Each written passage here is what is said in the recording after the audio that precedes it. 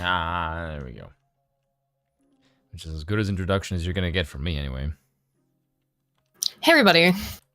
I know that we did a extra stream last week, but there's been some stuff that's been fun. We actually meant to do this Vice documentary that we're gonna, or mini doc, whatever you want to call it, I think on Wednesday, but we didn't have enough time to get around to it. So I thought that we would, cover it tonight. And also I wanted to cover a little bit of like the response to the OGL Dungeons and Dragons Wizards of the Coast thing, because their response is insane. Like, I'll go over that pretty quickly. Just their response, and then Adam Sessler. We use that word a lot lately, don't we? What? Insane. I mean, this is clown world, right? Because I mean, my God, so, I use that word in almost every video I've done, like the last month, I would say. Because there's just so much shit that I like. There's no way how you can think this and not be kind of loopy. Yeah. At least in some way. I got weird ass places. But and then many of you may know Adam Sessler. You do not know who Adam Sessler is. I do correct? Not. Okay. So I barely know who I am. We covered some of the OGL stuff on Wednesday, but there has been a update to. Now that you mentioned that I laugh while I talk, BoJack. Now I'm not going to be able to stop doing it. Now I'm like, I'm so sensitive about it. I know. No, I know. Now I'm like, oh shit, I do that. Well, so I do that, don't I? Yeah. Anywho, so yeah, we're Adam Sessler the other day went on the Biggest Problem podcast with Dick Masterson, who I've been friends with for forever. I don't know, internet friends, you know, like not super IRL friends. But he was one of like the first podcasts I think probably on his show was maybe the first podcast I ever went on when after I started my YouTube channel, because one of my early videos was breaking down the reasons the original Biggest Problem in the Universe podcast fell apart because of his former ISIS main host, but would have called Dick the co-host, Maddox. Oh, God, yeah, I know who that is. Right. And so in an early video that I did, I think within like maybe the first 3 or 4 videos that I did. Is he sold out and gone stupid? Yeah, well, I don't know. And so is Adam Sessler now, and it's just interesting. It's a very long stream. I will just watch through it. There are highlight clips up, but I wanted to watch a little bit of it and cover a little bit of like what Adam Sessler has been doing, also because this response is really bizarre to me. A lot of the things that he's said and done are weird. But before we get into it, Lucifer the Doberman for 5 Canadian says we should stream a game of MTG and see if Wizards of the Coast claims it. You know, it would be fun. It would be fun if we could. I know that you can do that though. I don't have a webcam. I'd have to get like a webcam or find a way to get my phone to work, which I have done before as a webcam, so that I could actually play with real cards. That would be pretty cool. And see if anyone else would want to play with real cards instead of doing one of those, one of the digital games. Because even though I have some of those, I haven't built decks on any of them or anything. I just build decks in real life, which I shouldn't do because Wizards of the Coast is a terrible company, but they sell cardboard crack. And I like the cardboard crack, and I swear I can quit anytime. I can quit anytime I want on the cardboard crack. I feel like when everyone says I can quit anytime, it's like, I can, but I choose not to. Right. I've heard people who do marijuana every day say that fucking phrase. It's like the mantra of every weed person I've ever known. Like, weed is totally not addictive, but I've been smoking it every day for a decade. It's like, yeah, okay, you can keep telling yourself that, kid. But right. The habitual use kind of says otherwise. Yes. You know what? Why don't we start with the OGL thing, which I didn't intend to talk about, but... Can I just say something randomly? Mm-hmm. I think there's a 5th secret document of Biden found. So there's now been 5. It's 5 now? Yes. It was the first one that was in the pen office that bears his name, that China did not give a shitload of money to. Of course. Then there was the one that was found in his garage, which is fucking insane. Then there was one that was found adjacent to the garage, and then there's 2 other ones that I just learned about in the last couple of hours. God damn. Do you know how this dude gave Trump shit for having secret documents in his house in a safe that's guarded by the Secret Service, whereas this motherfucker literally had one in his garage that anyone can access to? Well, I don't know if you want to cover that. if you is want to cover that fucking too, funny as or wait shit. till if you want to cover that as well, or wait till Wednesday, it's up to you. Because No, I just look, think it's funny as hell. no, I would love to So cover the dumb. views really incredibly, unbelievably stupid response. Did we not It do is. that? Did we not, or did we? I could I swear don't we think we- played Memology's video. Or you mean the one? Or do you mean the one that I no, we sent did. you? Do you mean the one that I sent you from the MRC video? Yes. Yeah, Yeah, the that more one recent was, one. Oh Look, my just God, it's so funny. well, because now they've now doubled down. I mean, maybe there's no reason to even play it. Let's just say what it is. The View has doubled down in terms of not just saying that it's fine when Biden does it, but didn't just insinuate, straight up accused a Republican or the Republican Party of having planted the documents in Biden's house, How in the hell in his garage. How the hell would they even do that? But they wouldn't. It's complete and utter nonsense. Also, Redneck Graham gave us a sticker for 5. Thank you, man. Yeah, but I don't mean just like how they've done it. I mean, if I were to just lay it out, how the hell would you even do that? Like, if I were to just logically try and run a scenario in my head where you could possibly go from that, the timeline of exiting the Biden administration, the Obama administration, to now, I'm like this is what I wrote in my script today. This is what you would have to do. The Republicans planted this. How? They would have had to somehow get access to the classified materials from the Obama administration, either directly from someone with clearance in the administration, or pinch them from the archives directly from from someone there, or from Biden when he wasn't looking or something at some point in the past. Keep them, then plant them in the closet at the pen office. Somehow know the place is going to get cleared, when it's going to get cleared, who is going to clear it.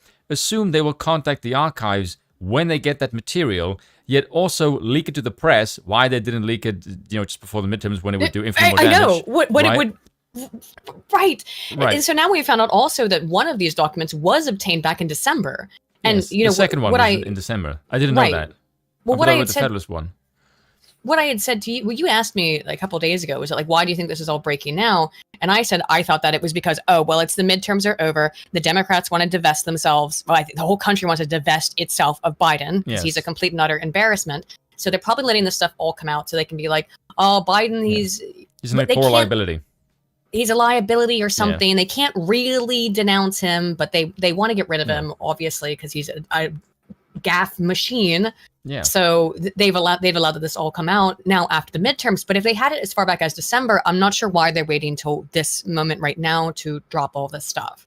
Yeah, I don't know. I definitely think that that's the case. But if I go back to the thing that I was saying, is that they would have to leak it. They would have to leak it to the press then, assuming they do. Because this was leaked in November, right? So they would have to assume that they would have to be able to escalate the situation after it's been leaked to the press with more documents, get access to Biden's own home, plant it there, also make sure that Biden's own team would search his residence in December, as it turns out, yet again, also leak it to the press on behalf of the Republicans to damage him. All of this is in case he ran for president one day, while simultaneously dancing around the fact that this makes Trump's case for him, and then you can't in any way held Trump liable for what he did. How the fucking hell do you think all that is going to line up? If you could pull that off, that's some like fucking G.I. Joe MacGyver on steroid shit. Like there's no way the hell that happens. Well, you know what? Insane. There you go. Of course. The word as well. It doesn't make any sense. No, but you know what else doesn't make any sense? I am sharing my screen because we also, this came out after New Twitter Files supplemental came out after our stream on Wednesday. Because I did want to also, this shows the pettiness of, we're talking about the pettiness of the View. Right. So the pettiness of the View of saying, first of all, hello 3012, and who said this in the chat? Was it you three who said, now I can't remember who said it. I could scroll up, but it's like, so first it's fake, and now it's real and it's planted, which has been this way they've done everything. I mean, that was basically the way that they did the Hunter Biden stuff, was first it's fake, then it's fake and Russian disinformation, and then it's real, but it's a nothing burger, and just don't pay attention to it. So they're always, it's what's so frustrating about this, is that they're always pivoting on things constantly. It's because these people they're propagandists. They don't have any morality except for that they think they're more moral than you. Yeah. And therefore, they should be able to do anything that they want because they are the arbiters of morality. Yeah. So, this was the most recent Twitter files. So, which is just shows the pettiness. So, staff of House Democrat Adam Schiff, I don't know how Adam Schiff is in any way. Like, well, I guess it's California, right? So that explains Adam Schiff. Oh, he's from California?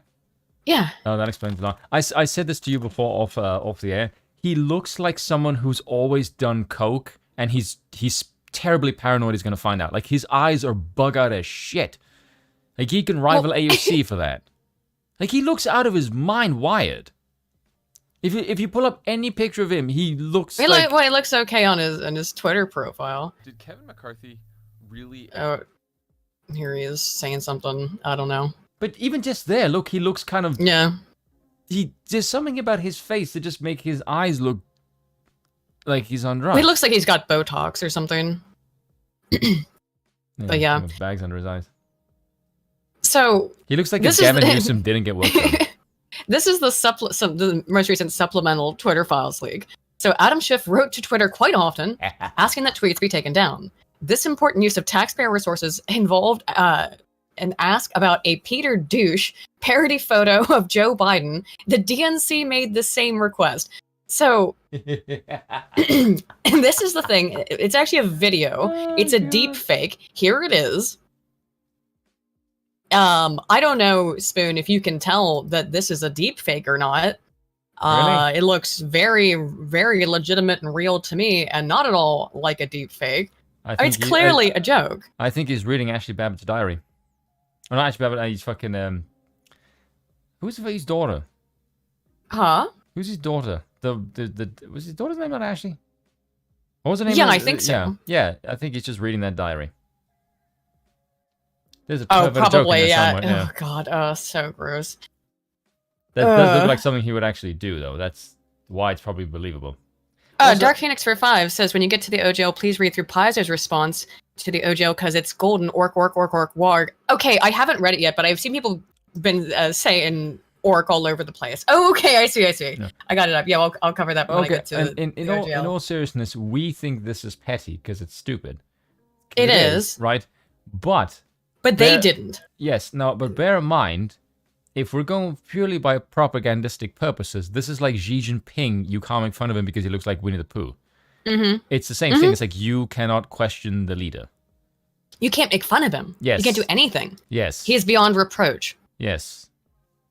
It's like, you've got free speech, except when it comes to like propagandistic purposes. Like then when it has reach, it needs to be clamped. This is a fairly short supplemental Twitter files, which I didn't actually even intend to go over tonight. But so here's the emails about it. Humorous intent. So Adam Schiff asked Twitter to take it down. Any reasonable observer, not Adam Schiff or a Schiff staffer. Horowitz, Feinberg, and Horowitz for $20. Hey, thanks, man. Says, I'd bet that the next batch of classified docs would be planted Inception in Biden's dreams. I don't want to know what is in Biden's dreams. Let's be thankful we don't live in the Inception reality. I think if you were to look at his dreams, what you'll find is a lot of holes because his memory is shot to shit. That is true. Why are there dementia people that can only remember things from like 50 years ago? Well, it's sort of very similar to, that's called anterior grade.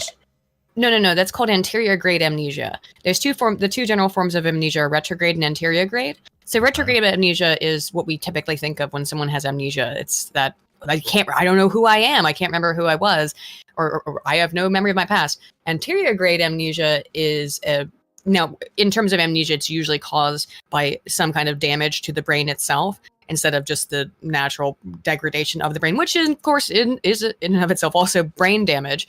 But anterior grade amnesia means you're not unable to form new memories rather than being unable to recall old ones. So people who have, I don't know a whole lot about Alzheimer's in terms of the science or anything behind it. But in my experience of having grandparents who've had Alzheimer's and dementia, is that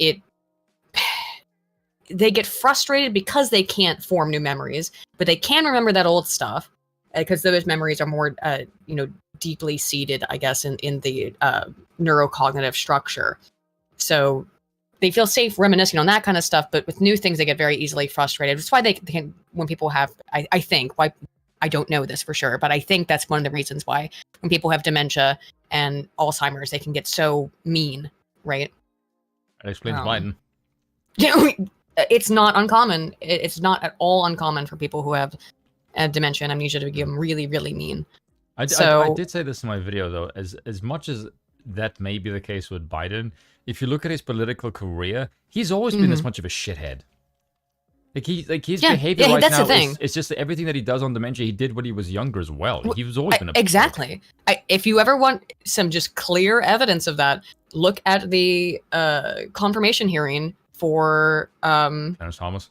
For Clarence Thomas, where Biden did all but call him a rapist, right? Of course. I mean, and he very hates Black with a passion. No shit, obviously, racial jungles and stuff. But if you listen to the way that he talks about and to Justice Thomas, well, not then Justice Thomas, but soon to be Justice Thomas, it is with so much bile and vitriol, as if he's disgusted to be in the same room with the man.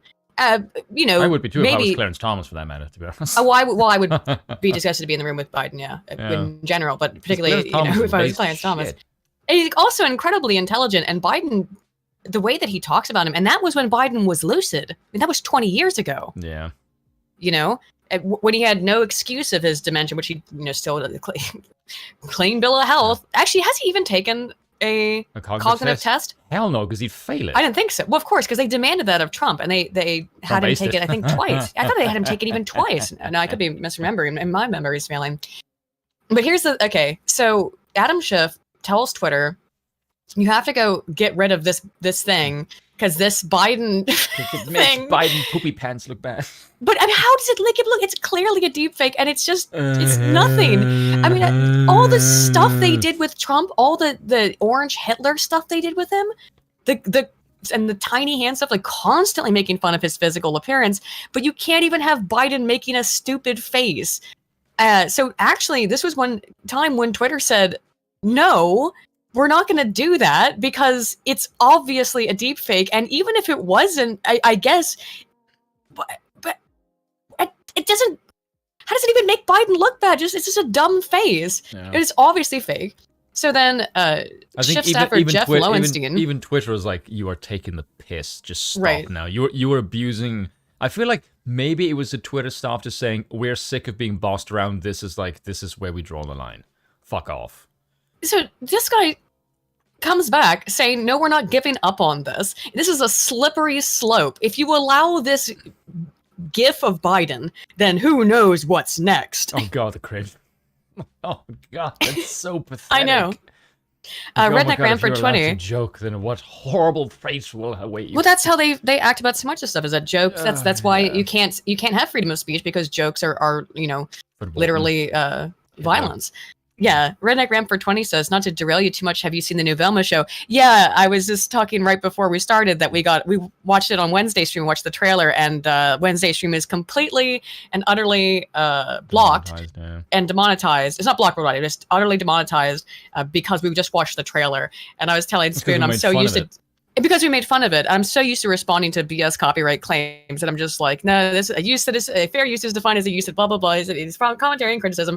This is not even the show proper. It's a trailer. The purpose of a trailer is to get people to react and watch and comment on it. That's the reason why they make trailers in the first place. But go ahead and get mad.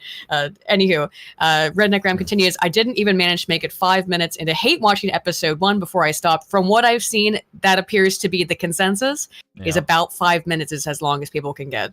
Also, ATF dropped their rule yesterday, turning tens of millions into felons. Yeah, I did hear about that, but I haven't investigated it. I'll look into that more for next week's stream because I did laugh at the reaction of... Thank you, man. Remember when I said on the stream, I said, do you not find it kind of weird that Shaggy was always known as this character that is potentially a stoner? And the first thing you do is you make him a black character, like, you don't think this looks really kind of shady? And then the drinker commented on that same thing. I'm like, I know. Oh, good, yeah. He's still the same thing obviously. Twitter so dumb. Twitter also refused requests for bans of content about Schiff and his staff So again, Ship was also asking for them to just any and all content about Mr. Misko and other committee staff from its service to include quotes, retweets, and reactions to that content, as well as suppression of any and all search results about Mr. Misko and other committee staff. Oh God, what just a cowardly bitch. You can't remember. That's so petty. Like, my God, what a thin-skinned fuck you are. I mean, sincerely, they're also thin-skinned. They don't even want people to be allowed to talk about them. These are the people in question, right? Whenever we do authoritarians, people are like, oh, authoritarians are like such strong men. Like, no, they're fucking pussies. They're so weak. Like, you can't even joke about, my God, what I want to say the F word so fucking badly.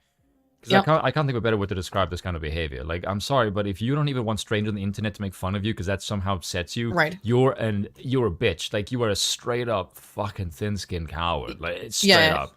Here on the screen are some of the tweets that they were so angry about. People just talking about Adam Schiff and Sean Misko. It's such a bitch.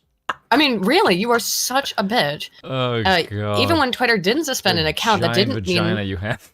Right, that they didn't act. Schiff's office repeatedly complained about QAnon-related activity. There were often tweets about other matters, like the identity of the Ukraine whistleblower or the Steele dossier. Yeah, Sam Hyde.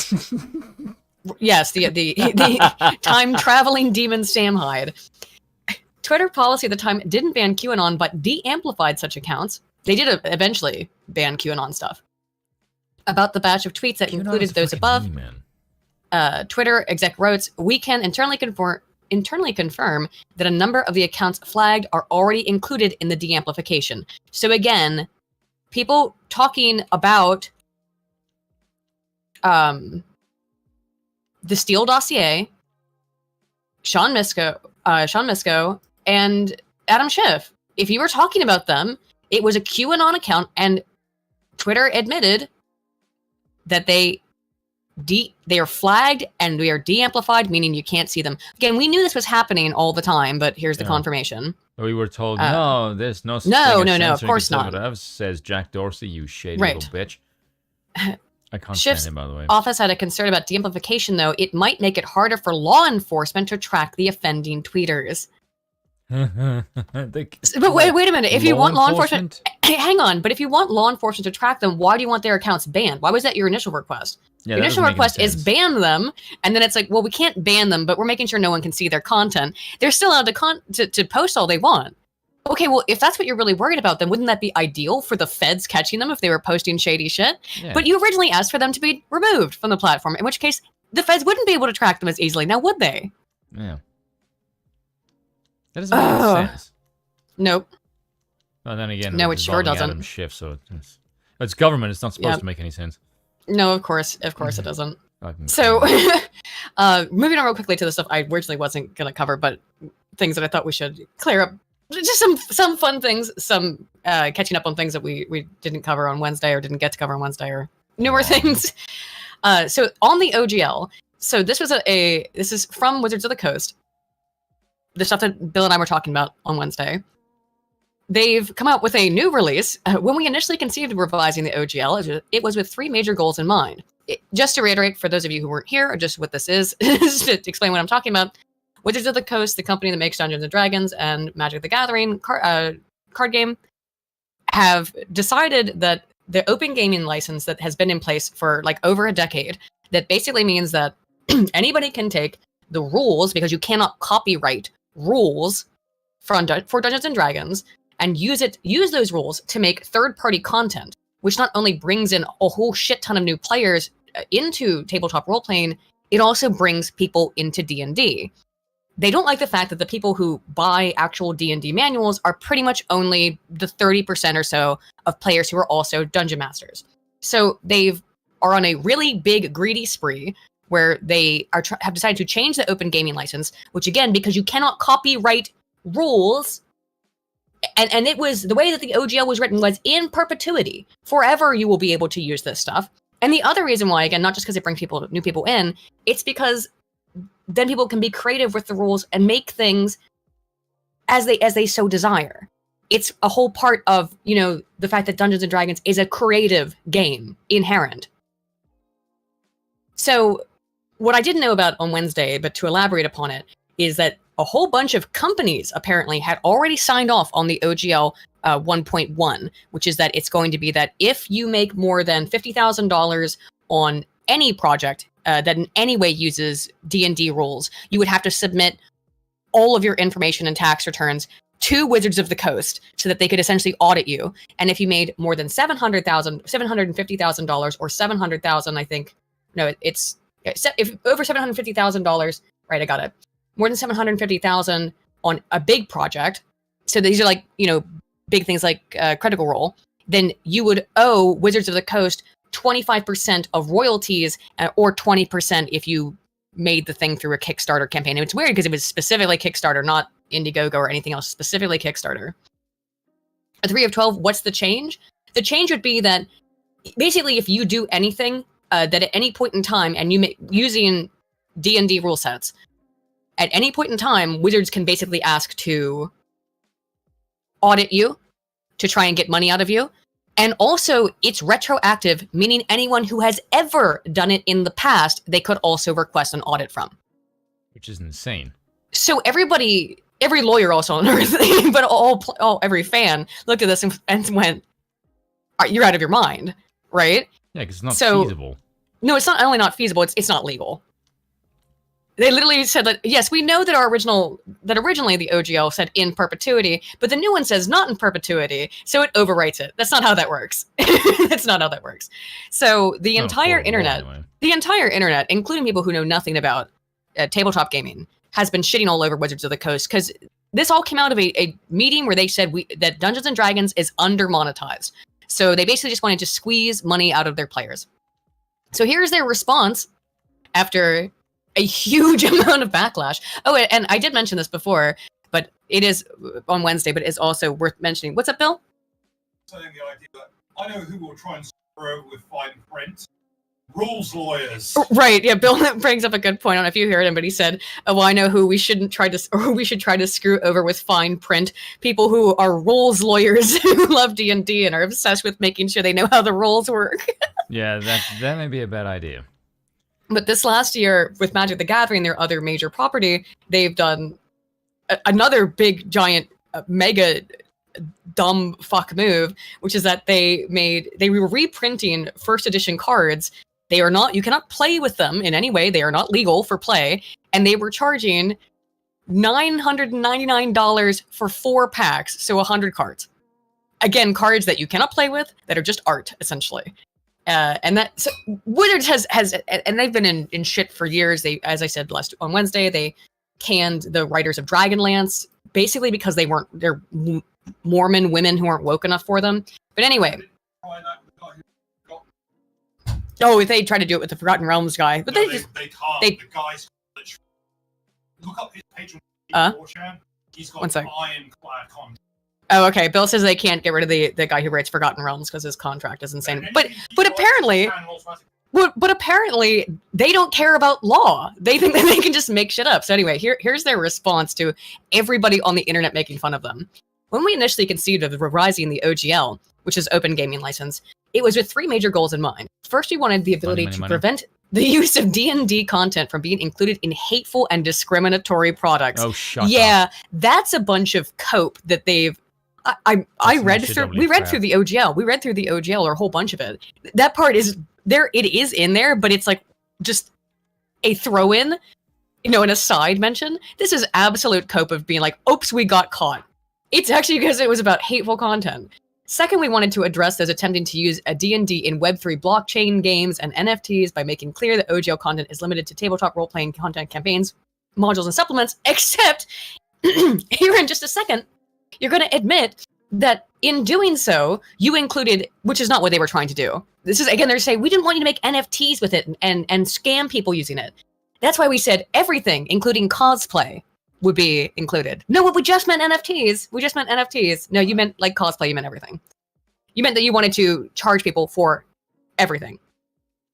And third, we wanted to ensure that the OGL is for the content creator, the home brewer, the aspiring designer, our players, and the community who you wanted to charge, who you wanted to audit if they made more than $50,000.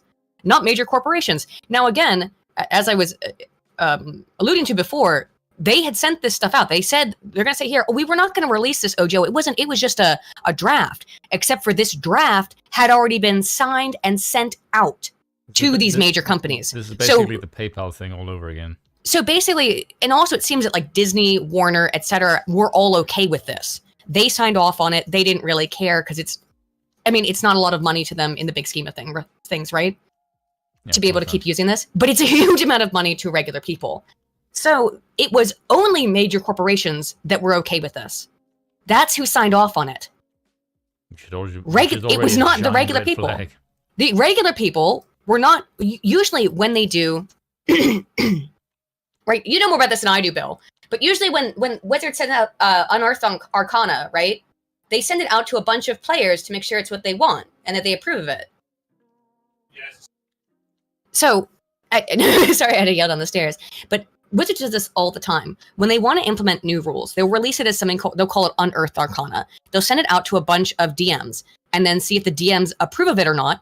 And just like with this, yeah, then as Bill says, then they'll ignore the results. But they supposedly do that so that they can get feedback from the DMs. That's what they did here too, by the way. Except for they told people they weren't allowed to talk about it, and some brave people did come forward, which is why this got leaked and why they're now shitting and pissing and crying. Oh yeah, they're walking it back, but they're not really walking it back. As I'm going to read here, they are not really walking it back. They're walking it back in that they're like, we're going to revise it. So driving these goals and principles are two simple principles. One, our job is to be the good stewards of the game. And two, the OGL exists what the hell you can do with it. Like, for the benefits of the fans. Nothing about those principles has wavered for a second. So that's why our early drafts... Gay. Yes, that's why our early drafts of the new OGL included the provisions they did. That draft, it was not a draft, it was signed off on. It asked for signatures and was signed off on, presumably. Was provided to and it was supposed to be originally go out on January 5th, then it got pushed back, then leaked. So, sounds like no on all of these fronts. They're lying through their teeth. Was provided to content creators and publishers so their feedback could be considered before anything was finalized. You had already finalized it. In addition to language allowing us to address discriminatory, you keep bringing this up, that's not what it was about, and clarifying what types of discriminatory and hateful conduct, and clarifying what types of products the OGL covers, our drafts included royalty language designed to apply to large corporations attempting to use OGL content. No. It was anyone making over $50,000.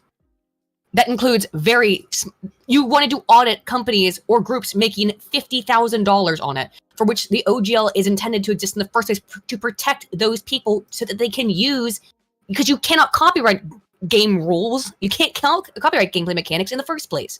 It was never our intent to impact the vast majority of the community. Bullshit. The reality is you got the go-ahead, as it appears, from the large corporations. It was from the little guys who realized how insane this was that you got backlash. How insane. That's because it wasn't designed to only affect larger corporations. You're lying through your fucking teeth. However, it's clear from the reaction. This is the worst. This is some of the worst I've ever seen, though. However, it's clear from the reaction that we rolled a 1. It's not cute. Oh God, that was it's not so cute. Cringe. It's really not cute. Not in this case. It has become clear that it's no longer possible to fully achieve all 3 goals while staying true to our principles. What, you don't have any? You don't have any principles.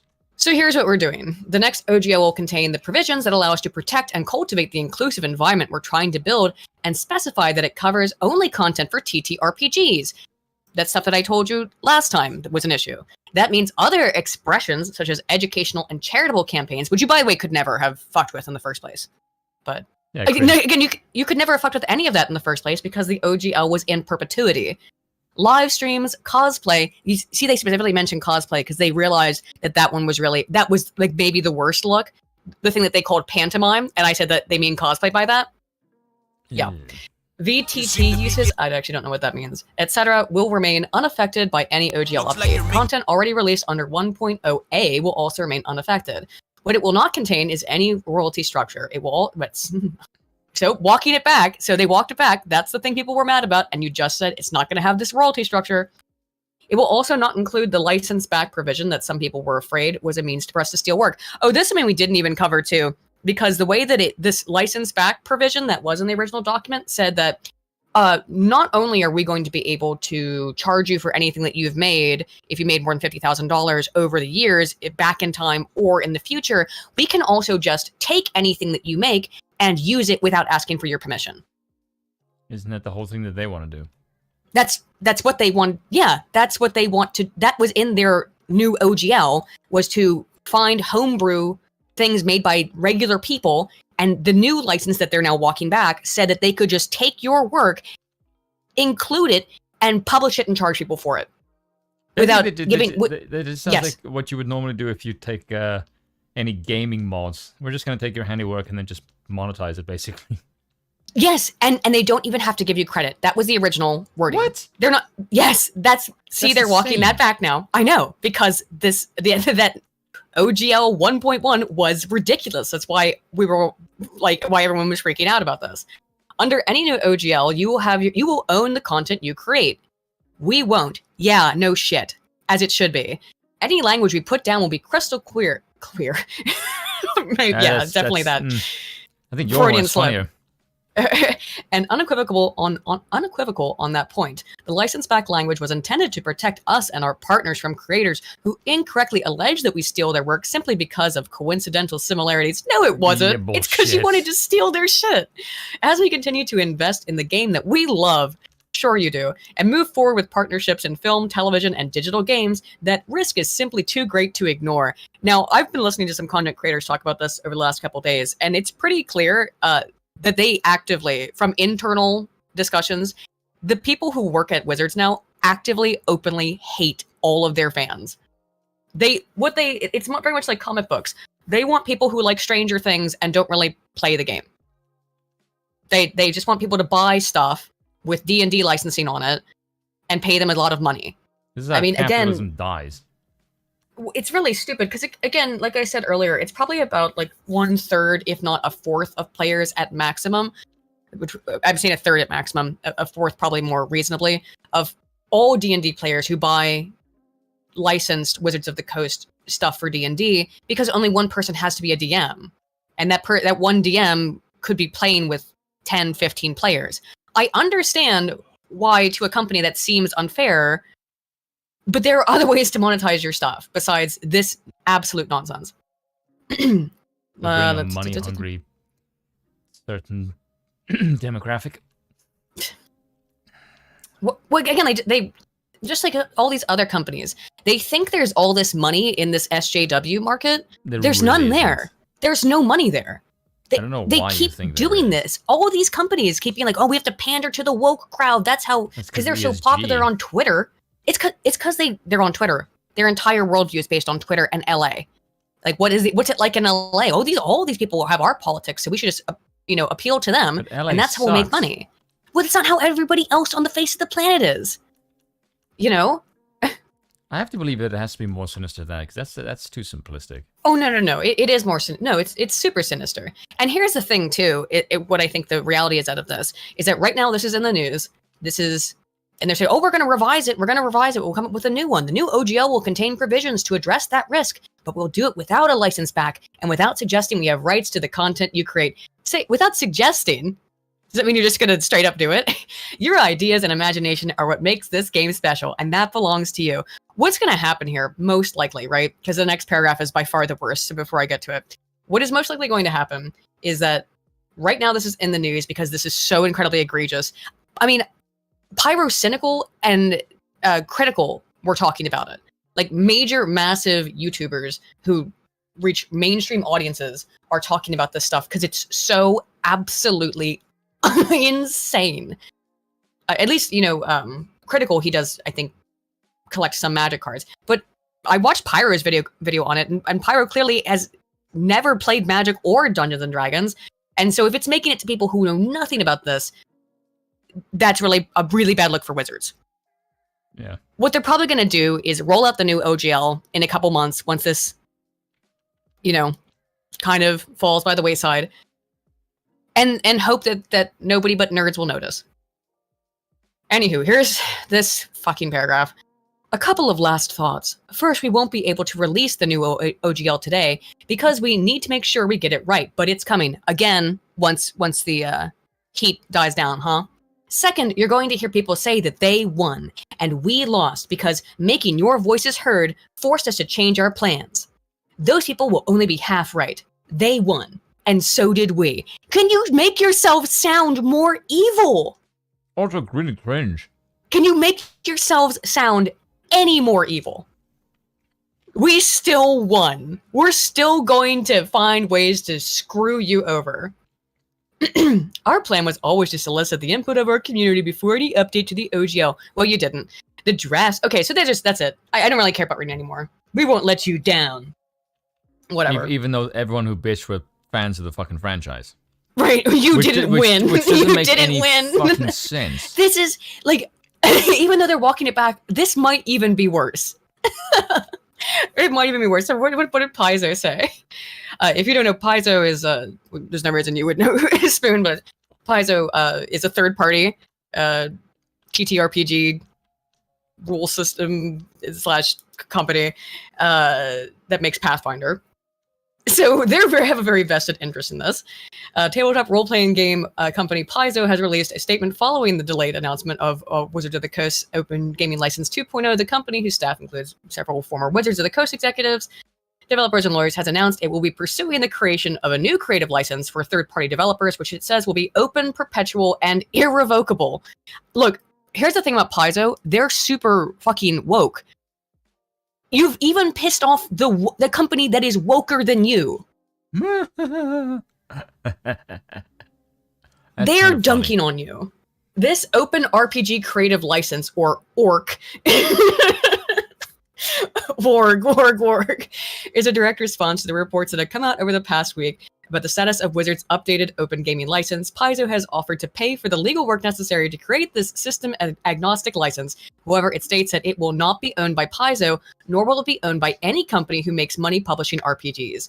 Instead, Azora Law, co-founded by Brian Lewis, the attorneys who developed the legal framework for the original 2000 OGL at Wizards of the Coast, will provide a safe harbor against any company being bought, sold, and changing management in the future and attempting to rescind rights or nullify sections of the license.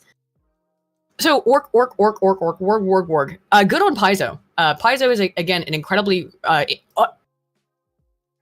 Paizo is putting out shit about, like, having, like... I don't want to get into it, but, wheelchairs and non-binary stuff in their games. So, Paizo's incredibly woke. You made Paizo look like the good guy. I have one other meme before we get into the actual video, which is, because I just saw it while I was scrolling up through our chat, which is that Stephen Toast is going to narrate Prince Harry's book.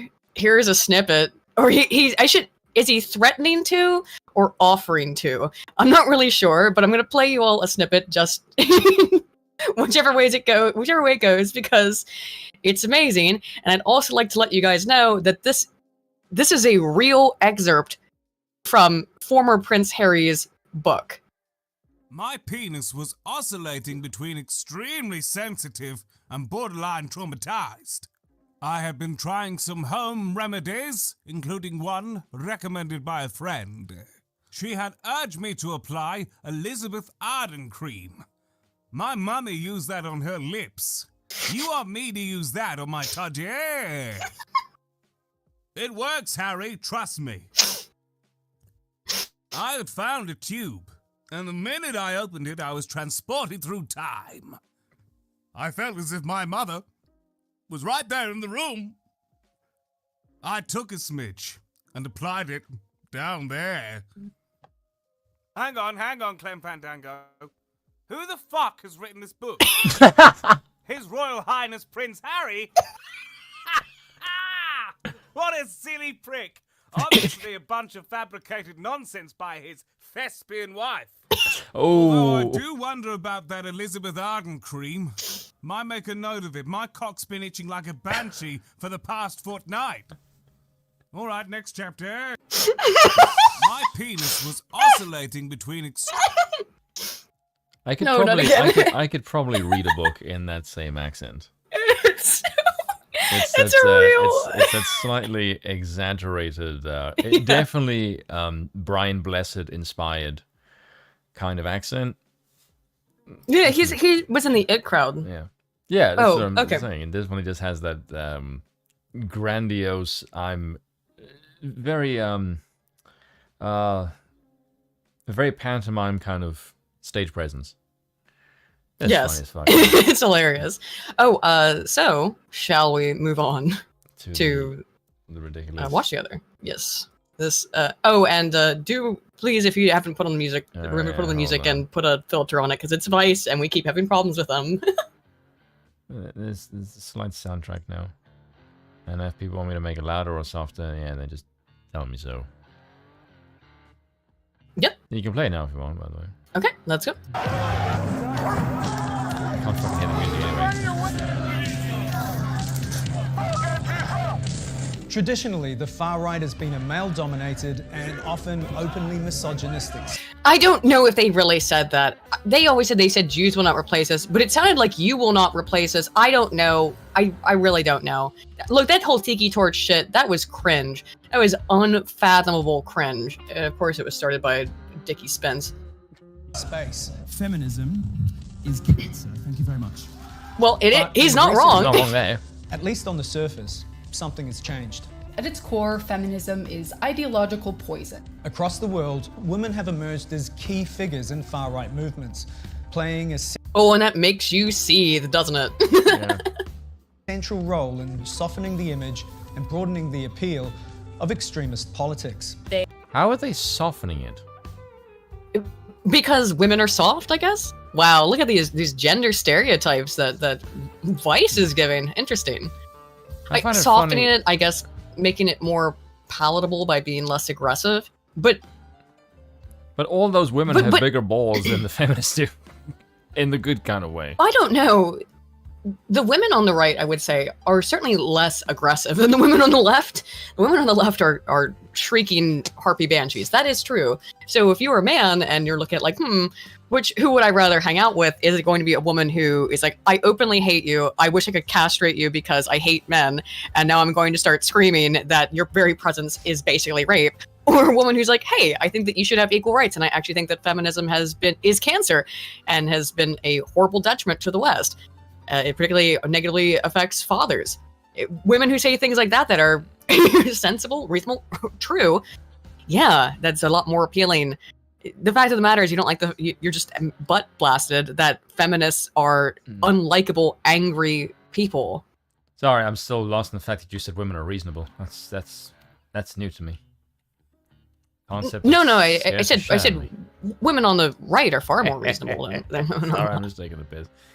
No, but yeah, no, I've bloody hell, I've known leftist women, and women are not reasonable to begin with. Throw leftism in there, and you're like, Jesus fucking Christ. Well, also, one thing that you brought up, that Lucifer the Deveron brought up, is that right-wing women are hotter, and there's no body positivity movement on the right, is there? Yeah. There's no, hey, I should be allowed to, I should be able to blow up to 500 pounds, and then you pay me because and worship me for my incredible beauty. Yeah, like that that's cringe never gonna shit. happen. Well, I mean, unless like that's your specific fetish, no, it's not. And then the thing that's so funny about that is that they hate the fetishists, the big fat bitches. They hate the fetishists. They're like, I don't want to be objectified. It's like you're putting your whole fat ass out on the internet for everybody to see and pay you money, but you don't want to be objectified because someone has a fat fetish. Make that make sense. Oh, pro tip, it doesn't.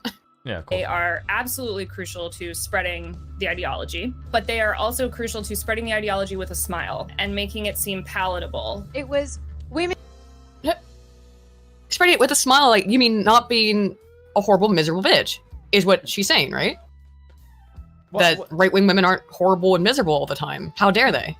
But your whole ideology on the left is to be miserable. Your whole ideology is to complain. It's oppression Olympics, yes. Yes, like why the hell would Progressive anyone want to stack. be like you? Like you suck. All you do is complain all damn day. I mean, to be fair, we're complaining. Are we complaining? No, we're just They were- critiquing. That's right. What's the difference? I do think there is a difference between critiquing nonsense and complaining into a void. Yeah. You're saying, I can't see how the differences are fine. Yeah, but like I can see why they're saying. Well, I can see why we say that what you do is just bitch and complain. You don't do anything, whereas they're just saying all of this stuff is shit. It's like, are you doing anything to improve? Like, you building anything? No, all you're just saying is everything around us sucks. Are you doing anything? Well, why to do you help think they it? hate No. this so much? What do you think they hate women and people on the right? Because what the people on the right are building, they're building communities, they're building groups of people who actually help each other, that are based around things like tradition and community and things faith. that actually work. yes, and Where it's family. Like this is why I hate leftism, is because it doesn't advocate for any positivity. Like it's literally just these things all suck. Make me feel better. Yes. Give That's me the thing. things. Feel better. I don't want to actually do anything. Personally. No, I don't want to. They don't want to do anything. Just give me stuff. I don't have to do anything for it. I just deserve it by nature of my existence, and I need to be rewarded for existing. I stand up for marginalized voices by not actually doing anything. There really is it. I went into that in the last video I made. Points out reality. I would take offense to that if I were you. Well, no, I do complain. I guess so. But I don't know think if that what we do is complaining, because we're not like, we're saying this is really dumb shit. Here's what you can do instead. Here's why. Yes. And also, but also, this is dumb. That. Here's why it's dumb. And they just diagnose. Maybe here's a more logical alternative. They can't even diagnose correctly, though. That's, I think, their big issue. They can't even. I think liberals can. Leftists. Who said that to me recently? Probably me. Someone said that to no. Did you say to me that liberals are really good at diagnosing the problem, but they can't, or leftists are really good at diagnosing the problem, but they have no idea what the answer should be? Yes, that was me. That was you. I was like, that was really intelligent. That was you. Ah, I put that in my brain as in like, some philosopher or something said that. Yes, the utensil of wisdom. Oh. Yeah, but you're totally right on that. Yeah, but like I can see Jimmy Dore. Like Jimmy Dore is so it was frustrating because Jimmy is really fucking good at diagnosing the problem is the state, but he still simps for it. Like I'm saying, that's the classic democracy thing of the state is inducing a really load of problems, but we just need the right people in. Whereas the monarchist is going, no, democracy is fucking cringe because it has no incentive for the people in the state to behave well. So get fucking rid of the stupid thing. That's how we think. I don't know about you, but did you put a filter up on this? I did not. Visual filter? Do we probably should. It's only like 10 minutes. We'll see. We're pausing. It's just clearly fair use, but you know how Vice is. Yeah. Anyway, where was I? Oh, right. Bluesy music is making me feel groovy. Women that got Trump elected, and I guess to be really edgy, it was also women that got Hitler elected.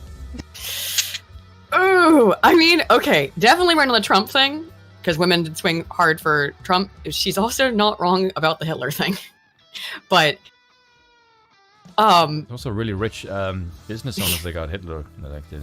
There's a lot of okay, like that's not wrong. Just saying, but also I would prefer you didn't make those associations. But that's also a stupid kind of thing to say in the grand scheme of things, because you say like women help someone get elected. No fucking shit, you moron. They're half the electorate. But this woman's from Red Ice, right? Red Ice is very far right. Right. But I'm still saying, like, if half of your population is men and women, to say that women got someone elected, it's like, yeah, no fucking shit, they voted. Yeah. That's not a surprise. That's fucking common sense. Yeah, and you're right. You are right, because like I said she's not wrong. Trump. Yeah, there you go. White women voted for Trump. Basically, like normally white women vote Democrats, but they voted for Trump. Kanye. Yeah. I like how anti-Jewishness is now ascribed to a black man. It's fucking funny shit. If you guys are not familiar with Red Ice TV, and there's gonna be some people here from Red Ice, including Lana, Red Ice is not playfully anti-Semitic. Okay. Look, but they have to go to Red Ice because nobody who's mainstream they could find that would say anything like this. Oh, is it basically Daily Stormer? It's not. No. They're not quite Daily Stormer tier, but they're not super far off. I'm not gonna lie. A couple of weeks ago, I went to a Daily Stormer article. I think it was affiliated. Really? With yes, and I read. I'm like, holy shit, this is unusually well written. Like it actually made sense. Like a lot. Like it wasn't offensive. It was just like a good critique of of what I was reading. And I was like, this is from the Daily Stormer? This is like sensible. Just always gotta be careful about that stuff. I mean, I don't know who read it, or who wrote it, but you always gotta be careful about that stuff. Well, you know, it's me. I'm like, if something is I like, know. fucking identitarian shit, I'm gonna go like, yeah, this is kind of cringe. But if I read that, I went like, this is unusually salient. What the fuck? I think I even sent it to you. Oh, did you? Yeah. I didn't see it if you did. Yeah. Oh, let me see. Let me check the chat history. Because if you're gonna tell me to find something in our history, fucking hell, I'll be here for weeks. Oh, I know. I'll just put this back on while you're. Across the US and Europe, a new generation of female social media personalities are emerging as figureheads of Lauren far- Southern. Oh, how dare she? Lauren's, look how evil, terrible Lauren Southern. Who, by the way, I can't believe Vice put this out like a week or two ago. A month and a half or 2 months ago, Lauren Southern came out and made a huge video that was like 3 hours long about all her problems with people on the right and how they've screwed her over and been terrible to her. Yeah, a lot of them we actually know. Some of them, not all of them, but like how people treated her like shit. So I don't. The fact that they're still trying to slander Lauren Southern with this alt-right stuff is because she used the term when it meant alternative right. Which, by the way, as I've said before, when I made my channel in January of 2017, one of my tags I put as alt-right because at the time, the people who were using that word or that term were people like Lauren Southern and Milo Yiannopoulos to mean alternative to the Mainstream current right. Yeah. Yes, alternative to the right. Exactly. You weren't Yes, neocons. Keza. We are alternative to neoconservatism, alternative to rhinoism. Yeah. But, of course it got I think partially co-opted by like horrible people who really are like racists and crazies, and then also used as a boogeyman. So it was two things happening simultaneous.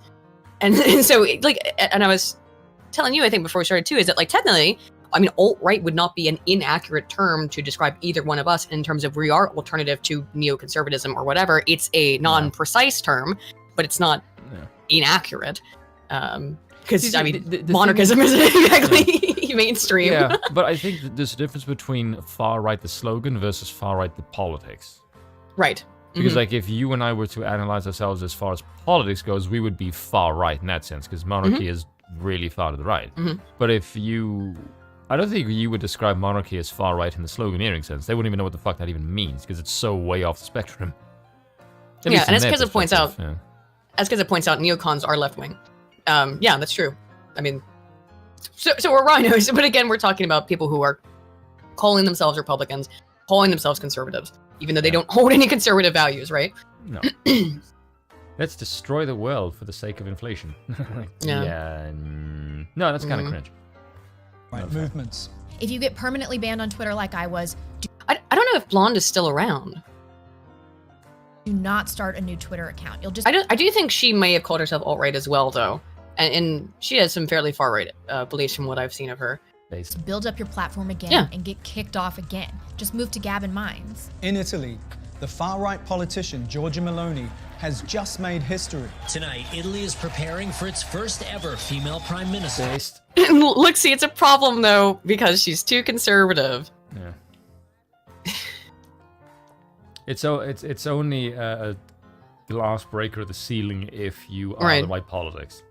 Right. Which tells me your identity label doesn't actually mean shit. It's only when once your politics steps into play and it is out of whack, your identity dissipates.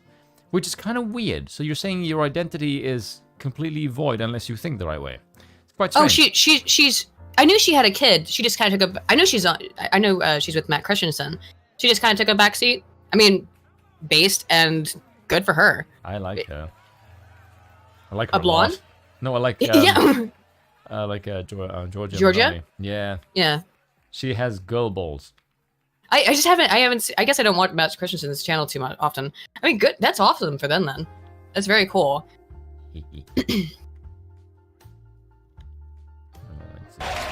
In France, Marine Le Pen, head of the far-right National Rally, has established herself as the leading rival to President Emmanuel Macron. And I like Marine. I like her too.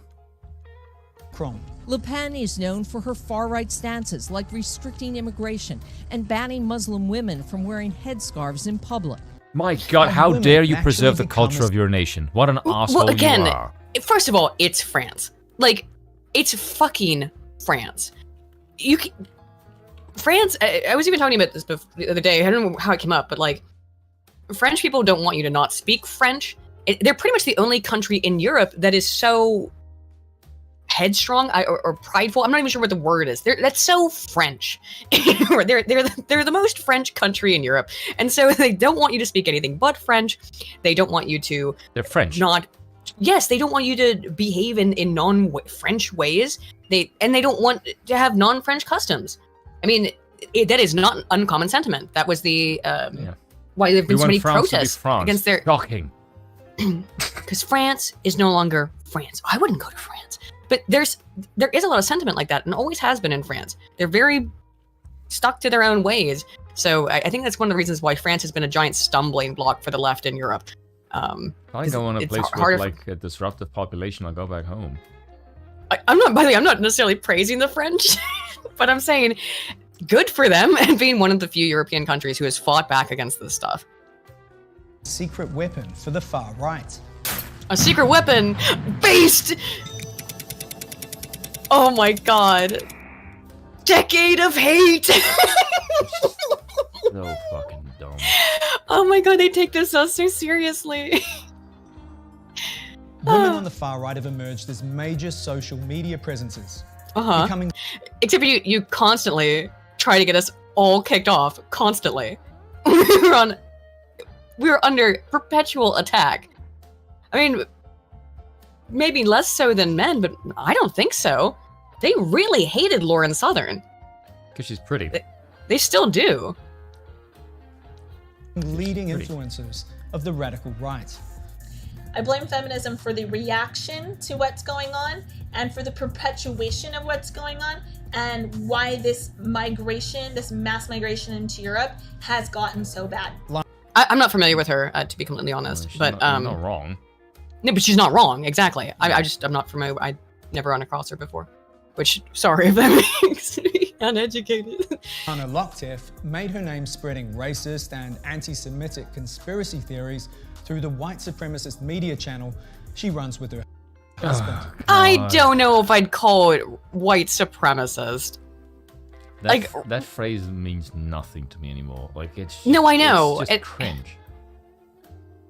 It's become like slogans that once people say them and they mean them with any seriousness, you just ignore them. There's some people on Reddit will say some pretty extreme shit. Just saying. So will I if you fucking pay me, right? Right. But that's not an invitation for anyone in the chat to actually do that, by the way. Just in case someone gets fucking ideas like, "Ooh, we can make spoons." But I wouldn't call Red Ice white. I haven't listened to Red Ice TV in forever, in probably like 4 years. I used to occasionally listen to their podcast, but look, Paul loves them, well, sort of, except for who's the guy who's in charge of it, of Red Ice, who they think is a Jew. So again, like, it doesn't matter, like, whatever, or who maybe is a Jew. I don't know. Look, Red Ice is pretty extremist comparatively to, like, I don't know if you're gonna call what makes it really difficult to delineate is that they'll call people like Sargon alt-right extremist, right? They'll say but they have been for years. They'll say someone like Sargon is a far alt-right extremist neo-Nazi, and then but that ignores that there's any kind of spectrum of how extreme someone's ideas can be, and if you put it you load it on like the center part, then there's no way to delineate people who actually do have more extremist ideas, like the people at Red Eyes. Sargon is fucking milquetoast. Exactly, but they call him an extremist, so then it totally devalues the meaning of that word, so that if I do say that for example, the views expressed by Red Eyes are extreme compared to Center's ideas, then it gives people the impression that, like, oh, then it must be the same as the center. No, or people like Sargon, because they call him and they call me and all kinds of people extremists. They call Lauren Southern an extremist. They call shoe-on-headed extremist, right? Shoe? For years, she was called a like alt-right extremist. She still does get called that, even though she's a lefty. That's yeah, just dumb as hell. That's just dumb as hell. Yeah, it that's sure just is. stupid as hell. Like calling shoe a fucking like, oh my god. They've been that's doing just that for fucking years. cringe. They've been doing that for years. They did that just Yeah. recently when she exposed the Balenciaga stuff. Yeah. Let me run through a few other European classics coming out that replace the main white character. Locktiff has been clear about the unique But they do role that. she believes women should. But that's been happening. There's been a whole bunch of they recast. They didn't recast Elizabeth II as a black woman or something in a recent remake. They do this constantly. Not just with cultural figures, but with historical figures where it's nonsensical. So Lena's not wrong to bring that up. It's weird that you would even clip that out as being something wrong. It's true. And should not play within far-right movements. Although I think women are too emotional for leading roles in politics, True. this is the time for female nationalists to be loud. True. Why? Men. Women have a special power to inspire and motivate men. If Very this, True. You know, traditionally attractive woman with blonde hair and, you know, a red lip. It's Do you see the name of her book? Sisters in Hate. Oh god, that sounds so good. Cringe. Oh, Anne Boleyn. It was Anne Boleyn. Not Elizabeth. Okay. God. I don't know why I thought it was Elizabeth II. They'll do that eventually. Close enough, by the way. Close enough. How do you take womanhood and make it sound cringe and gay? That's almost impressive in its retardation. But Lena's not wrong there. Like, I agree with her 100% that the role of women is to support men. I would say the other way around. Men is to support women? Yeah. Okay, no. Women are there to... Yes, men are the providers, men are the caretakers of to make sure that women and children are safe. But women are there to support. Yeah. And women are there to provide backup, Yeah. emotional support, yeah. comforting backup. That's why why we're built to be emotionally oriented. Yeah. Not just for men, but also for children to be more empathetic. Yeah. More emotionally available. Of course, that goes off the walls and in many ways. Yeah. But Sound like Jordan that's Peterson right now. but it's correct. I mean, Yeah. it's evolution. It comes from an evolution. If anytime you have a question as to why something is the way that it is in human society, you should look to evolution pretty much first. And if you can't find an answer easily in evolution, then you can look to other stuff. Or, I don't know, maybe the other way around. Well, religion is evolutionary, though. Or that. See, it all goes back to evolution.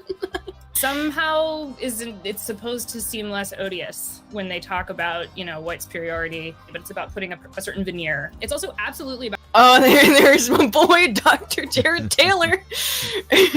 Hawkward. Like, again... all the improvements of white people.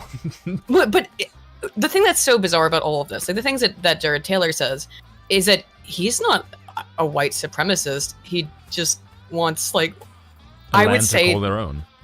I would say he doesn't want anything else than equality, and that any other race would not be castigated for talking about. Now, I understand that this is so uncomfortable to talk about, particularly on YouTube or anywhere, because it's so dangerous to say things like that. That you can't say that it should be okay to be white. Remember, that was a huge deal just to have those posters. They flipped the fuck out. All it said is, it's okay to be white. And I think that's so much, that's the crux of American Renaissance and Dr. Taylor's work is it's okay to be white. I think it's great to be white. But isn't it curious that me saying that, it makes me feel nervous about saying it, because they've created such a climate of making even me afraid to just say it's okay to be white. Oh, okay. I'm not really that afraid of that. I'm white South African, so I know. No, I know, but proudly but, white. That's what's gonna read my tombstone. Because they have their own propaganda has worked on me, because it's, if you say stuff like that, they go, oh, so you mean white people are better than everybody else? It's like, no, I just said it's okay to be white. Yes, and, yes, we are. Well, Span's gonna go there. Okay, whatever. No, okay. Can I just say something? Because I had a conversation with. Okay, so I'm on a Discord group with some. This is really weird. So this particular Discord, there's a bunch of people that I always disagreed with. One of them I almost always disagreed with, and recently he and I, because it was the first time I went back on the server in like months, and he's still, well, he's Muslim, so he's very right, and so am I as far as the monarchy goes. And we had a discussion about like Islam's views on government and the Western view, like the old Western, and we're both like, yeah, monarchy is the best way to run a society, and yes, and so we were kind of talking about it in this kind of sense, and we also were looking at the anti-left thing, especially when it comes to the Rainbow Coalition. We are vehemently against the Rainbow Coalition for obvious fucking reasons, because it's demonic and insane. Yeah. And thanks for calling it demonic. I agree. Yeah, absolutely true. And so there are other two absolute fucking schizoid retards on the fucking server, right?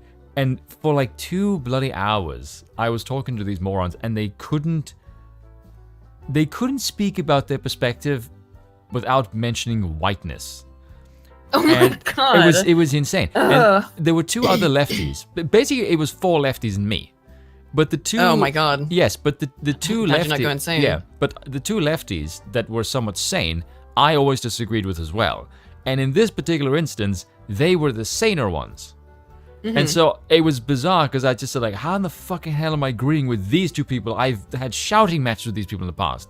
And now I'm suddenly in agreement, because as soon as you introduce retard lefties, because not all of them are that stupid, suddenly anyone it's how far down the line are they in terms of their identity politics. And this is why the white stuff makes me uncomfortable, because I don't like idpol in general.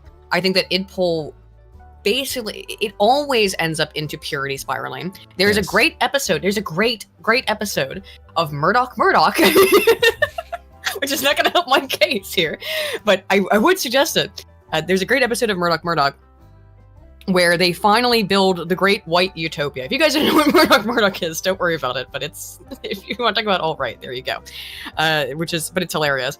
They finally build the great white utopia, and all the white people want to move to the great white utopia. And in front, it's like it's like no dogs allowed, and they're not going to let in Murdoch Chan because she's Irish. And they're, and then, and it's like, oh, you're not white. We don't consider Irish people white. We don't consider Slavs to be white. We don't consider, and you find this stuff on Poll and a bunch of other places where they get into these shouting matches of, oh, you're not white and you're not white. And then they all yell at each other about it. Yes. And so on and so forth. And Dr. Murdoch, he's let in because he's 100% Bavarian phenotype, and he just becomes obsessed with, he's just like, yes, I must be whiter, I must become whiter. He just turns into a monster, essentially. I think you showed me this before. Yeah, I did, because at the end of the episode, Murdoch just asks, like, guys, what is white anyway? So I really hate the purity spiraling on either side. I don't like idpol for that reason, and I thought that was a very excellent critique from Murdoch of a lot of this like white idpol shit that I also find cringe. But what I find so funny about it is that if you were to look at this sort of perspective of what is like even lefties considered left, is that if you look at it as a pit, the further left you go, if there's anyone slightly above you that isn't far down as you are, they will somehow agree with the right. Because that's essentially what happened. Is that the 2 people I almost always disagreed with, they were not as left as the 2 other jackasses. And I went like, what the fuck? How am I agreeing with these 2 people? Yeah. This is bizarre. And I just laughed and went, as soon as you introduce stupid people, anyone sane can agree and unite against the morons. It's great. Right, that is interesting, isn't it? Well, because you kind of have to join forces of being like, wow. Yeah, because you better start believing in idpol because you're in it. Look, I fully recognize that. Again, my main area of study is social identity theory, which is like exactly what idpol is. Yeah. So, but it was definitely a very bizarre experience to me, that I was just in this particular perspective where I can agree with people that I just said to them, just because the 2 lefty morons they can't talk without interrupting people fucking constantly, to the point like I had to mute them at one point just to get a fucking word in edgewise. And I said to them, can you just please shut the fuck up when other people are talking and speak in a civilized manner? Why can you not? Like, you're older than me, for God's sakes, both of these 2 idiots. And I am the adult.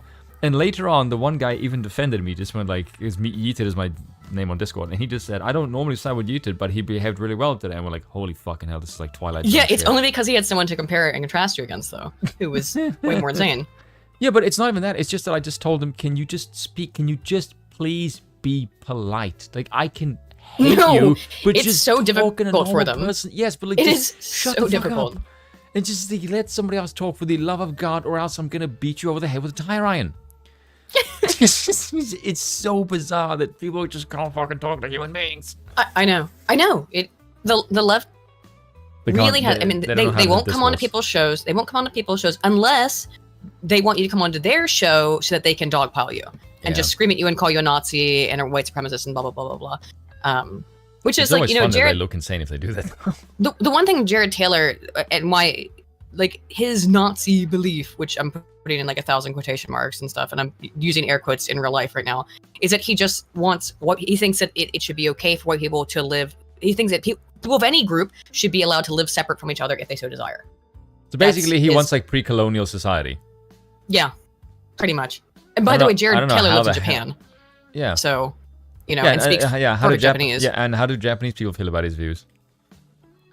I told you about that interview where there's like, there's like, Jared Taylor-san is like, he's saying all this bad stuff about black people, and then he's like, you know, in Japan, it's the same way. And the woman interviewer who comes in, even in Japan, initially being like very skeptical of things he's saying, is like, oh, okay, yeah, like here. Yeah, I think because if I think the okay, this is gonna be a bit of an edgy take, but like, I was watching there was a episode of Lex with Michael Malice, and they were asking him why Curtis is such a controversial figure, Curtis Yarvin, and he said it's because there is this perception in Western discourse that there is ideas that are off limits, and anyone who engages with them must instantly be ostracized, no matter how mild the view may be. Just the fact that you're engaging with them in itself is a problem. And I feel like in our society, Jared Taylor is a flavor of that. And if you take him outside of the Western perspective and you just hear him out without your instant Western spurgy, he seems quite reasonable. And I think that's why to Japanese people who are not infected by our stupid shit, if you hear him, they just go, oh, that just seems normal. That's my perspective, because I've listened to him, and okay, maybe it's because I'm a white South African, therefore I'm going to be biased. But a little bit. Yeah, and I listened to this guy, like, this is like the evil, racist white, like, he sounds sane. He's not saying anything that is controversial to me. But again, Jared Taylor is one who's gotten it really bad, I think, because I find him to be actually quite reasonable. Real quick, F for $20. Thank you so much, man. Says, I like how they say the right is sexist because the alleged right-wing view of know your place, which is true. People who tend to consider themselves to be conservatives are higher in social dominance orientation, which is the belief that they're... I told you why I don't like that term. I went on a rant at you why I don't like that term. Yeah. But social, because it has the word dominance in it. But all it means is that people on the right believe that there are hierarchies and that hierarchies are good. And that they exist for a reason. That the people who end up on top, generally, not always, and in fact, they will get disgusted if they think someone has attained a higher status unfairly. But they think that people have ended up on the top because of hard work, because depending on the field, because they're beautiful, because they're talented, et cetera, because they have something that has placed them there out of virtue. That can include, by the way, being born into it, if you come from a royal family or something, right? So that tends to be the right-wing perspective. But continuing, FF continues, but they're also saying women know your place, which is beside us, or are you bad? Yeah, and that stuff has bothered me for a decade, that women have to know their place by being feminists and agreeing with the left. Well, I don't agree with the left. Well, then you're not, essentially they say, oh, then you're not allowed to be part of our woman club. Okay, bye, bitch. I don't care. I don't. Yeah, that's kind of culty. It's very culty. Yeah. Let's get back into this video, by the way. It's very religious. It's short. Well, they don't have a religion, so they've invented a new man. One. Yes, their religion is politic. Yeah. Yeah. It's certainly true that the presence of women kind of humanizes and also almost justifies a movement. Yeah, it makes it softer to hear. I like how he talks in such a professional, like somewhat condescending way. Yeah. No, I love the way Jared Taylor that women talks. speak somewhat justifies and makes politer the movement. Like, it's just that tone of voice is. He's actually not quite wrong, pleasant. and he's not wrong. And by nature of this, the Vice docu guy is not wrong either. In that it does legitimize the movement, because you cannot have a movement without both sexes, otherwise it dies out, right? Yes. It gives more legitimacy to a movement if both men and women are involved in it, which is why usually the left tries to act like there are no women who are involved in this whatsoever. And then to really go after and demonize, as we are seeing here, the ones that are, to scare women away from being able to be interested in right-wing conservative politics. Which is Because- insane. Because specifically, they know it's correct. They know that it humanizes. They know that it legitimizes more than anything. Not just humanizes. I think the real reality is that it legitimizes right-wing politics which it shouldn't have to, but because we're a sexually dimorphic species, of course it does. So if every single woman on Earth heard a conservative idea and freaked out, it would. I don't necessarily think that would totally delegitimize it, but it does legitimize it when you have women, and that's why they've tried to chase women away from it so much. It's easier for people to hear a hard message when it's a soft, good-looking woman saying it. It's just That's true showing the too. ways in which, you know, That's there's true. actually Just more familiarity. Persuasion theory tells us that that's basic Cialdini, 1986 on persuasion. You know, the person who is coming from the interlocutor, it does matter. The source does matter. That is true. More similarity, explains you know, Fox. between what the far right believes and what mainstream conservatives believe. I think is really crucial. There's one key demographic in particular to whom female far-right influencers appear to have a special appeal, and that's other women. The majority of white women voted for. I'm astonished that he didn't say young men. Yeah. That's always been the meme I've heard, is that these women are taking advantage of young boys who are desperate, who have been made. Oh, you know why he can't say that? Because the young men would be the one that ruined them. Yeah, because that's why young men feel alone and desperate, is because of the modern leftist nightmare society, right? And also, why the hell would you attract a leftist woman? No, but he's saying that they attract other women. Yeah, duh, there is some solidarity there. We're comparatively to the left, women on the far right, or whatever you want to call it, the conservative side of things, we are a minority. You're also much more attractive. But I'm saying that we attract each other to a certain degree, because it's like, oh shit, bitch, let's go. You're cool because that's what he's saying, that it's a problem that they connect with each other, right? Yeah, I know there's also that, but if you were to just look at women, which type of woman would you rather attract, a left one or a right one? A right one honestly could be much more attractive. I mean, do you want to? Look, I'm not saying that women won't divorce you and stuff, but your chances on being completely screwed over might be a little bit lower. At least if she stands by any of her principles, would be lower. Yeah. Right-wing women generally. Right. You gotta be pretty sure about that. And even so, I don't know. When the system around her is so broken and skewed in her favor, even someone who has good beliefs can end up betraying them. So. For Trump. So I think the media is trying to spin it that, oh my God, all these women are feminists now. I think the majority are not feminists. And when you actually talk to women and say, well, what does that really mean? You find that the majority of them are actually quite traditional. The irony is that Locktiff. There's data on that. There's data on that. Yeah, it's when women get asked, they say that they'd like to work they'd like to stay at home and not actually have to work in their ideal situation. Yeah. Women want to stay at home and have kids. This new stuff is all about social identity and being part of the group. You ask them anonymously, and you say, hey, you can just hang out and take care of kids all day rather than have to work a 9 to 5 and then in a stressful job that you hate. I think most women would choose to stay at home and take care of the kids. Yeah. But they don't do that because of societal pressures that have been placed on them. And that's what women on the right are talking about. Yeah. And you know who's put that on them? Other women. The left. Yes, other women on the left in particular, but it's other women who have absolutely inculcated the rest of the female species into this I'm telling you, false belief system. Women's biggest enemy is other women. That has made their the life satisfaction, reported mental health, the overall reported subjective happiness of women decline massively over the last 40 years. Yeah, that was Other since the Second women, World War. the feminist movement, yep.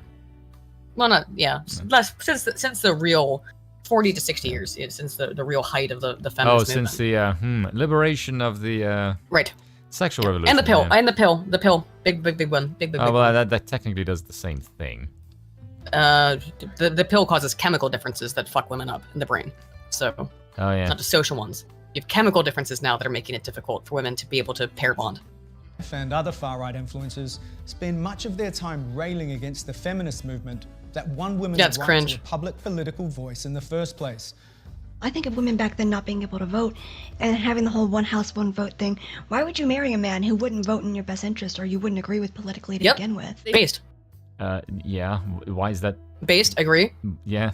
Sort of position themselves, or they have this posture of, as a woman, I can speak to what feminism really is. Women who feel That's what you say. That's what you You do. say that What the that's fuck? what you do all the time. Is that as a woman, here's how I define feminism, but not if the woman doesn't like feminism and thinks that it has been disastrous for mankind, which I would agree with.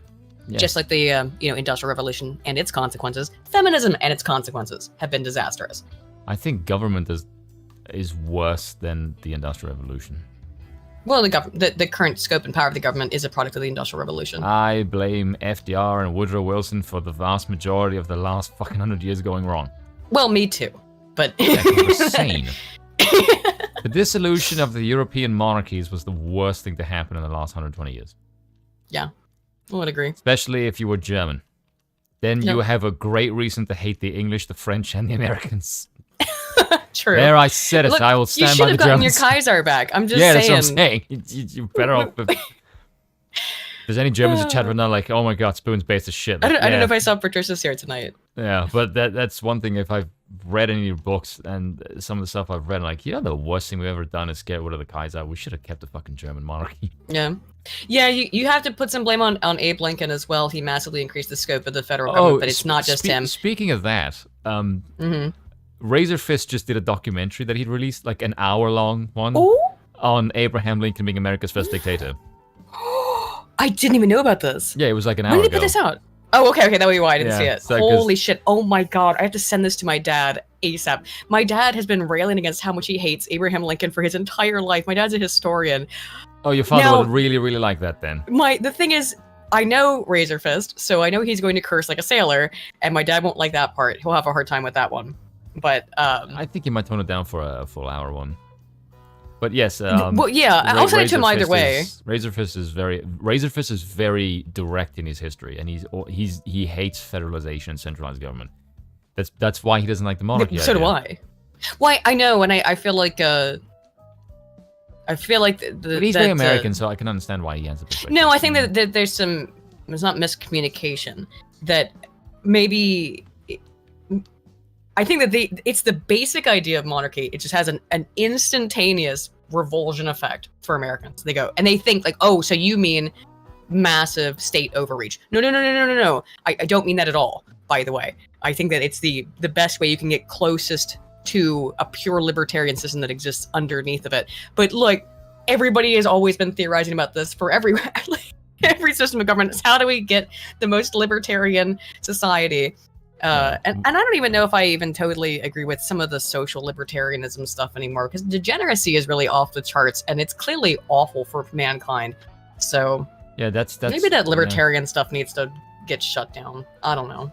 Yeah, that's why I'm gonna make a video tomorrow that I've already mostly written, and I've decided to give it a very provocative title, just to get people to say like, oh fuck, now Spoon's gonna like go off the rails, because I want to call it "Freedom is Overrated." Because I would agree. Well, I think the phrase liberty and freedom are different things, though, right? It depends on the use. Yes, they are. Yes, but I feel like if you look at like sexual liberation, freedom to do whatever you want is different from liberty to do certain things, right? Yes, but when you say freedom to do whatever I want, like I can understand when it's you think that there's things that make your society liberty is and not better. being oppressed. Yeah, but freedom hold on, is different, Yeah, right? hold on, let me finish it. I don't mean things like freedom of speech or freedom of movement, not outside the state. Sure, anyway. sure. Right, but things that are natural in the state of nature. I mean things like I want to be able to become the world's fattest man. I want to be able to drink. I want to be able to smoke. I want to be able to get high. I want to be able to fucking mutilate my body. Basically, fucking discriminately, drive recklessly, do anything that is essentially bad. And then, But I do want to drink and smoke. Yes. I don't want to get fat. Yes, but here's the thing. In our society... I don't want to... Yes, but in our do society... extreme drugs. We value these freedoms. But in my head, I'm going... Well, you can value these things, but if your society were to engage in them in mass, your society would decay and collapse. So why do you really value these freedoms? Because all of these things, they're not good. They're really bad for you. We value... Okay, so... We value freedom because the idea of tyranny is awful, because when... Okay, yeah, but see, when there, your there freedoms you go. are restricted... Because They- when your freedoms are restricted to not be able to do things that are, let's say, necessary. And look, there are some things where it's like, I do believe that people should have the liberty. Okay, or is it the freedom? Hang on, now I have to remember like which one's freedom, So which liberty. is liberty. So liberty is when your rights are restricted, or when they're restricted, or via not restricted by a federalizing force. Freedom is. I had a good way to separate these two, and now I can't think of the good definition that separates freedom from liberty. Yeah, but see, Lenin talks about it. Yeah, but you see, here's what I'm trying to make. Do you really value those freedoms, or do you more value the state not being able to use them to coerce the population to behaving a certain way? I think freedom is in a vacuum. Liberty is existing under a state, right? Right. So you have freedoms within your own home. Liberty is within society in general. I think that's probably a better way to define it. Yes. But that's the point. So- That's the point that I'm trying to make, is that we value these things as a means to prevent the state from coercing the population. But we can admit that these things, in and of themselves, are not good. Which makes me think the only reason why they're in any way a freedom in a valuable sense is that they are a way to exercise discipline and order in your society. Because if you have too much freedom, and I don't mean freedom in the abstract sense itself, it's more, how can I say this? It's more the consequence of having too much of it, because you induce chaos. And if you have too much chaos, Right. your Well- society just devolves. So Of so what I'm course. talking about Of more course. is a lack of discipline in the sense that your society needs order. And how do you induce You do need that some. without Yes, you destroying cannot liberty? Because if Right, because if your society collapses with the too much vices, the first thing people are going to do This is is- go to the state. Yes, liberty v order is one of the complex most things. I think complicated elements to try and figure out in political theory, because Yeah. even I'm like, I don't know where you find the line, because someone who has always called myself a libertarian always just said like, it's like, I hate some of the degenerate libertarian shit. Yeah. Like some of the libertarian shit where it's like, oh well, that's the problem with, and they do like the age of consent shit. It's like, no, oh my god, we're shutting this down, like, right, fuck off with this stuff, no, that kind of gross stuff. And I do think that, like, even though I think people should be able to smoke and drink, and I actually, generally speaking, I have to reevaluate my opinions on this. I used to think, and I don't know anymore. Yeah. I think so still.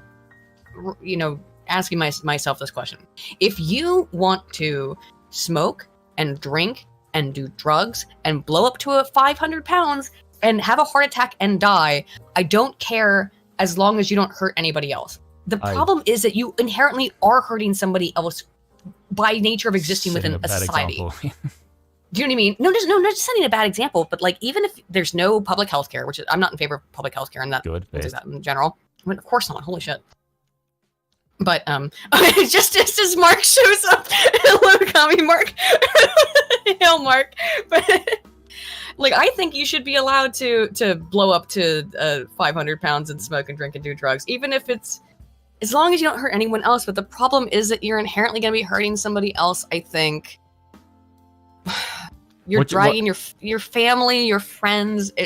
But I don't want to tell people what to do. It's definitely the government's fucking job to tell people what to do. I don't want the government anywhere. I don't care what form of government, see, anywhere near that. There you go. That's your version. It's not the vice itself, it's the fact that you think this will induce mission creep via the state.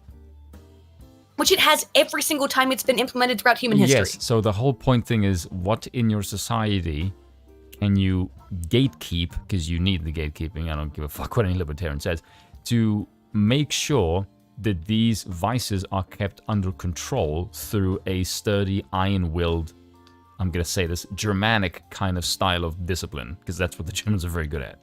Well, I don't know if I agree with that, but I think that it... Well, up until before, Prague, because, I think, in the early 1900s, the Americans were like, or not the Americans, the Germans had a massive drug problem. Yeah, I know, but I'd say that if you have a societal system that is hierarchically and patriarchally based, with the monarch at the top, who is and unfortunately, like every single system can be corrupted, so it doesn't really matter. I think this is why the role of Christianity is so pivotal, to be like, yeah, you can do that stuff, but should you be doing it? Is that Christ-like? Would Jesus be approving of that? And again, it depends on what it is. I don't really think Jesus cares if I smoke weed or eat. I can't get weed over here. I don't really think that Jesus cares if I eat edibles. Okay, I honestly don't. You know what I think it is? You would think that Jesus cares if I eat edibles to calm my anxiety? I don't really think so. I think what you need is a culture that makes decadence unappealing and makes you sound like a loser. But I hate social engineering. I hate social engineering. No. So I don't want to do any social engineering on this. Yeah, but we have the opposite of that now. Like, if you don't drink, if you don't smoke, if you don't do drugs, what do people say? Oh, you're boring. Oh, you're teetotaler. Yeah, exactly. Now I'm I'll like, do that. fuck you, you guilty. piece of shit. You fucking... Oh, look, you get high every single fucking day, and you're gonna criticize me being a lazy couch potato. Go fuck yourself, you lazy dim-witted git. Fuck off. You can criticize people for whatever you want. Yeah, I know, but if I take that versus someone who is like iron fucking disciplined, doesn't eat shit, doesn't drink, doesn't get drunk, has a body that looks like a fucking Adonis, I'm gonna look at that person and think that person is a fucking hero, because that person has discipline and iron will, and that's way more appealing to me as a male, as like a figure to look up to. I don't want to look up to some fucking junkie who like obeys his fucking pleasuring whims at a moment's notice. That's cringe. Most people don't. And they don't have any some people masculinity. do, I guess. I don't know. I'm not sure. I can only do that if you're a musician. I'll give you the benefit of the doubt. Because Why? Because A, they produce good music, number one. And two, they're one of the few people that can produce something while also being inebriated to the fucking gills. I don't know why, but that's like the one profession where... But then they always burn themselves out and die early. Some of them do, but like there's a good line with the Red Hot Chili Peppers, where it says, destruction breeds creation. And that's unfortunately fucking true. I would say that's very true in life. Yeah. Almost all things are dichotomistic, right? Yeah, and Almost it's all like, things are oh dichotomistic. god, I don't want to agree with that, but yeah, like there's so many people that have done horrible drugs and like, oh god, their music is so fucking good. I hate to say that, but it's the case with a lot of people who do heroin. I don't think that, at the end of the day though, I don't think that you can legislate any of this stuff away. No, I agree. If people are going to do drugs, if they want to do drugs, people are going to get drunk, they're going to do horrible things. You can't legislate it out. Yeah. No, you can put punishments in place for things that are serious. Like, okay, if you violated the NAP, I'm saying if you violate someone else's rights, that you can legislate against, right? People will still do it. People will still murder. People will still steal. It's coke and But my heroin. point is, if you're just harming your own body and you're not harming anybody else, I don't think you can legislate against that. People are going to do it. And that is an argument against putting in place anti-abortion laws, because women will just stick coat hangers up their hoo-haws. And that's true to a certain degree, but I guess in the...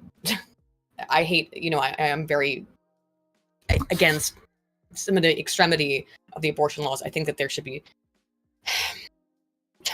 I think the states should decide on it, which is how it's done in the US, and I agree on that. So that if you really hate it and you really want to abort a baby, then you can go to California. You know what I mean? Yeah. I was gonna make a horrible joke just now. What? Oh, yeah, can you forgive me if this is cruel? Okay, what are you gonna say? I was gonna say California, the state that sees the most amount of people leaving it, and when they're entering it, they don't come out again either. Well, now maybe that's there's going to be fucking people true. entering. Do you think that the trans sanctuary laws is a way to try and fight the rapidly escaping Californian population is, oh, we'll just get transgender children to come in here, and that'll fix our population crisis. Well, no, they're gonna castrate them, so I mean, I'm not gonna. It won't reproduce again. Fuck, it's raining. Can you play the video? I'm trying to smoke a cigarette, but it's raining. Don't smoke. But it reduces my anxiety. You know what else reduces your anxiety? Punching shit. Physical exercise. Bill says that. Bill says that lifting heavy objects reduces his anxiety. That's because he's a man. Yeah, I don't think that works in the same way for women necessarily. Have you tried it? No. She's told me to. Maybe you should listen to your husband. I know. Good advice. Probably should. And your best friend who says to do the same thing. I guess. No, that's Or all right. pull-ups. Because I know people, I've said this before in a previous video, that when men I've never been able to. Women have, like, in general, just less upper body strength. I can do, like, you know, crunches and push-ups and stuff. I can't do pull-ups at all. Even when I was in school and they made us do it, I couldn't do them. Like 3. I wonder if it's I wonder if it's a kind of difference between the gender, because I know men, typically speaking, don't like to train legs. I think it's because there's more. Never skip leg day. No, oh my god, that you have to have seen those guys though, because you're into the bodybuilding shit. The guys who only focus on like the beauty muscles and the arms, and then they got little chicken legs. Yeah. Bruh, don't do that. It's a bad look. I agree, but there's something about training your legs that doesn't quite have the same vigorous, masculine inducing. That's fine. I can do that. Right now. Yeah, but like women tend to like training their legs, and I think it's because they focus on their ass, whereas for men, maybe, but it's also women just have less upper body strength. I mean, physiologically, we have less upper body strength, so it's harder. Yeah, but and women get really because our shirts are are often so tight, they get nervous about like looking muscular, which they shouldn't. I don't think, because I think many men find that attractive. Like I'm one of them. You know. But also that it does make, if you've got a lot of muscle, Michelle McDaniels has talked about this. I've sent you her channel before. You're not going to turn into fucking Arnold, though. This is no, I know, that's the thing. That's the thing and that, it's not true. Yeah, that I've heard a lot of women say. It's like, oh, I don't want to lift weights because then I'll get too muscular. Like, lady, it's so much more difficult for you to gain muscle in your arms in the first place. Don't worry about that one. Like, Michelle McDaniels, her channel is My Thoughts Will Probably Offend You. I love her channel. She's awesome. And she used to be really overweight, and now she does have, like, have you seen pretty defined musculature. Have you seen women that do calisthenics?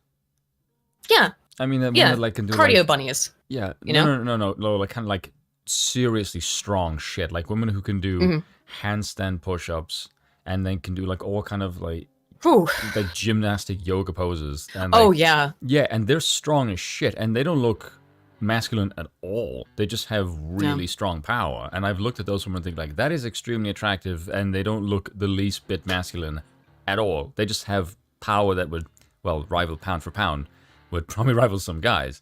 But I've never looked at them and just thought you're too masculine, because they still look extremely feminine. They don't have massively wide shoulders or lats or anything. They just look, they're just strong because they can lift their bodies. I think I've shown you Michelle McDaniels, what she looks like. Yeah, no McDaniel. I don't know why I keep putting an S at the end of it.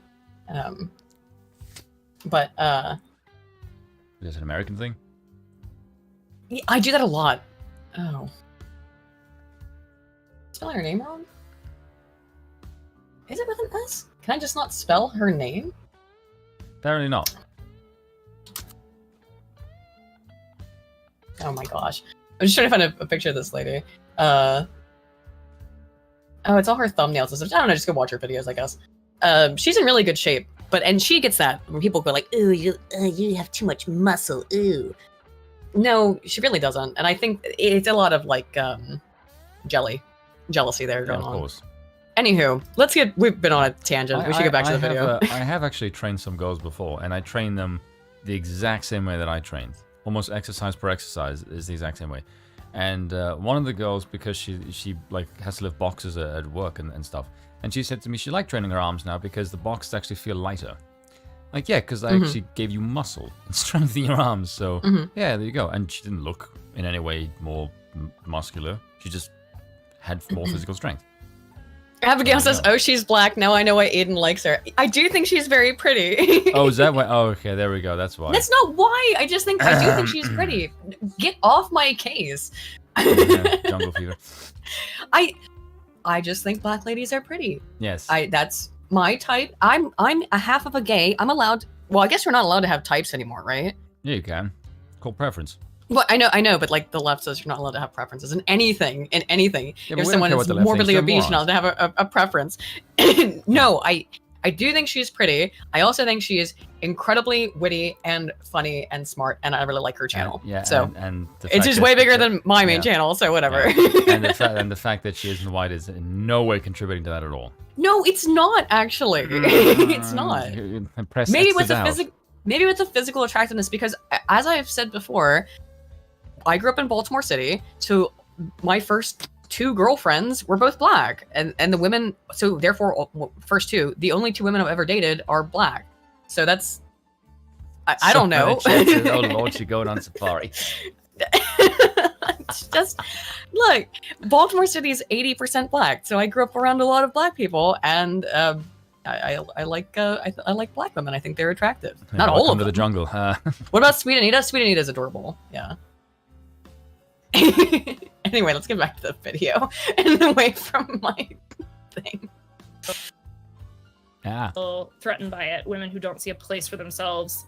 They think that feminism has made the world a worse place. It has. They think that it is ultimately an anti-woman project. It is.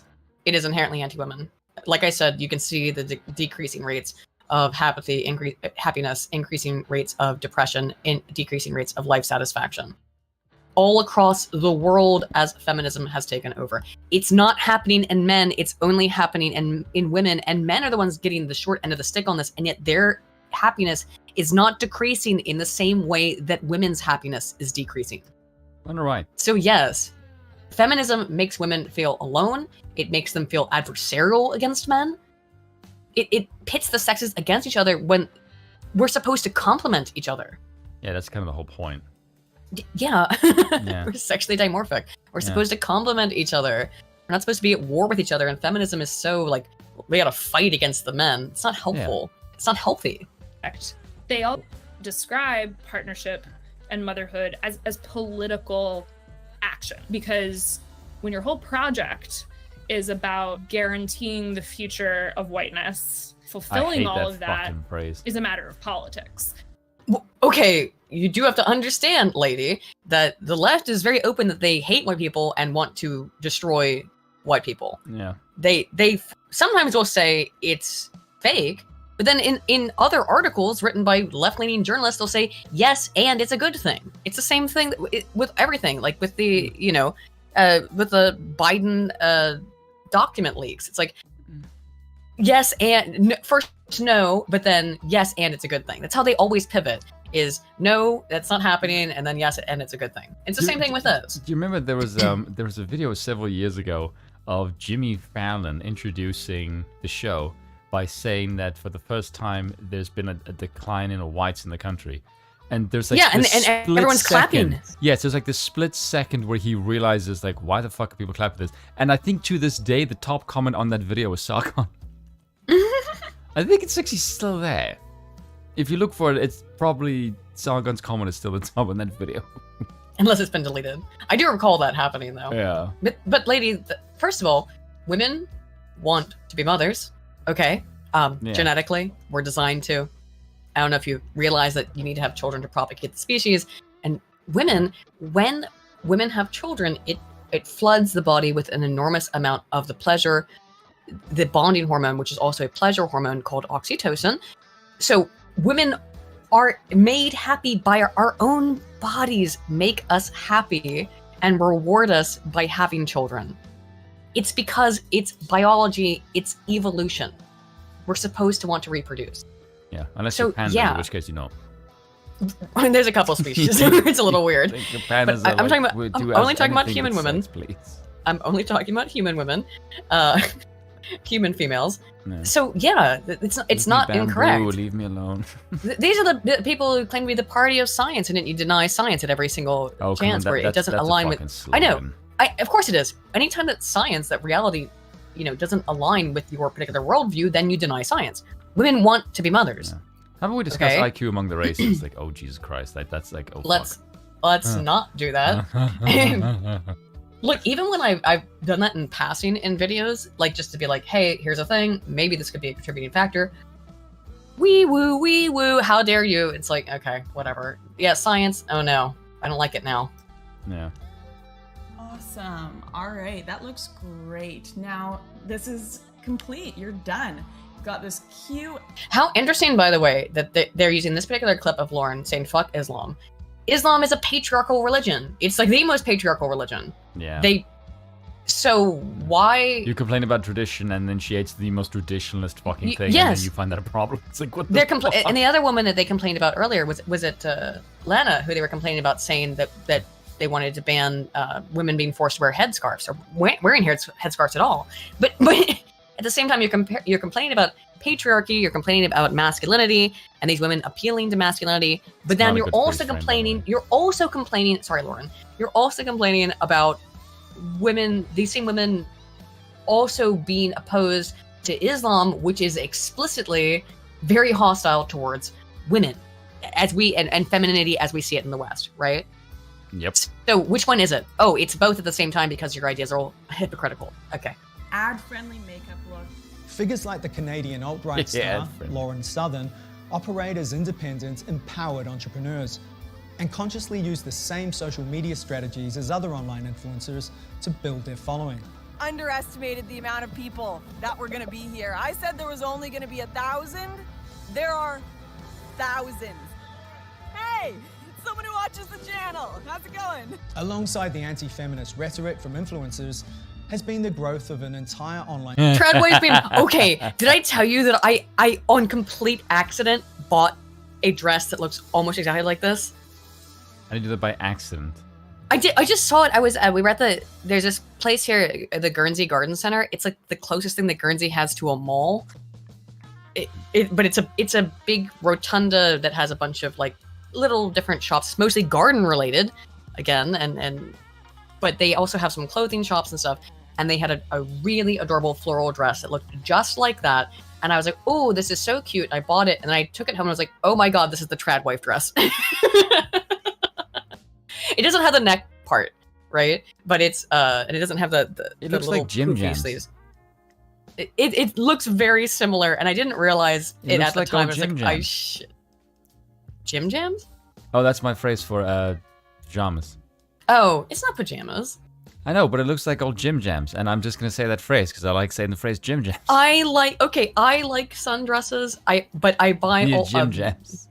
I like sundresses. I like floral clothing. I like dresses in general. I have most of my clothing, my dresses are floral. I have a lot of clothing from this one website. I need to make spoon sleepwear and call it Jim Jams. Jim Jams. Yes, because it's such a fun phrase to say. I'm gonna go sleep with my new Jim Jams. Toon Z. That's it. This Toon Z shop. Toon Z. I need to make that a phrase. Shop. I have basically bought out this entire company's line of clothing. I'm not even being entirely... I'll post it in the chat if people want to see.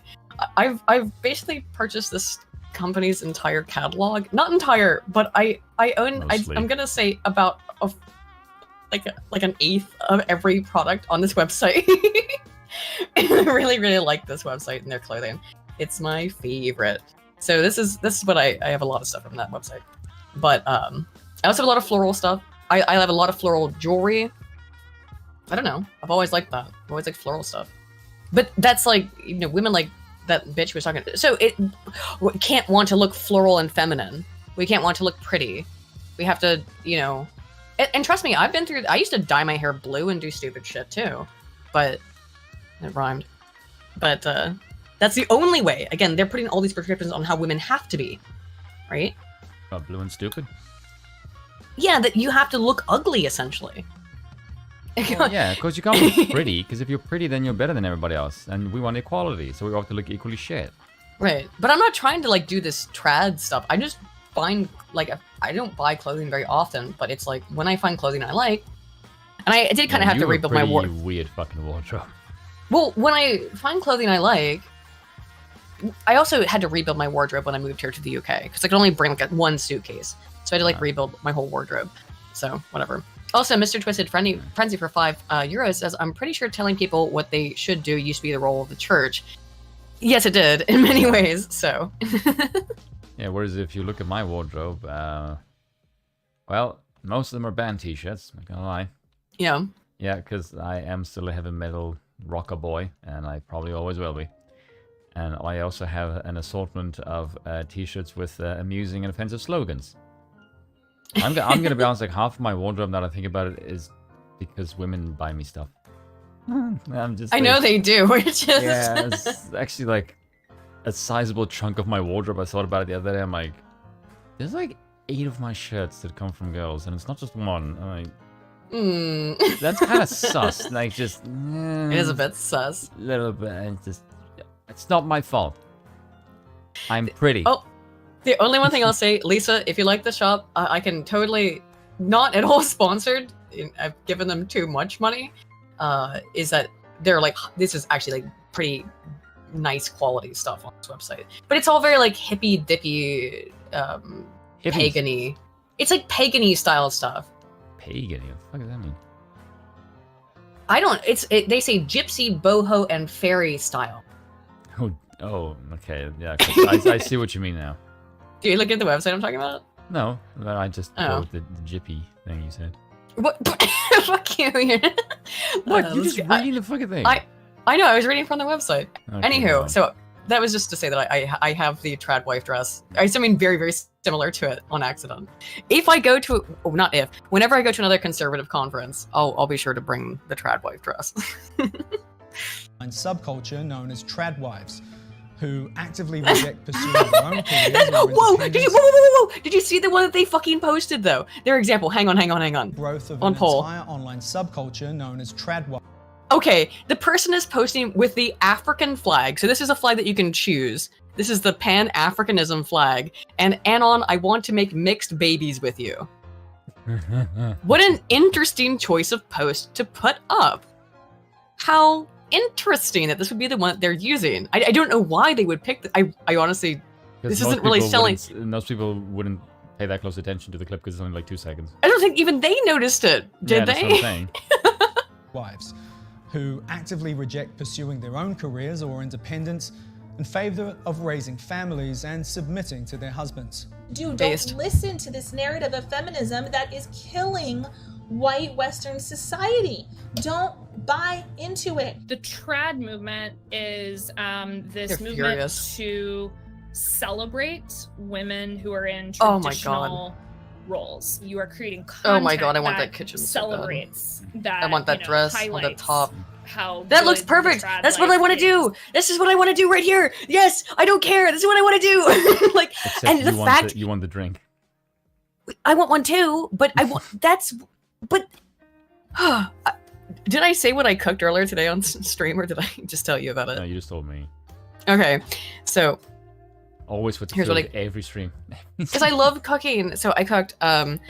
We got a whole bunch of chicken breasts for really cheap because everything's super expensive right now. I was shocked at how cheap the chicken was. So I made what's cheap? nothing because everything's expensive right now. But I made we had a whole bunch of chicken. I'm gonna use this chicken. I ground the chicken up, some of it up, with some mushrooms and bok choy, and a bunch of Asian spices, and then I made bao buns. So Chinese style steamed bao buns, and then I made chicken fried rice, chicken egg fried rice, and I made a chicken and so I deep fried the chicken first. And then, in little tiny chunks, and then I put that into a sweet and sour orange and plum sauce, and that's what I made for dinner. And it was, even I was like, "Damn, okay, this was pretty good." There was a lot of MSG in it, but I don't care. It was a lot of MSG, but very good. Yeah, baoshi. Yeah. Oh, like Very- it's Uncle Roger. Look, I followed Uncle Roger's, all of Uncle Roger's rules for the fried MSG. rice. Well, yeah, I put the MSG in it, obviously, but I also am very. Even I have to say, when even I'm like, okay, that was quite goddamn good, then I'm pretty happy with myself. But Bill said he wanted Chinese food the other day, and I was like, oh, we got all this Chinese or all this chicken. I'll make Chinese, or Chinese sort of fusion. So damn, pretty good, pretty damn good. I also put some mushrooms and some the other half of the. I'm not a mushroom fan. You don't like mushrooms? No. No. No. Like growing up, me and my father, we had two massive aversions in our house. Is that I did not like mushrooms, and he could not stand peppers. Like if I bring a pepper even now near his face, he will freak the fuck out. Like a spicy pepper or a sweet pepper? No, just a bell pepper. Even a bell pepper? Yes, like no, it's not the spiciness. He just hates peppers. I have to be honest with you. I don't really like bell peppers either. How dare you fucking... I don't really care. I like them if they're grilled, but only if they're grilled on an open fire. I will eat them raw like a Really? Like an apple. Yes. Okay, I'll eat lemons raw and I just eat lemons and limes like straight up. If you give me a bell pepper just like that, just say eat this and it's fresh. Oh my god! Yes, There's something about there's a bitterness to bell peppers that kind of turns me off. Bitterness? A bit to me. Really? Maybe it's just it might be. I don't know what it is, but there's something. There's a weird taste to bell peppers that I don't like. I love spicy peppers. I love spicy peppers, but bell peppers I don't like. I've never thought of pepper as bitter.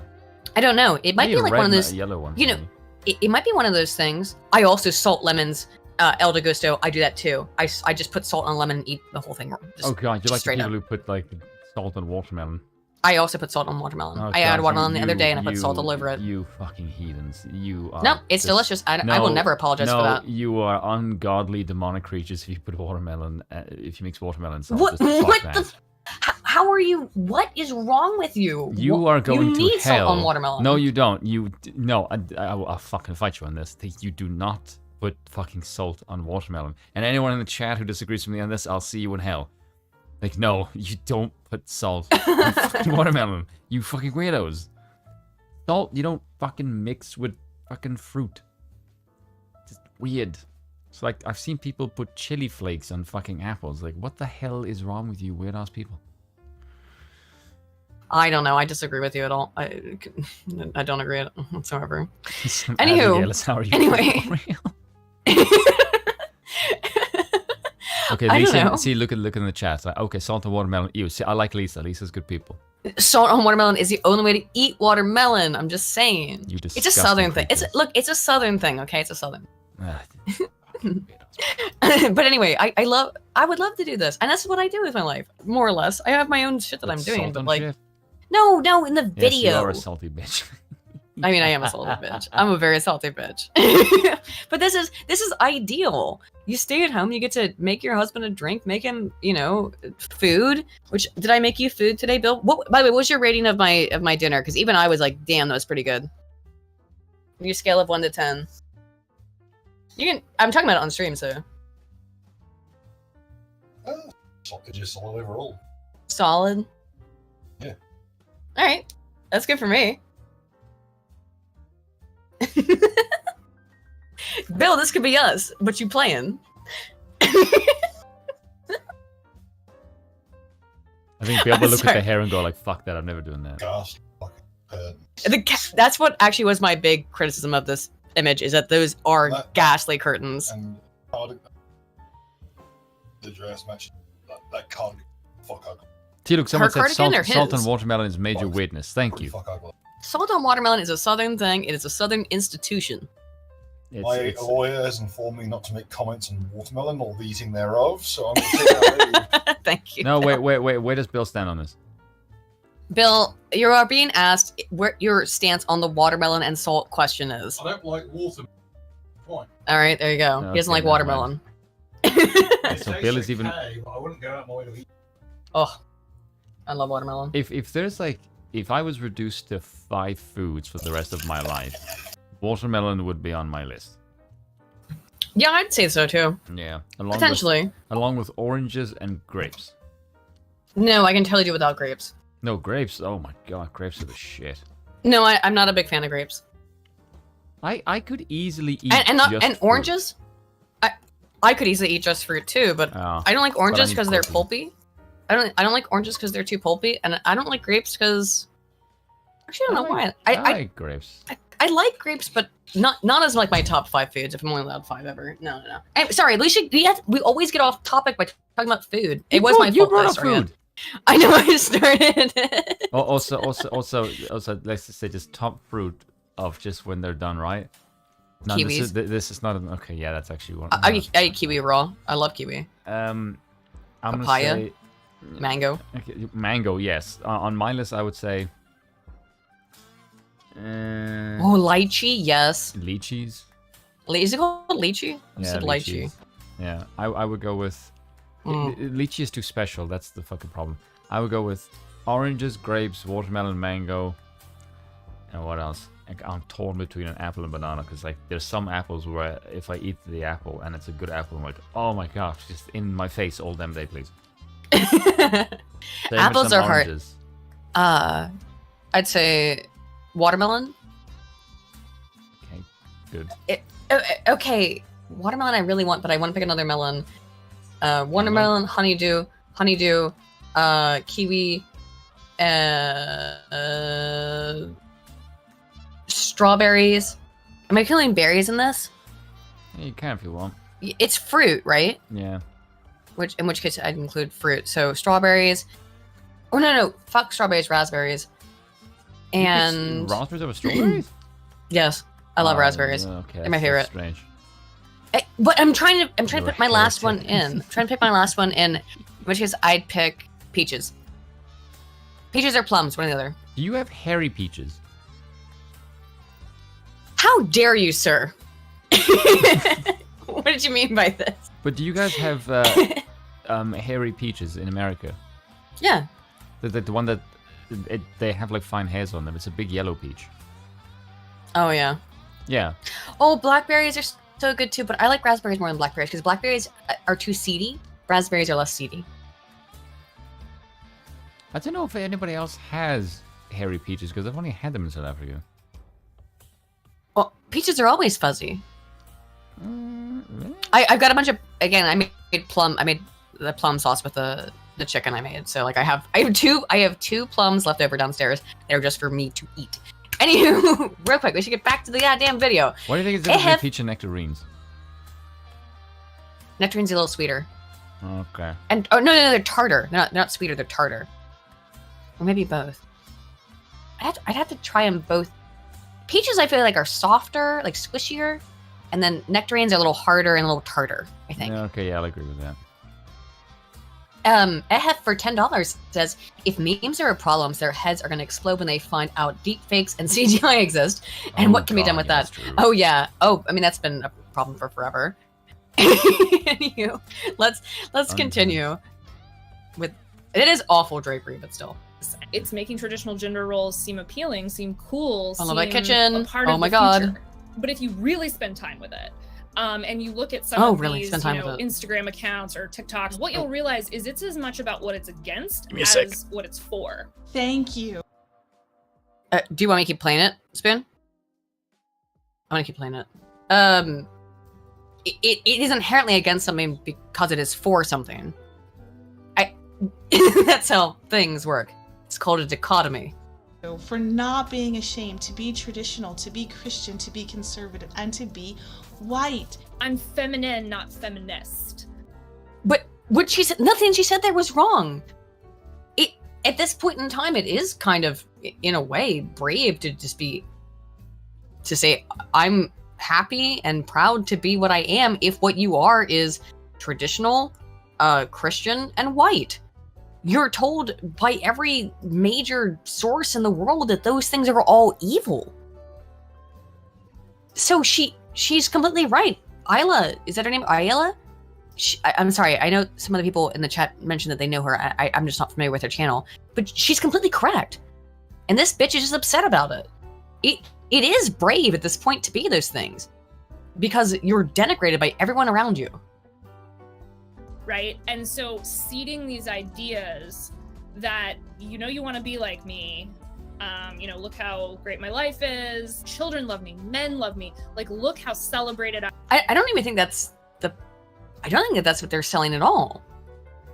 I think that's what you're upset about personally, lady, is that nobody loves you. Because I don't see anything in the messaging saying, oh, look at how much men and children love me. I think it's just like, here's my life and I'm not ashamed of it. And instead, you're upset that men love her, that a man loves her, and that her children love her, and that makes you upset. Ayla Stewart. Thank you, Abigail. I hope I'm pronouncing that correctly. But Ayla or Ayla, I'm sorry. I'm not familiar with her. But she seems really cool. I agree with everything she said thus far in this video. I am in comparison to, right? But no, they're not saying that. That is you absolutely taking that shit and transporting it onto your own psyche. You're externalizing that and judging yourself because you feel upset at how you know you are deficient in the social order comparatively to these women who are happy and healthy. You are not happy and healthy, so then you see it as being braggadocious that other women are. And you want to shut it down and destroy it. Because other women are happy in these traditional roles. And it makes you feel uncomfortable. That's on you, bitch, not on them. You'll start to see the ways in which being trad is also about being anti something, not just pro tradition. Yes, but anti-you. Progress. No, but they're not being. I was just saying this when you were gone, Spoon. She's now defined how it's anti, because at first I was asking, how is it anti? It's because she's not those things. She's unhappy. She's alone. She's childless. So when she sees women who are posting videos that are nothing more than, here's my happy life where I make dinners for my husband and I'm happy and I'm married and we have kids. I mean, I don't have kids, but I'd like to. We'll see how that works out. But, and I'm happy. That upsets her. That hurts her. Why is it hurting you? Because you do desire it. She's not telling you have to live your life this way. I mean, she might be to some degree. She's saying she's happy in it. And by virtue of her saying that she's happy, it makes you feel insecure, lady. That's on you. Progress. No role could be more important in the far right than being someone who is willing to uphold a society of traditional gender roles and to have children and raise children within that society. Why is that bad? Because remember, the left owns, they don't want to have children, they want your children. That's why we have all of these programs in schools that say we have to teach all of your 3-year-olds take them to drag queen story hour and introduce them to perverse sexual acts. Because they don't want to have children. They want your children. That's what it comes down to. Pretty obviously, I would say. Yeah, it is very creepy and weird. In Europe, 2 examples stand out of female politicians leading far-right parties to mainstream acceptance. In France, Marine Le Pen took over her father's far-right anti-immigration party in 2011. And I'm shocked they didn't call her father a Nazi, because usually they do that. Well, we might be getting there. I haven't seen this whole video, so we'll see. Immediately set about trying to soften its hardline image, taking it from the margins to become a major opposition party. Je contrôlerai l'immigration et rétablirai la sécurité pour tous. Far-right movements and... What's wrong with that? France is inundated with migrants. Yes. How dare France be for French people? Oh no, of course not. It must be for sub-Saharan Africans. Yeah. Until we destroy the country, and then we don't want it anymore, right? Yeah. Parties, first of all, are highly strategic, and secondly, are highly opportunistic. Women are essentially a tool to that end. Women are seen as having a better entree into that process of detoxification. You know what's so funny about this entire little documentary Which is that they were like, oh, right-wing women get along with right-wing women.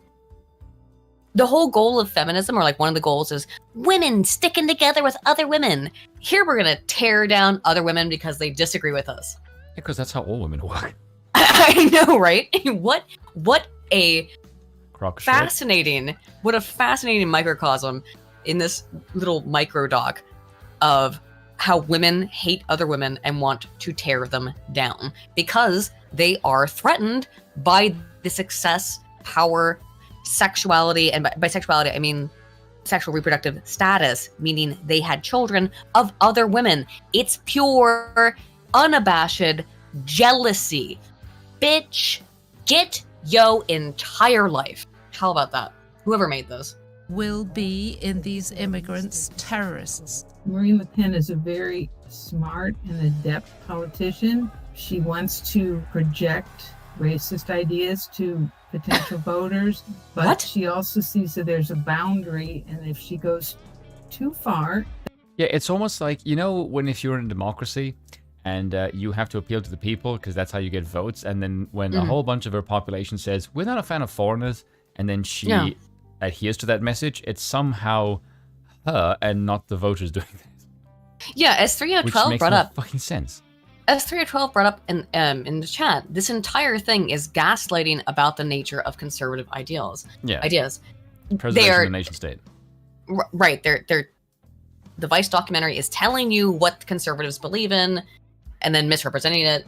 Well, they're telling you what they say conservatives believe in, misrepresenting, of course, what conservatives actually believe in is just being a bunch of racist, sexist bigots, and really going to extreme degrees to do so. This is quite funny.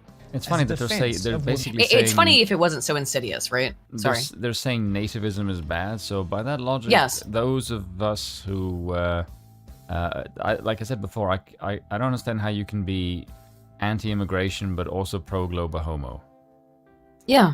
Yes, as Three also said, traditional values that include women getting married and having children are the most milquetoast that you can hold. Yes. But they have no problem with the foreigners doing that.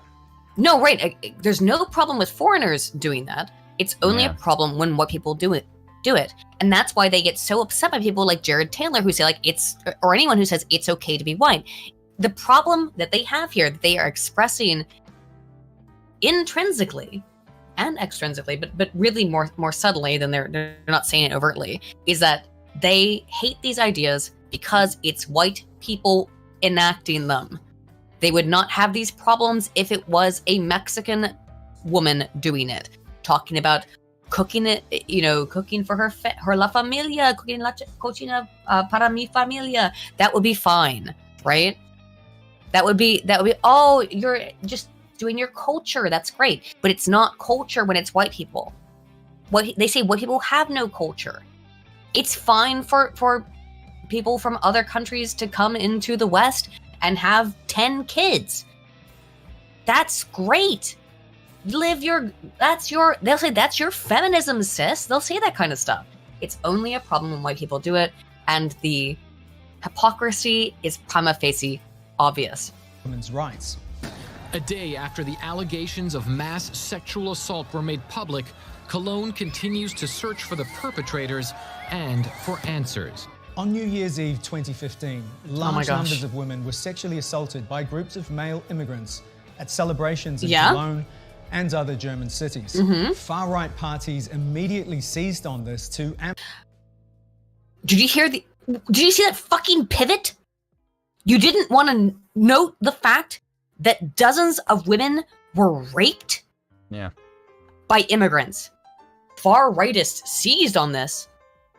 Why didn't you? Aren't you a feminist? Don't you care about women? Why didn't you care that women were raped? Publicly, in the streets, violently. It's those foreigners. And you want it to be covered up. But no, it's right-wingers doing it. How disgusting is this? If someone has been raped, I would like everyone to know about it. But no, he wants it to be covered up because it's a certain group of people who raped them. I'm sorry, that's not how I feel about things. That's the difference between you and I, my dude. amplify panic about the so-called European migration crisis that year. An estimated 1,700 white-wing demonstrators protested Germany's White-wing? liberal immigration policy after Did more she than say 20 white wing? Did she? Was it a bit of a Freudian slip? Go back. Yeah. I might a little bit before this. And other German cities. Far-right parties immediately seized on this to amplify panic about the so-called European migration crisis that year. An estimated 1,700 white-wing demonstrators. She did say white wing. She did. Freudian slip. White wing. You got it. Is. She said white wing. White wing. Oops, what a giveaway. Sketch. Just a little bit. Demonstrators protested Germany's liberal immigration policy after more than 20 migrants were arrested for allegedly assaulting women on New Year's Eve. You mean allegedly? Le Pen herself. Well, that was a report from the time. We know now that this is confirmed, but at the time, that was a report from the time, so understandable. Wrote an editorial claiming that immigration from Africa and the Middle East was a threat to women's rights in Europe. The fact that Marine Le Pen uses women's rights in some arenas and doesn't use women's rights in other arenas is a perfect example of how that's an opportunistic strategy. You do the same fucking thing. But yeah, with opportunistic strategy, she's trying to respond to a real crisis. What a bunch of morons. And you will respond to all kinds of fake crises or crises that you blow out of proportion, some of which are real, some of which are not. Yes. But this was a real crisis, excuse me. Multiple women were violently raped in the streets on New Year's in Germany. Or no, France, sorry, not Germany. Was it in Germany? It was in Germany, I think, yeah. Yeah, sorry, they switched to Marine Le Pen, so I got confused. So women get violently raped in the streets, and you're like, oh, well, they're just using it for If this had happened, if a bunch of white men had raped, if there had been one white woman raped on New Year's Eve, it would be international news. Do you know what I mean? Yeah, unless they were for Hollywood, in which case they wouldn't. Was it hundreds, men? I knew it was dozens. I didn't know if it went into the hundreds. But if it was 2 or 3 white guys who raped women on New Year's Eve, it would be perpetual news for decades. They would never let it go. And yet they want to cover this up and say, oh, how dare she use this as evidence of a problem? Because it is a problem. This kind of stuff, how can you call yourself feminists and not understand that this is a horrific crime that happened? You're covering it up to this day. Because the migrants are more You're valuable. still covering it up. These women were raped, and you're sitting here calling yourselves feminists while covering this shit up. It truly is some of the most sickening shit I've ever seen. I want to get through this because I want to get into a little bit of the Dick Masterson video, but Cool to say, I want to attack ethnic minorities. I'm going to attack them using this tool. How about you attack the people who committed the crime, you fucking moron? The tool, it's a tool. The fact that they raped women is a tool. That just shows you how committed these people are to feminism, how much they care about women. Oh yeah, Mess says over 1,200 women were reportedly sexually assaulted during the 2015 to 2016 public New Year's Eve celebrations in Germany. That's fucked up. Over 1,200. That's incomprehensible to me of a number of sexual assaults. And that's just on the New Year's celebration. That's just on one day. Over the course of one night, 1,200 were assaulted. And they just say, oh, well, you're just a racist for mentioning that happened. That makes me a racist. I'm okay with being called a racist. Yeah, sorry. If it makes me a racist to say that it's a problem in society if 1,200 women are raped in one night because of coming from migrants, then okay, call me a racist. Because I don't really care about the migrants, to be honest. Like, you committed a crime. That's the main thing I'm concerned about. But they only care because they're migrants and therefore they're brown. Yes. Yeah. Italy, there's been a similar process of female-led detoxification, with Giorgia Meloni leading the far-right Brothers of Italy which has roots in Italian fascism, Who to become cares? the largest. Moi, je crois que Mussolini, c'était un bon politicien. How old was she when that was? It looked like 1993. Did it not? A little bit. Okay, I don't know when that was taken, but I'm guessing that was like 30 years A while ago. Yeah. The 45-year-old firebrand insists she's Okay, she's 45, so not 30, but 20 years ago. Okay. no don't really fascist, give a crap. just a proud conservative and nationalist. And unlike Marine Le Pen, Georgia. Also, people change their fucking opinions over time, Yeah. but also she has been quite based. Just taking one quote out of context also does not. That's what they always do. Just take one quote out of context of the entire thing that she was fucking saying. I don't know in what context she was saying that. Yeah. I have no idea in what context she was saying that thing. Hey, we're going to take all of your modern day views from some clip from 30 fucking years ago. Like, Yeah, what kind of she retard looks does that? she looks so young there, and you can tell from the camera quality. I just want to go back because you can tell from the camera quality. Look how young she. Oh my god, this had to have been 20 years ago. At least, yeah. Look how young she is. I think Look Mussolini at the was a good camera politician. quality. He was a good politician. He was a good politician. That one's not. So was Hitler. Yeah. That's not out for debate, even from anyone who's reasonable. Yes. She didn't say I love Mussolini. I swear to my loyalty to Mussolini and fascism forever. She said I think Mussolini was a good politician. She's Yeah, not so wrong. was And this Stalin. is again 15 or 20 years old. I'm guessing. Yeah. Yes, so was Stalin. So was Lenin. Well, not Lenin so much, but he got kind of fucked. But so was Stalin. Stalin was a great politician. Yeah. I can say that Stalin was a great politician, even though I despise everything he stood for. Yes. And same with Hitler. Same with Mussolini. Hitler was but a like- great politician. But they were great politicians. Yeah. And look how far back they have to go. This looks, again, compared to what she looks like now, and the camera quality, this looks like it's 15 years old at a minimum. What a bunch of lying sacks of shit. A proud conservative and nationalist. And unlike Marine Le Pen, Giorgia Meloni doesn't use feminism in order to gain votes. I see the woke ideology. Will we surrender in front of this?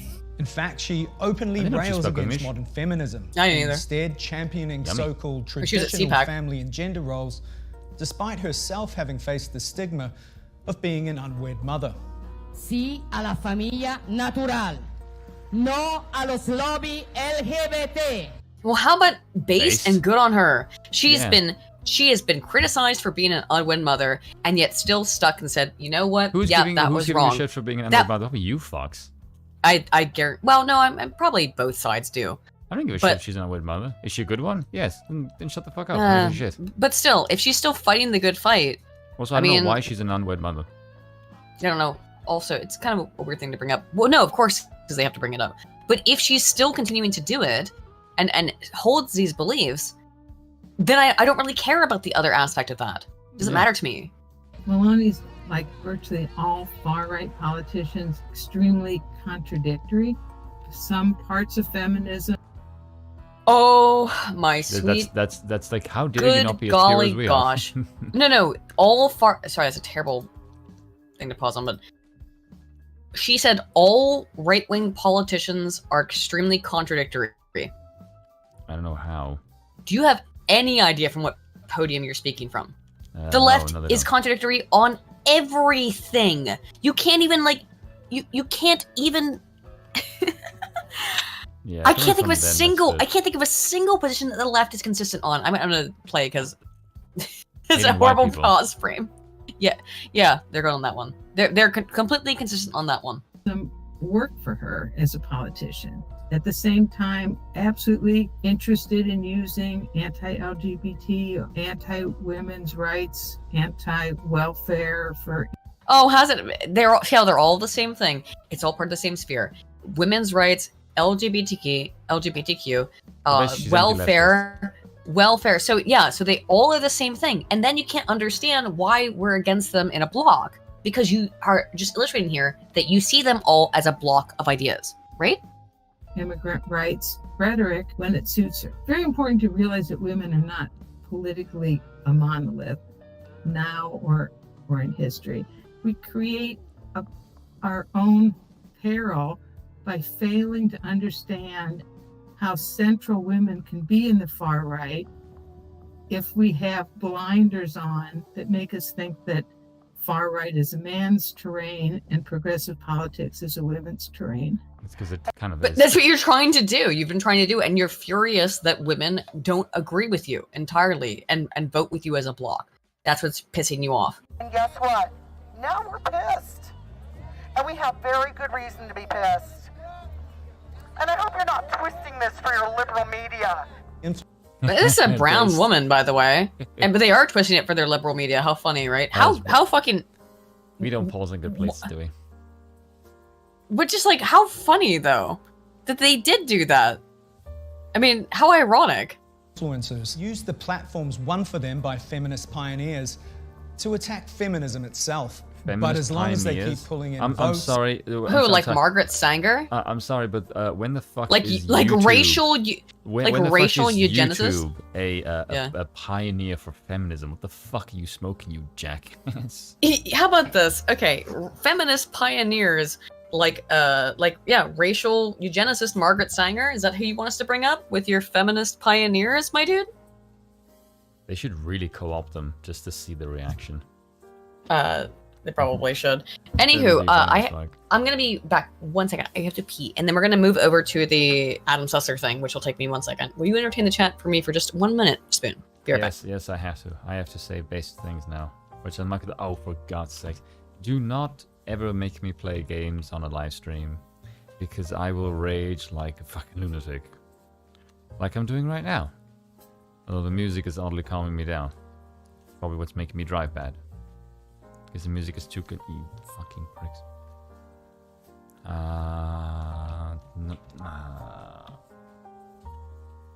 Dear Rockstar Games, please explain to me why you design your bashing window structures with giant columns in the middle of it. It's difficult to steer around when I'm driving 200 miles an hour.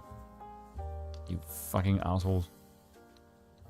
Sorry, I'm being very aggressive. Because, fuck you.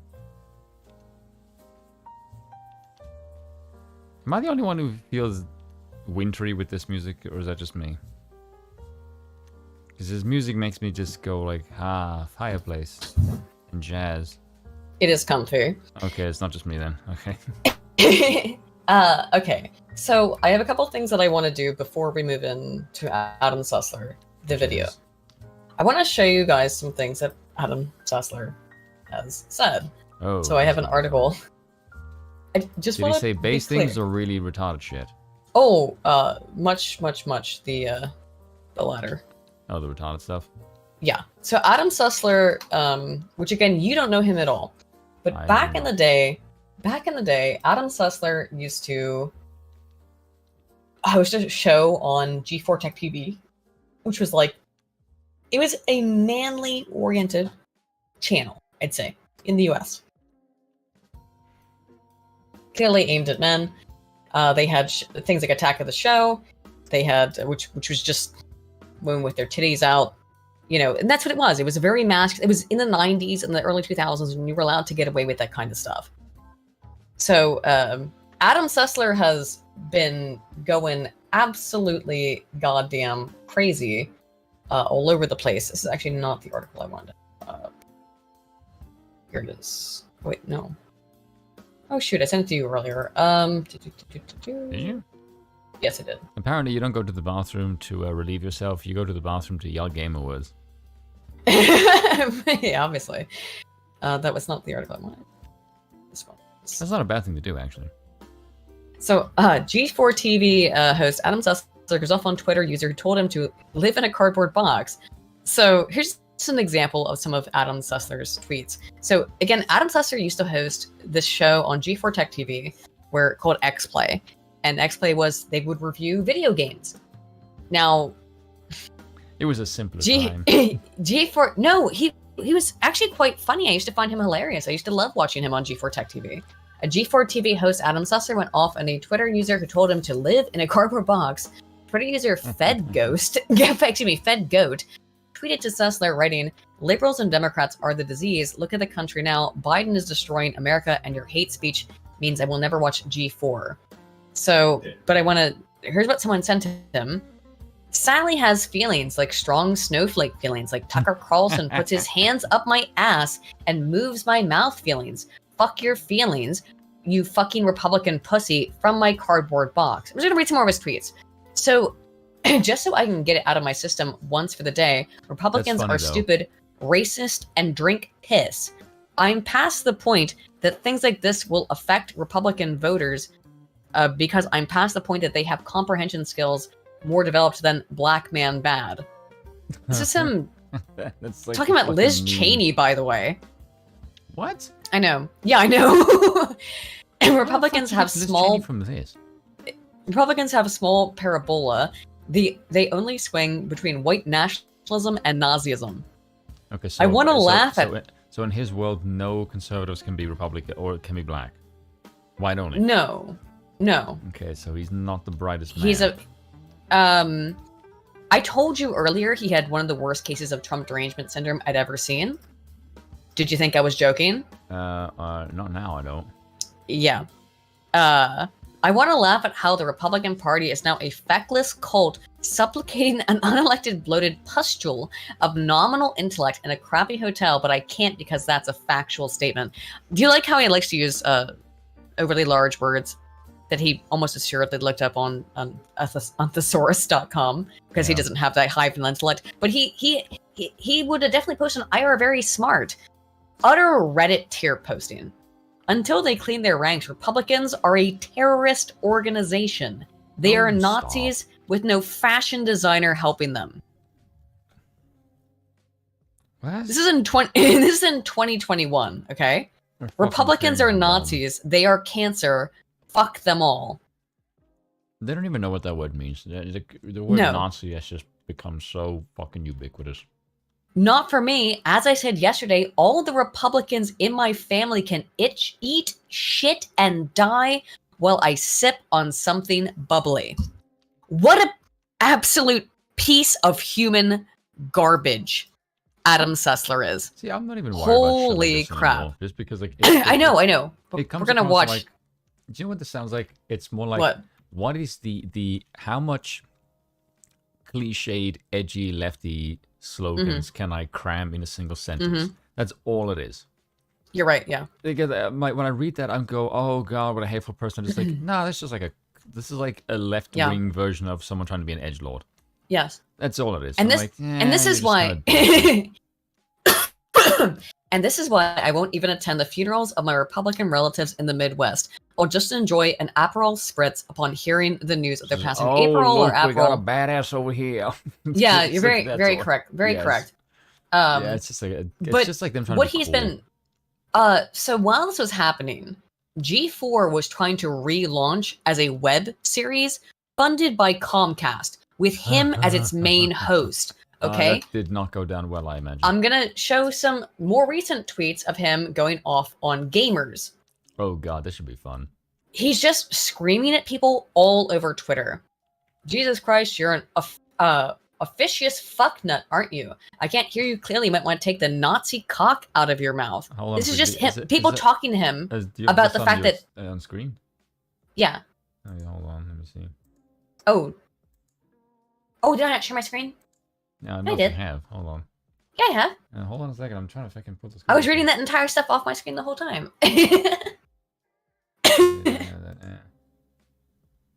No, fuck. Hold on. Sorry, I'm being very, very stupid here. No, it's okay. I thought you had my. I wasn't. If you guys want me to bring the article up that I Yeah, had there up we go. before, Yeah, I there could we bring go. it up. Now I can see it. But here's some more of his. Take a Officious famous. fucknut. I can't hear you clearly. You might want to take that Nazi cock in your mouth. These are people just saying. So basically, what God, happened this is is so he joined. There's this new G4 TV. Now, what again? This was it was a network that covered video games, but they also did like wrestling and it was all manly, masculine kind of hobbies.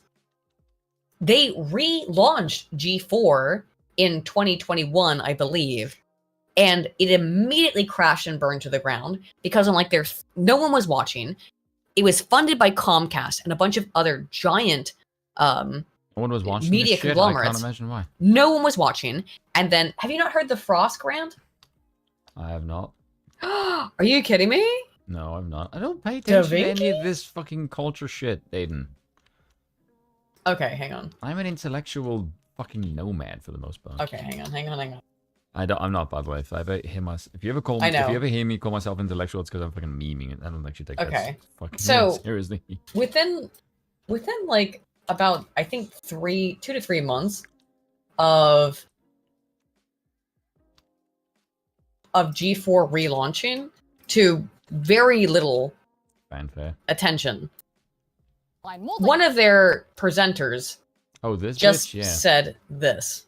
Yeah. Player experience versus the solo player one, but I actually want to talk about something so much more important than Red Dead Online. She's just trying to look like a boy. Sexism in gaming. In joining G4,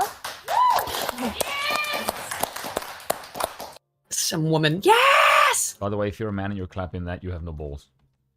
Well, goddamn, dude. This is not where I thought we were going, but I'm here. I had no idea. I'm listening. Yeah. In joining G4, I was ecstatic to be part of something that I grew up watching as a child. But every time G4 is brought up in various channels, even in this YouTube channel, we have the chat in front of us. I can see you. Without a doubt, there will be backlash because I'm not as bangable as the previous host. You're not. You're not. Have you seen? You don't even know who Morgan Webb is or Olivia Munn. Do you? Because you never watch this stuff. Yeah. Hey, look, there's a show that usually had like a pretty girl on the thing, and now we don't have the pretty girl anymore, and now the old viewers that used to watch this are upset. Why do you think that might be the case? Is it because there was a standard? There's a standard that the show had previously. You don't live up to it, and now the viewers. I just googled Morgan Webb, and this is what I got. Damn. So this is the woman who used to run the show, and then of course Olivia Munn. Let's see if I can find looks like a fucking boy. No. Oh, Hang on, I'm gonna show you a picture. On that thing now is like a fucking kid. Yeah, it's Frost. I'm gonna show you a picture of Olivia Munn. She sounds like a fucking World of Warcraft villain. Yeah, she does. She fucking talks like one too. Okay. Oh, why can't I find? She's barely clothed on so many episodes of this show, and I can now not find like a hot picture of her. That was why it was part of the appeal of the show, is that Olivia Munn was always kind of like half naked. I'm trying to find a decent like picture of her. Here, this one's alright. Yeah. I love how it's always like, oh, we should celebrate women, except when they do something that appeals to men, then we shouldn't celebrate them. That's not the best picture of her, actually.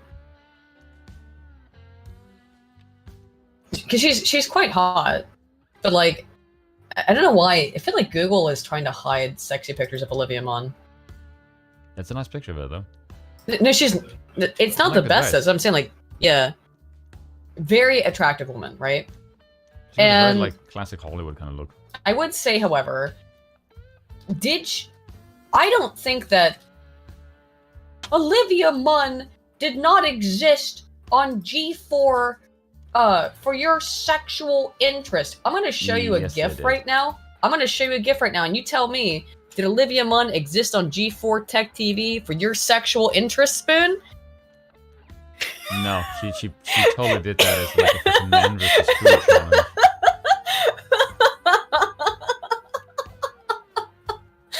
I'm sure she didn't. She didn't do that to sexually interest anybody.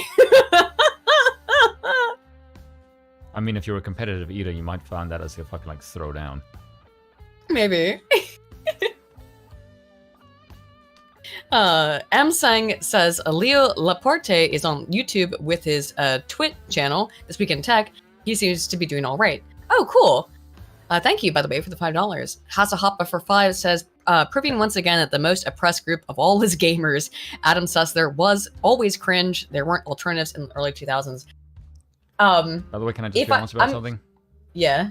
This woman is envious that she's not fucking bangable, because if she was, she would never be making this fucking complaint, and that's just the fucking God's honest truth. Precisely. I have to be honest. You're an ugly bitch. I have to be honest, because it would be wrong of me not to. When I was like 13 or 14, I had a crush on Adam Sessler because he talked about video games. And he said things that were fun. And I am so ashamed. When I was 13 or 14, I'm allowed to be stupid. Anyway, let's give it another Frost's react, because it is actually relevant to all this stuff. It's somehow talk to him, Frost. It has somehow been expected that you can talk about how much you jerked off to women as a compliment. That's it's weird. not a compliment. It's weird. It's dehumanizing and it's weird. Look, do you see Adam? Do you see Adam on the TV back there clapping like a seal? Do not exist to be nice on the eyes for you. Morgan Webb, Olivia Munn did not exist to be nice on the eyes for you. Did you notice the pictures I just showed for you guys? The video of Olivia Munn shoving hot dogs down her throat. She didn't exist to be nice on the eyes for you. Now did she, Frost? Huh? Hey, she Look at him clapping. And that's just obvious. Look at him sexism. clapping. You don't need to explicitly objectify women or declare that you hate women to be sexist. Just go ahead and check out Thorne's latest meltdown on Twitter for some spark notes. It doesn't really matter. Like this, you got the gist of it, right? Yeah. So whatever. He's just screaming at people on Twitter for like months, essentially. That was just one, but there's so many of these where he is just yelling at people. Okay. Like, I'm stealing this from Kiwi Farms, don't worry about it. By the way, let's just be real. fucking furious. Nobody has ever jerked off to that chick. No. He's And just she's angry on envious. Twitter. His recent thing, though, is that he's claimed that he is not a gamer. He has never been a gamer. He hates video games. He's always hated video games, despite the fact that his entire career has been based off of video games. Which brings us into our last segment of the night. I don't know how it's really long as fuck, so we're just going to watch a little bit of it. It's going to be on high speed. If you could bring the Watch Together back up, I'll pull the video up in here. Which we're going to start at the 6-minute 14 mark. The Watch Together. I'm going to pop it in. Okay. So, again, I like Dick Masterson. I disagree with a lot of things he said recently, I'd like to say. But I've known Dick for a long time. Dick had Adam Sessler on the other day because Adam Sessler has been on a giant tirade about how much he hates gamers and all kinds of shit Homosexual shit. for weeks. Despite the fact that, because what happened, just to explain for you, Spoon. So Comcast and all these other mega companies put in money to reboot G4 as a streaming service on like Twitch and YouTube. It collapses because of that woman Frost that I just played, right? Yeah, because She no one just wants to watch not that just shit. not just because of her, but she was really the catalyst. really hurt the entire thing and Yeah, 'cause made she's people an idiot. Yeah, because it was so insulting. Is that gamers are all suck. I hate gamers, and basically Sessler's doing the same stuff now. He went on this giant tirade on Twitter. I posted a little bit of it, but he just went off about how much he hates everybody who plays video games when that's his entire career. And now he comes on with Dick Masterson, who again has been a friend of mine. I don't know Vito Griswoldi.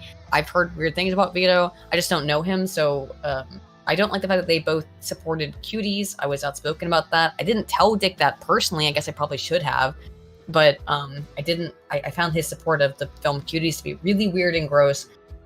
Then they invite on Adam Sessler, and I did not like a whole bunch of this interview, but it's the first time I've listened to the Dick show in like 2 years. Although I think, support Dick on Patreon because I've known Dick for so long.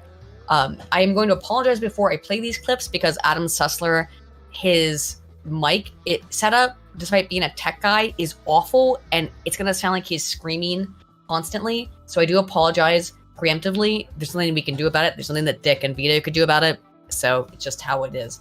I'm going to speed this up because I don't care about most of it. But listen to the absolute... Does he have okay boomer audio? He has really boomer audio. But why I wanted to play this is that this guy who is a lefty loony, who's like obsessed with hating Donald Trump and now hates gamers because he thinks they're also conservatives. This is his insane attempt at trying to walk back the crazy shit he's been saying for the last 4 fucking years. 6 years. He's gonna just listen to some of it. We'll see how far we get into it. We can close it anytime. No, I haven't been doing anything. Jesus fucking Do you see what I Christ, mean? I see what you mean by the boomer audio. Do you see what I Fucking mean? Christ, you're peeking the microphone from the fucking get-go. Yeah, so I'm gonna... Unfortunately, Dick and Vito are actually sound balanced, but he's always gonna sound like he's screaming like that. He's unbalanced I told both you guys in to microphone prepare and your in ears. attitude. Let's just... Yes. Nothing's yeah, I'm just here because I like the name Vito. I was like, There you okay, go. cool. Let's check it out. What Okay. are you guys? Yeah, why am I here? It's interesting that he would come onto the show, too. Why don't you introduce Adam? Well, it's interesting that he would come onto the show because, again, Dick is a libertarian, like a right-leaning libertarian, and even though I don't know if Dick and I agree on a whole bunch of stuff, if anything, if much at all anymore. It's been a long time since Dick and I have talked. But you I spoke also with him a while want to be ago, clear. because you sent me the It clip. was only like a year ago. So I actually No, it want was to. The thing I recent. want to point out. Yeah, it was like 6 months ago. Really? I Okay. think that Dick. Here's what I want to point out. I think Dick, who is a satirist, Dick started his career as a satirist. I think some of the things that Dick is doing here is satire. He's just going along with Adam Sessler to keep Adam Sessler talking, right? That's what I believe is happening. But I haven't listened to Dick's show in probably about a couple months.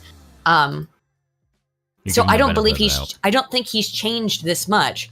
I really don't think he has. So I think unless I'm totally out of the loop, and so I don't want to speak for Dick, but I know that Dick is a satirist. So I think that Dick is playing a character, and he's got Vito in on it.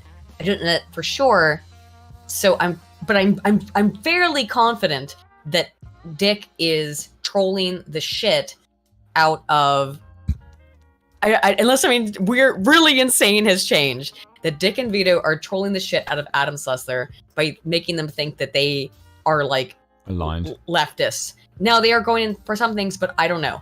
This though is hilarious. Adam. Well, this is of course Adam Sessler. I can't call you a gamer icon. No. You can just say formally off and then spend the next 10 minutes what that is that once was. But me and Adam actually touched can't speed it base up, because just in the talk too midst of some of this, G4 came back as a television network. Adam and was and not I. struggling. Adam Yeah. and I. Whatever. Fuck you. Oh, I feel so much You are better than gonna someone else. thank me at some point for showing this though, because it gets really fucking insane. Anyway, in the midst of this, somebody reaches out and they tell me this thing, and it's like Adam Sessler may get fired from the network, whatever. So I put out a YouTube video that said Adam Sessler reportedly fired from G4. And then I see a tweet from Adam and he goes, "Hey, who's this asshole Italian Pepsi man on Twitter?" And I go, "Oh, I fucked up. I did something bad." And the one thing I'll grant you, and the other reason I'm here is because I said, if it turns out to be true, is whoever your source was not completely correct. I was not fired in the window. Yeah, no. I wasn't fired. The network Seems like ended. they got it wrong. But You they see how had he's things that like, were right. I'm not going to go into the particulars they had right or wrong. Sounds because like that's he's different. deflecting a little bit, But, right? I was like, this guy's interesting. And so I started following you, and I was like, hold on, I like this guy. Oh, yeah. Because somehow he had Like I said, if they second. fire me, I'll come on your show. You deserve that much. Well, I appreciate it. It that. didn't happen, but hell, I'm here. Yeah. No, I think my Sorry, source, they had some stuff right, but it seems like it was kind of a ears whole being ripped. weird, confusing mess over there. Could you Everybody's pause for a reporting second? different things to different people. Weird, confusing mess is a very, Let's very take a second accurate. round. Yeah. A lot of people were happy you got fired. Is that right? Yeah. There we go. Okay, Fucking so monkey I know, ears. isn't it awful? But okay, so Adam says that Vito was right, that he was getting fired, but so Vito had some inside sources. Like that's why it seems like he reached out to Vito, but then he claims he wasn't fired. I think he was fired, but it was He's trying to the save same thing. face. I think it's the same thing like where I was asked politely to leave from my university after Destiny's fans like many years ago spammed them with shit and they just didn't want to deal with it. Yeah, it's the same thing. I get it. You don't want to say you were fired. You were fired. Come on. Continue, please.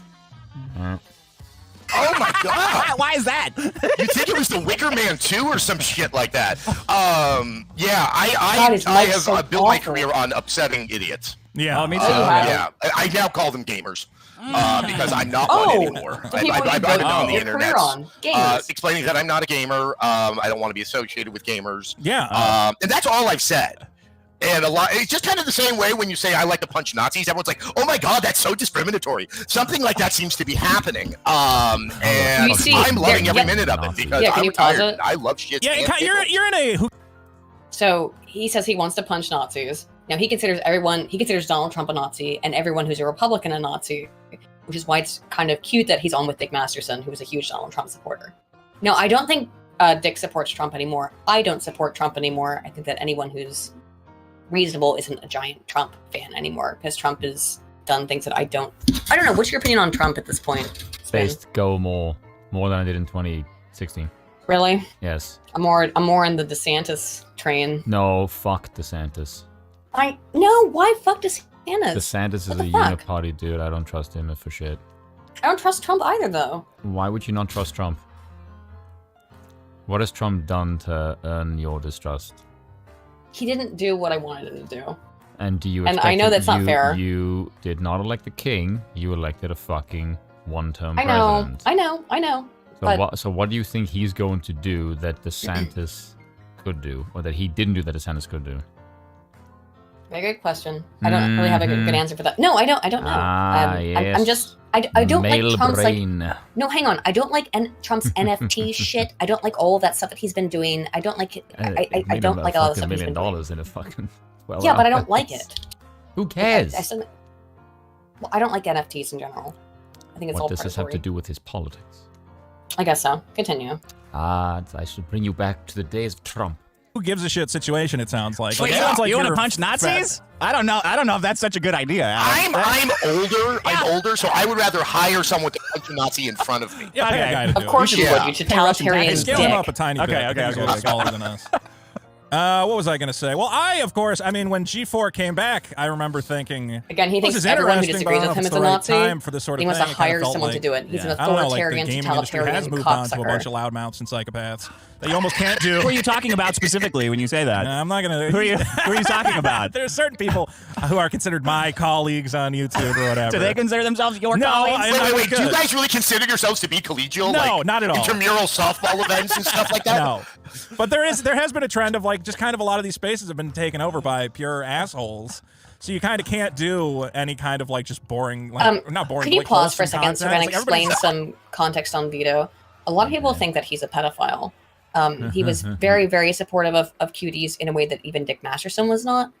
So I don't know what their position is anymore. Dick Masterson, as far as I know, is a hardcore libertarian and a conservative. He's going to tell Adam Sessler here in a minute that he wrote the book Men Are Better Than Women, which he did. Men are better than women. It was a satire book in that it is written as satire, but it's funny as fuck.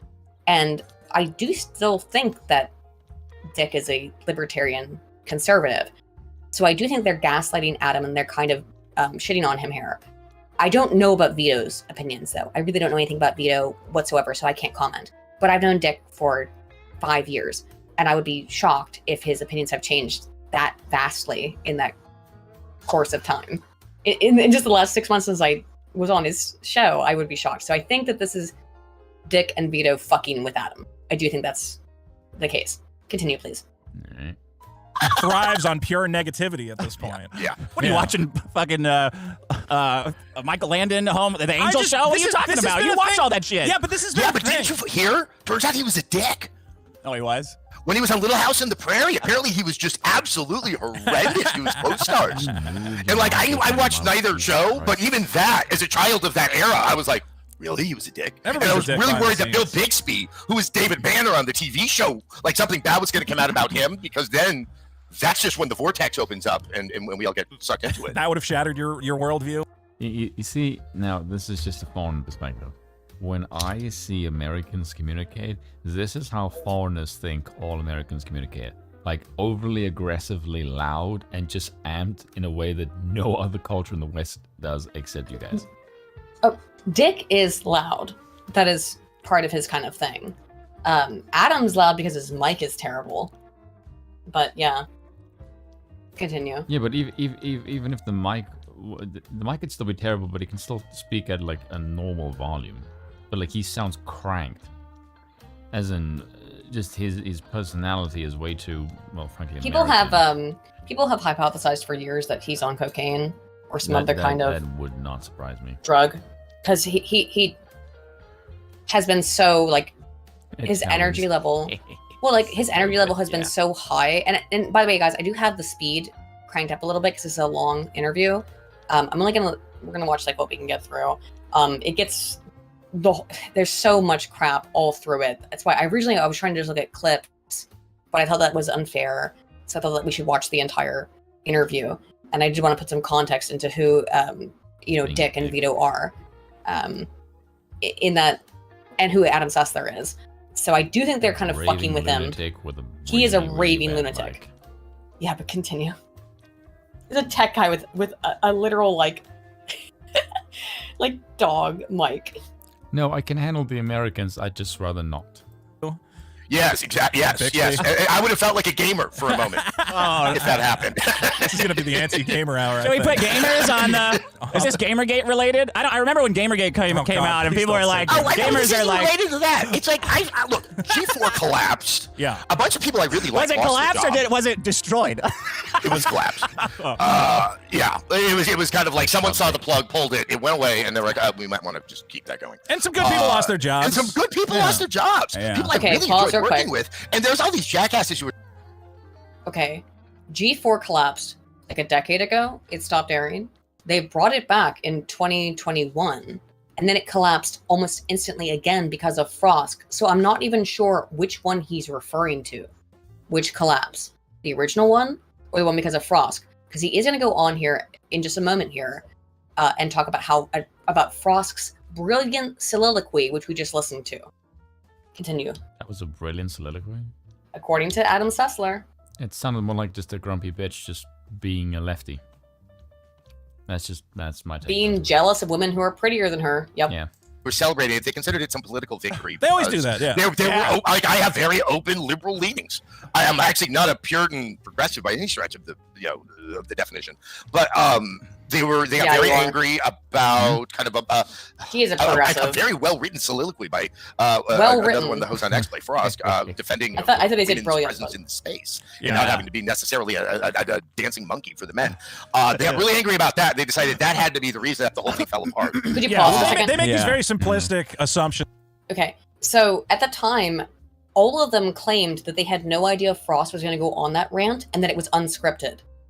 Sessler here has claimed essentially that they knew it was going to happen. That it was a well-written soliloquy that was written beforehand.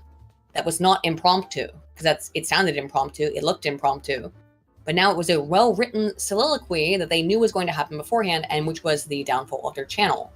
Because again, who watches gaming content? Like 90% men. It's just the case.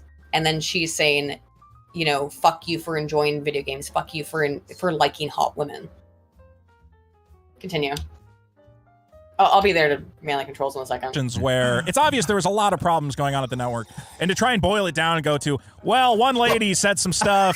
She said a lot of stuff. Okay, but that's not the one thing that buried the network. Also, that happened in a February. Right, yeah. And it kept going and it collapsed in an October. Right. So it was kind of like some very slow-acting poison that got put into the goulash. I'll be honest with you. That everyone was eating. I think what she did was, I'm a legendary misogynist, a historical. I'll go down in the history books as one of the internet's greatest misogynists, and I thought, what's your name? I actually don't know you. Dick Masterson. Oh, damn. He doesn't even know who he is. I wrote the book Men Are Better Than Women. I was on Dr. Phil as the world's greatest misogynist. This was all in the past. I thought what Frost did and said was great because everyone got so pissed off. I think if there would have been content to back it up, or if the internet hadn't moved on from that kind of content, it would have been a huge success. That's what I thought at the time, and I still think it. If the internet had moved on from what? For like a different kind of content. Like it's just not the way it was back. I don't know when I remember G4. Like when I think G4. Oh, I see what you mean. That would be true if he thought that. I think there's some merit there. It'll come up as things go, as we probably. Yeah, I mean, we're going to talk about a couple different things.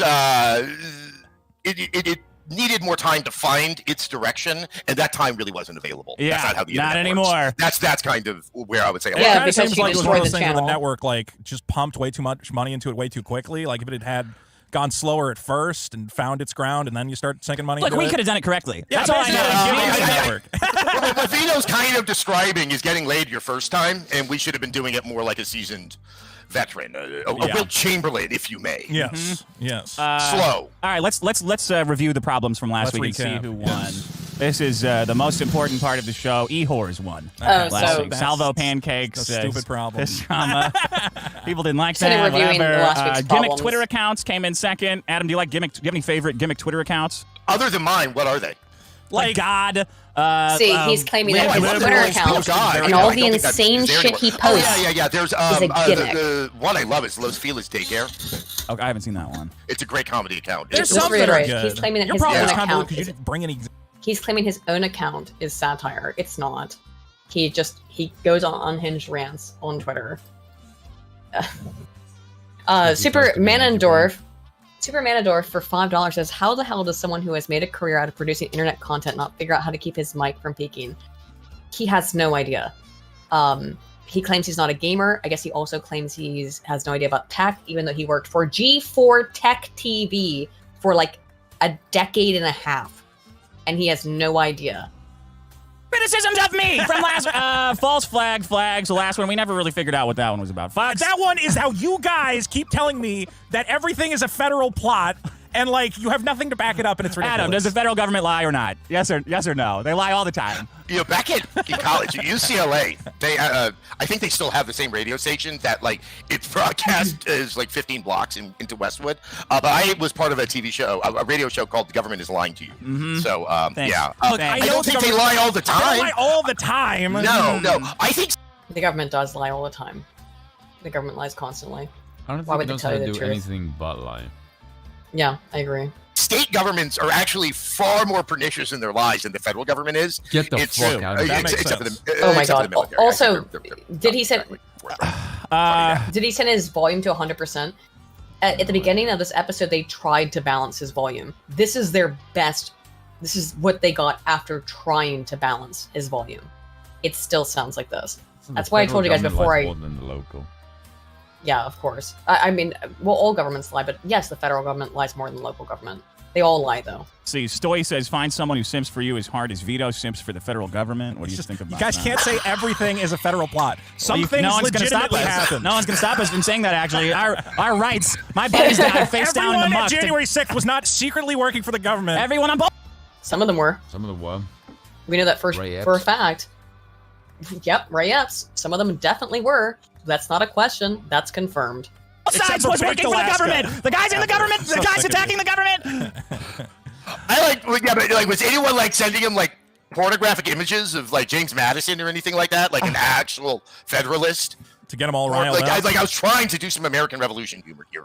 Apparently, it was all guys dressed up as Antifa. They're all secret agents. Yeah. Oh, I know. Bullshit. You're an idiot. It fucking was. Look, Dick's right. It was. Dick's right. It was. It was people dressed up as Antifa. Shut up. Heinrich, too, says, Vito, please clip the Andrew Tate call to prayer bit. I know you hate it, but it was the funniest call to prayer since the first one. I will consider clipping What do you think? it. Do you think Andrew Tate is the greatest man on the internet, or just a great We're man on getting the into Elon internet? Musk here in a second. So did something happen with Tate today? I mean, I know he's in jail in Romania and stuff like that. All the court stuff is leaking, and it's like hugely damning. It's like him promising to marry women, and then they show up in Romania, and he goes, "Actually, you're my slave." After they've spent like all their. That's actually no. They didn't spend any money. He flew them over to Romania. Now I don't like Andrew Tate, but don't misrepresent what's happening. These women were flying over to Romania, or he was flying them over there. I guess it doesn't really matter. He was doing this lover boy shit of like, you can be my wife, but knowing that he already had a harem. Every woman who was involved in this knew this from Jump Street. So I don't like Andrew Tate, but he's already. It seems like he's. I don't know. We're gonna see. I do not think that the case against him is very strong. Personal money moving to Romania. Also, I have a question. Do you think it's curious, Spoon, that the day after Andrew Tate gets into a fight with Greta Thunberg on Twitter, talking about how much he has these hyper-powered cars and how many cars he has, the next day he gets arrested and his cars are impounded? Nah, that's coincidental. What a coincidence, huh? To Romania, Yeah. Well, that's also, against the law. You can't do that. Well, I guess the other part of it is, I mean, look, I don't think very highly of the man at all. I mean, I think he's probably the gamer of rapists. Wait, the gamer of rapists? Everybody with a brain cell knows why single men go to Romania, and it's not for the goulash. It's like this guy makes such a public nuisance of himself while committing these crimes in like one of 3 countries that is most associated with these crimes. All he had to do was not be famous. God, he also could have just. It's like. Well, you bring up a good point. Dick always brings up, why didn't Andrew Tate just shut up and not make himself like a public Just figure? be a criminal. And just collect all the money from all these women he's enslaved. That's the point that I've made. Yeah. And that's why I don't believe the charges, because that doesn't make any fucking sense to me. Yeah. At least do it in a country, like a different country, where it's like, oh, I wouldn't expect him to go to Bangladesh. Bangladesh and do that. That's a good one, actually. That's better than what I had in my mind. I had Samoa, and I'm like, maybe that does happen in Samoa. I don't know. I don't know where it is. It's all over the place, apparently. Okay, this is Adam says the call-ins really derailed the show. The whole apology with Ethan Ralph was especially cringy. Why are 2 internet nobodies kissing and making up on biggest We got a lot of comments about the salvo call. I'm almost as inconsequential as they are. First time I skipped through the show in a while. Adam, I don't know if you've ever felt like this, but a lot of people are blaming me for ruining something that they love. The last show specifically. Wow, to take on and shoulder all that responsibility. Okay, all I can say is I am not the Adam that sent in this complaint. Oh, God. But I do like to think that I did write in blaming a YouTube show for having something inconsequential on it. We have made that's amazing. Dozens of episodes. Everybody feels because when Sorry, I want game changers, really boring. I'm going to YouTube. I'm sorry, guys. I'm sorry that Salvo called in. I thought Salvo talking about women drinking his piss would be funny at the 1 hour mark of the show. Yeah. I was wrong. I'm sorry that I did it. Oh well. Never do it again. Okay, should we do poor V was insulted with all those Romanian insults. So yeah. you won? Oh yeah, I did. But V's smarter than Congratulations all on of us, winning. so who cares? Yeah, so I go first. Because everybody believes that everybody's a federal agent. Every single. You accused me of being a Fed. What does it hurt to just believe that everyone doing that I think you stuff have is a to, Fed? at some point, what's the problem accept with that? reality. Accept Why not that believe there really it's are possible maniacs everyone's a Fed? running into the Capitol and causing problems. Anyone? Also, by the way, I'd like everybody in the chat to say hello to the local federal agent who is definitely monitoring this stream. Just say hello. His life definitely sucks. Just say hello and tell him that he is appreciated. He or she, we don't know. That the federal agent watching this stream is appreciated. Thank you so much for hanging out. Feds are gay. Okay, here's my take on blaming everything on the federal government and all of that. And this is going to come up in our discussion today. Good. Oh. It's like, why does everyone think they're so goddamn important that the feds know who they are? Exactly. I mean, it's Because you stupid fat bastard. Because Twitter literally showed they were nuking accounts that had not even 4 fucking followers to their name. You stupid fat asshole. Exactly. They were. That's why. They were obsessing with fucking accounts that retard. literally had like 5 followers. like, no. They do when I don't pay taxes. Then they know who I There were am. black helicopter silently rotating over your trailer. Come on. My God. Look at how much he hates people. Your trailer. This is such West Coast elitism. Silently elevating, hovering over your trailer. Also, have you seen the way some trailers are decorated right now? It's better than most people's houses. I know, but just saying, like, anyone who disagrees with him is a poor, stupid, ignorant redneck. That's how every leftist typical thinks nowadays. Typical, not just nowadays, but for a long time, typical coastal leftist elitism. Yeah. Without understanding that, by the way, you are targeted by the feds. There are Yeah. accounts that, again, had like 5 followers on Twitter that were targeted by the feds. We know that via the Twitter files leaks. This is not up for debate. This is not a conspiracy theory. This is proven with data from Twitter itself. From they the were Musk spying and controlling people and silencing them, people who had 5 goddamn followers. Or less. That's how petty they are. The feds were really trying to influence what baked Alaska. So both of you are feds, I guess? Is that what? Me and Adam are feds? both you and Adam Sessler are we're both feds? feds. Fantastic. We All took right. down G4 for the grand plot of the government for some reason. Okay, here's my the government is trying to destroy the gamers. All right, what's your problem, Dick? It's the gas stove ban. Yeah. Guys, Oh, we didn't get to talk about this the other how day. are you going to light a cigarette on an electric Very stove? good question, Dick. Oh, you can do No, it. you can't. How? I've tried. No, you can't. I have to pee again. I'll be right Yeah, back. you can. God damn. Hang on. Go ahead. Keep playing this nonsense. Alright. You'll see why I suggested we watch this in a minute. Hang on. Actually, How? no. Smash the cigarette into the coils? Yeah. That is God, how young are the two of you? that is so dangerous. Have you never been in a car with a lighter? He's got a good lighter? point. He's got a good point. That was this big. It's coils that are heated. Adam, do you see all this hair? I can't lean over an electric stove and light a cigarette. I'll light my fucking head on fire. You put a cigarette on it. You well pack a cigarette. You put it on it. It catches the edges of the paper. You go. and then you're drawn in with the oxygen. Oh my god. This is terrible. Children are going to go up. You expect everyone to do everything. Oh, you're the gamers of smoking. Oh. I love this bit. Children are going to grow up and look at a picture, an icon of fire, like they look at an icon of a floppy disk and go, "What's that?" Because they're taking the fire out of all of our houses. Vito, you and the Democrats and the feds and the liberals are going into our houses and stealing our gas stoves, so that when there's a giant power outage, we're all going to starve to death. Why would you do this to us? We're doing it because the obese lesbian M&Ms are telling us to. Yes. That's what I learned. All the M&M ladies have got. I don't really think that, again, that Sessler exactly knows who he's talking to with Dick. And I think that's a good thing. He did say, "Who are you?" Well, no, I know. Exactly. But Dick's kind of fucking with him a little bit. He's not wrong about the liberals thing, though. Is there an echo? No, it's gone now. Okay. Because your stream is fucking on. Oh. Oh, shit. Sorry. What? Oh, fuck. I'm sorry. Fuck. That's been going on for like 10 minutes. Fuck. I'm sorry, guys. All together, and they're all infiltrating our.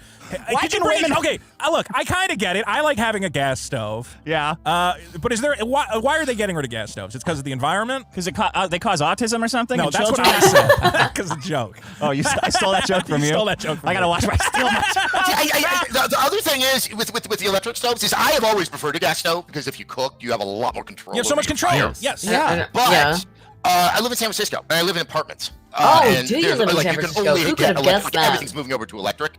The quality of electric ovens has changed so much. Yeah. That like actually I'm you fucking moron. You need.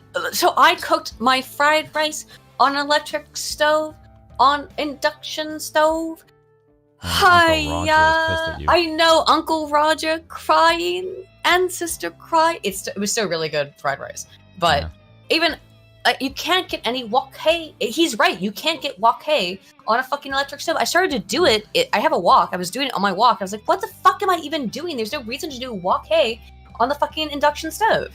There's absolutely no reason for me because there's no reason to do the wok tossing on. The one reason is because when you pick up fried rice with like a when you like use like a wooden utensil or whatever to move around rice, it causes it to clump up. So you do want to toss it because it prevents the rice from clumping and from getting too wet and soggy. So you do still want to do wok hay, like you want to still shuffle the wok, but it's not going to be anywhere near as good. You're not going to get the still fire that's going into the bottom of the wok as if you use a induction stove versus a fire gas stove. It's just basics of cooking, and it's true ass shit. Like you can do. I'm not finding that it's nearly as limiting. So I guess for people who are really upset, it really is about the gas. Well, I recommend play with the little knob thing there. It's a lot of fun to play with when you close the window.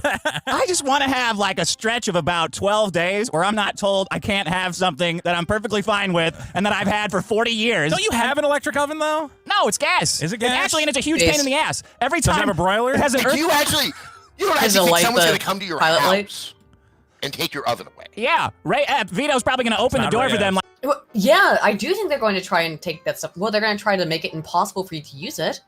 That's a real ass thing. Fucking meme.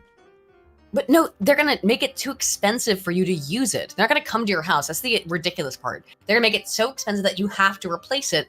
And the thing is that lower class people are going to be the ones who are going to be hit with the most deleterious effects of this because they're going to have to like drop a bunch of money to buy an electric oven because to replace the insane taxation that's being put on their gas stove. Why is Adam Sessler always like high as hell? Because he probably is. If you can't I know we have him sped up, and I know that I always sound sped up, but you don't, by the way. Oh yeah, I do. No, you don't. Well, I've heard your videos. I talk to you every day. You don't sound sped up. I have worked very, very hard. Why would I lie to you? In the last 2 to 3 years on slowing down my voice while reading, because I even to this day I get comments of Eden talks so fast I can't understand her, and I do get it, but that's because those people are stupid.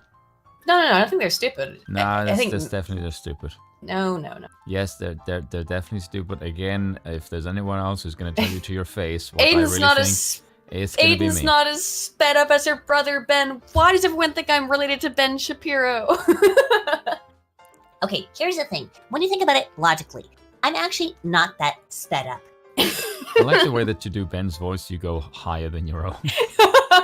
He's higher than me, but he is. His voice is higher than mine. Like the feds open the doors of the Capitol and they're gonna storm inside and take my gas oven away from me. Do you realize like how lame you would have to be? How long it would take for two dudes to come into your house and remove the gas oven? Like this is like a ninja operation that can occur, and you're just gonna sit there huffing and puffing, trying to figure out how can I stop it. Well, they're gonna phase them out, right? So if you have a new house, I don't really care about this. or whatever, you can You'll get a tax incentive. Yeah, there you go. Like the way they have Tax incentive! I want my fucking stove! I just want to keep. You took my pipe. You took my regular showers. What can happen is you can keep your gas stove, and you're gonna get a nice big blue check mark that we can put on the outside of your house. Yeah, that says this man is polluting. What about all the power outages? Right? What am I supposed to do? How am I supposed to keep right. how am I supposed Dick to keep lives in ramen? California. Dick lives in California. It's full of power outages. And then, like, again, like, they're just laughing about this because I guess they're all rich. Well, I mean, Adam Sessler, I think, more than anyone else, laughing about how, like, oh, just you get a nice blue check mark that you replaced your stove that you didn't have the money to do. Again, the thing about this kind of stuff that is so insidious is that it's going to affect lower class people who do not have the money to go out and buy not just a new gas stove, but all the hookups for that. People don't have the money to do this. And it's absolutely insane. And also, by the way, gas stoves are superior. Not only because you can light cigarettes on them, as Dick brought up, because you definitely can, but also because you can't do wok hei on an induction stove. You can't do flambe. You can't do a flambe on an induction stove. It's also cheaper. It is cheaper, and there's so many cooking. Look, I consider myself to be a amateur chef, right? I like cooking. I like learning. You guys know about how to activate ability to super chat. It's activated. A Dutchman. We get plenty of super chats all the time. I don't know. I wouldn't know why it would not be available to you. Sorry about that, man. Anywho, so there's all kinds of things you can't do with an induction stove. And I don't want the fucking government to come in and tell me I can't have a gas stove. I wish we had a gas stove over here. We have an induction stove. How am I supposed to get high and eat brownies when I can't use my electric oven during the power outages? This is the gamer equivalent to like, yeah, I can only buy my stuff on dip. Do you see how angry Sessler is? Look at his face. He brings everything back to the gamers, the gamer equivalent of I have to buy my stuff on disc. He's completely obsessed. He's unhinged. Yeah, I can only buy my stuff on disc.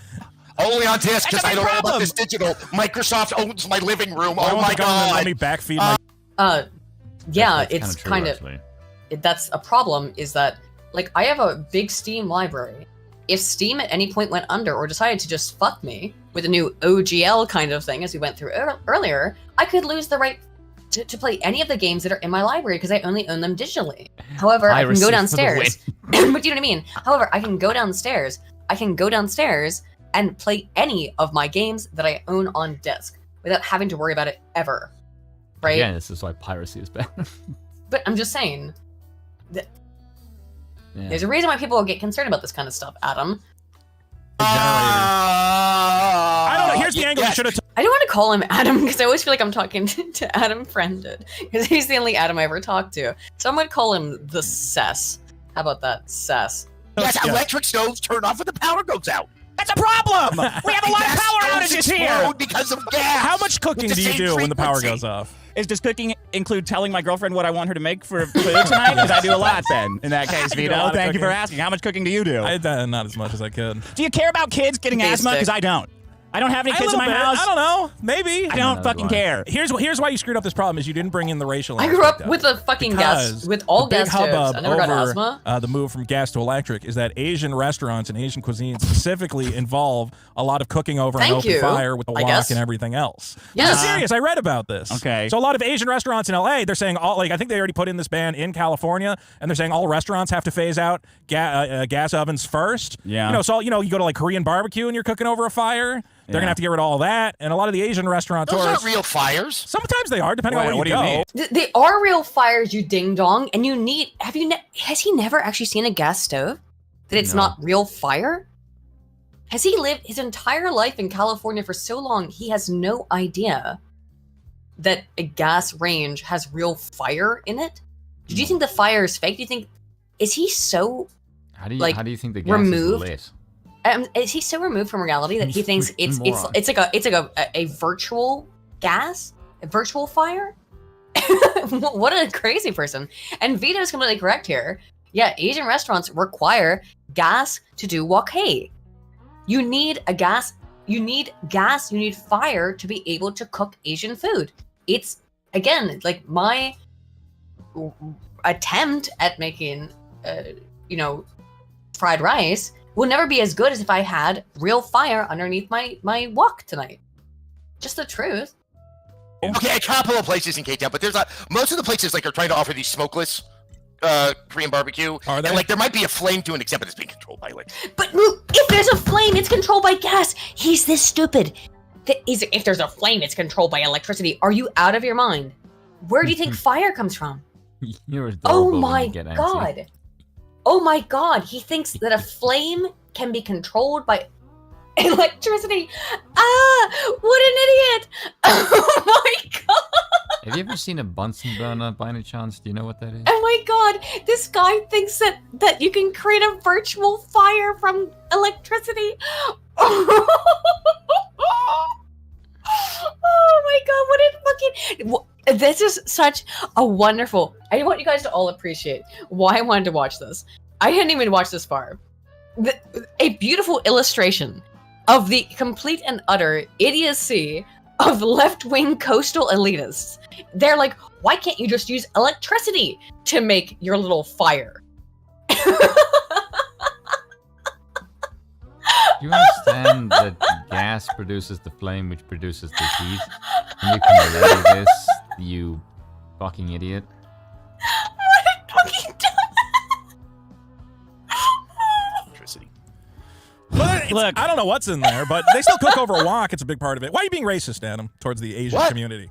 We love their delicious cooking. And all I know is all of a sudden, a million people know why we have to get rid of gas stoves yesterday, who had never mentioned it before this, and all of a sudden we're doing it. We're doing more shit for children that I feel like I did enough for. I do agree. Doing in the anything morning for of the benefit July of children 1st. is wrong. I'm with both of you on this. I am so tired of the children, or as I call them, gamers.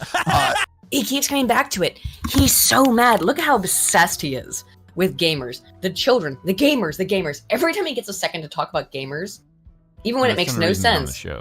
Even when it makes no sense, he talks about the gamers. Don't you want more gamers to have asthma, Adam? Because this is how we do this. I'm saying we put more gas stoves in every house. The gamers' asthma and chicken pox, rubella. I love for them to get rubella and scarlet fever. I want all 19th century afflictions to befall gamers. I love this bit. I'm bringing gas lines to every hospital nursery in the country. I like this. How about this? Think of the orchestra and the violins playing, and then you see a gamer and they've got a handkerchief and they're like. There's a little bit of blood in it. Again, his hatred is against people who made him all of his money. The people who made him rich. That's who he's talking about. It would be like if you made, all of your money off of, I don't know, you were an animal rights activist, and then you came out and you were like, oh, I love eating meat. All these stupid vegetarians. That's what he's doing. And then you see this other couple over there. Popular at one point, and now they're not. And they try to gravitate towards the woke shit because that's the thing that's popular in the sphere that they used to be in. But he's Adam Sessler is that's why again I don't know how much Vito is fucking with him, but I think it's obvious Dick is clearly fucking with him. So But Democrats are totally cringe. And I don't think that Adam is capable of understanding that he's being fucked with because he's so far gone. He is so far gone into the lefty insanity hellhole. He can't even figure it out. But that's what I'm saying is that he was part of like the in crowd back when you could behave in a certain way that wasn't cringe and fucking gay as it is now. Yeah. And then to see someone go from that trying to enter this sphere, and it's not who they really are, and when they behave like this, it's like, please accept me for this really pathetically shitty identity I'm trying to co-opt now to be famous again, and it just doesn't gel. And that's why they look so fucking desperate and just, well, frankly, pathetic. Well, I definitely think Adam is desperate, and we're going to get into it once he gets into. I have the entire actual script of the parts where he starts to get a little bit weird. Yeah, but they talk for a while. I thought they got into it more quickly. I did listen to a whole bunch of this, but I listened to it in the background while I was editing, so I didn't realize how long it went on for. They're like, oh, a gamer. It's one of them. See, yeah, the consumptive player. Here's the solution to the gas stove problem epidemic. I do. I'm glad. Of You and I asthma didn't and autism, actually whatever got to it's talk about the causing, gas just stove thing open the a other window. day. That's everybody. Says, I agree. The government is always legislating too much. This is maybe not necessary. Is it? I thought it was for the environment. It's for asthma. It's for asthma. This whole thing is being led on. Also, no one's asthma. taking away the gas ovens, but it's not even happening. No, they're doing it. They always say, you know how I know they're doing Well, it I forgot because the feds thing. the New York Times said no, we're not coming to take your gas stove. So that's how I know that they're definitely coming to take my gas stove. Was it in the style section? Because that's how you. I don't know. I didn't even read it. Did I just Biden looked say at the something headline about preview. stoves? Like, how did this come up? Yeah, he said, and so then that's what I told her. That's what he said? Yeah, Shut that's up. Sure, he's more eloquent than that. You fucking idiot. Look, I agree the government sometimes goes too far, but who knows? If they're saying... Who knows? I think they could have an advisory, like if you have a kid and you don't want him to get asthma, consider getting an electric Throw stove. the kid out the window. If you want to have tax... I do love how Dick's like, who knows? Because Dick's libertarian side can't be like stifled. Like, what do you mean? I don't know how that Dick and Vito do a show together, with Vito being like, yeah, I'm okay with government doing whatever, and Dick being like, I hate the government. I don't understand how these people can do a show together. I really don't get it. Unless I don't understand. Again, I haven't watched The Biggest Problem in the Universe, the relaunch of it. I used to watch the Dick show all the time, or listen to it all the time, but bruh, I don't know. Tax credits for it, sure. But I don't think they're going to actually get rid of Get some exercise, you little fat brat. California Get is trying to Remember when Michelle Obama told people to exercise? I was like, don't tell me what you guys all freaked out about that. We did? Yeah. And then Michelle Obama was like, hey, don't just eat garbage. And like, my kids... Do you think maybe this was on purpose, that they were trying to like lull Sess into a false feeling of security, so he would do things like that and make fun of Michelle Obama? Nah, that's what I think. I actually think that's what the purpose was, because Dick is a. I know that you don't know him, but Dick is a top tier satirist. So I think maybe he and Vito maybe orchestrated this to like work Sessler into a false feeling of security, so he would do shit like that and criticize Michelle Obama, which he otherwise would never do, right? I don't know if that's true or not. Well, it's gonna get crazy though. Like some of the shit he says in this, like Sessler talking about his experience at G4 is so stupid. You can eat as many trans fats as he possibly can. Yeah, that's cool though. Now they're scared about giving them the trans fats because Yeah, because the oven stick. Yeah. Well, I don't know. I know one country who built a lot of ovens, and I don't like them. So yeah. So there you go. There you go. There's a lot of negative things associated with ovens. Look, I don't think it's that bad. Bad problem. It's the worst thing that happened this week. To us, to my people. There's a lot of worst thing. And we can't even boycott anything. How do you think if I feel as a conservative when something I don't like happens, I'm like, what am I going to boycott? Because all conservatives fail at boycotts and can't possibly ever agree on any of them. You can't succeed at a boycott. It just matters that you did it. It could if you guys like actually got like all your stuff together. I'm boycotting electricity. Also, maybe if like they could find good things to boycott. It's like the most famous successful conservative boycott was Janet Jackson's boob. Yeah. Which is like, wow, like you pretty much just say we suck as humans. Or like the Dixie. Really? That's the best. The you fact, can think of? Because he's stuck, like many leftoids, in a 2005 mindset. And by the way, We all know that the Janet Jackson boob show was pre-planned. Obviously, there's no way her costume just fell apart like that. Do It you was mean meant the to Justin Timberlake titty thing from like fucking years ago?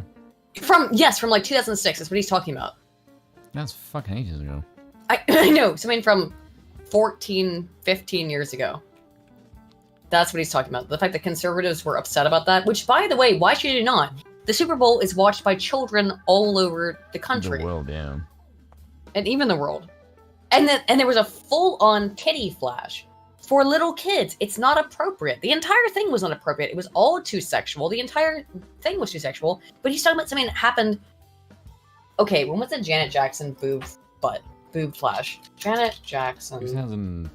Is it early 2000? Flash. Halftime show.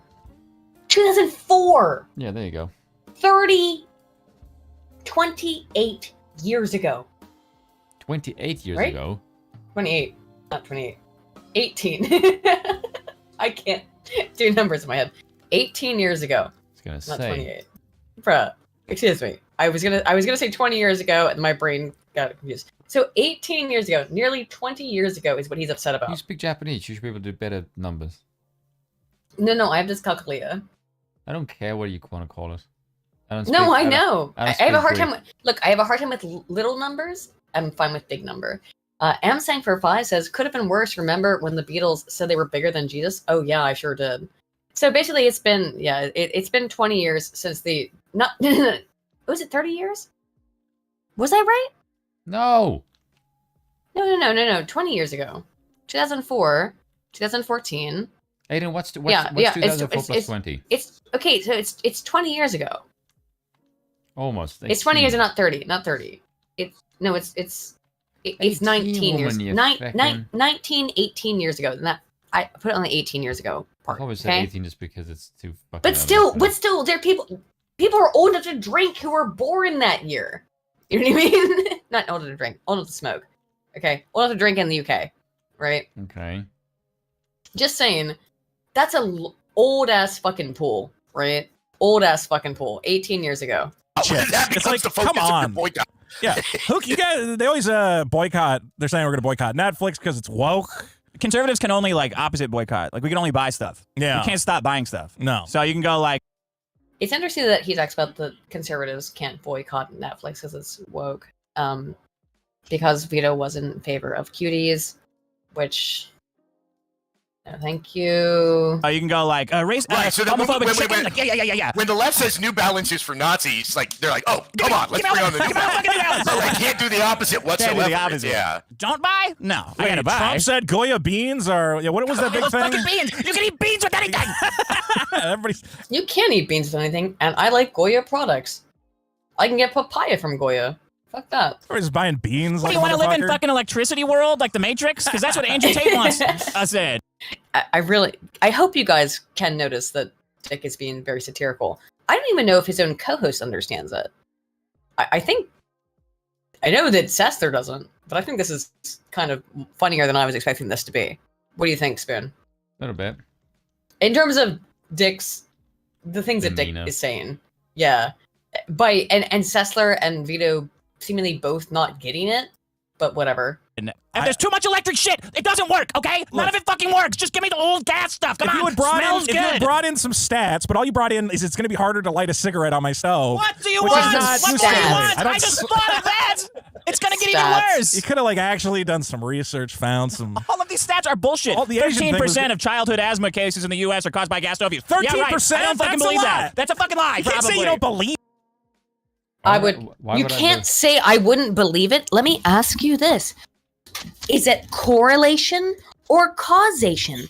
How do you fucking know?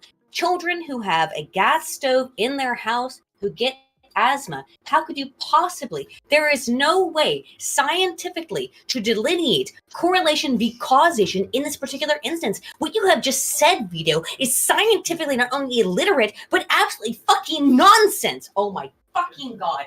It's Aiden goes into nerd mode again. no, how fucking could well, scientific literature has shown that 13% higher chance of having asthma in houses that have gas stoves.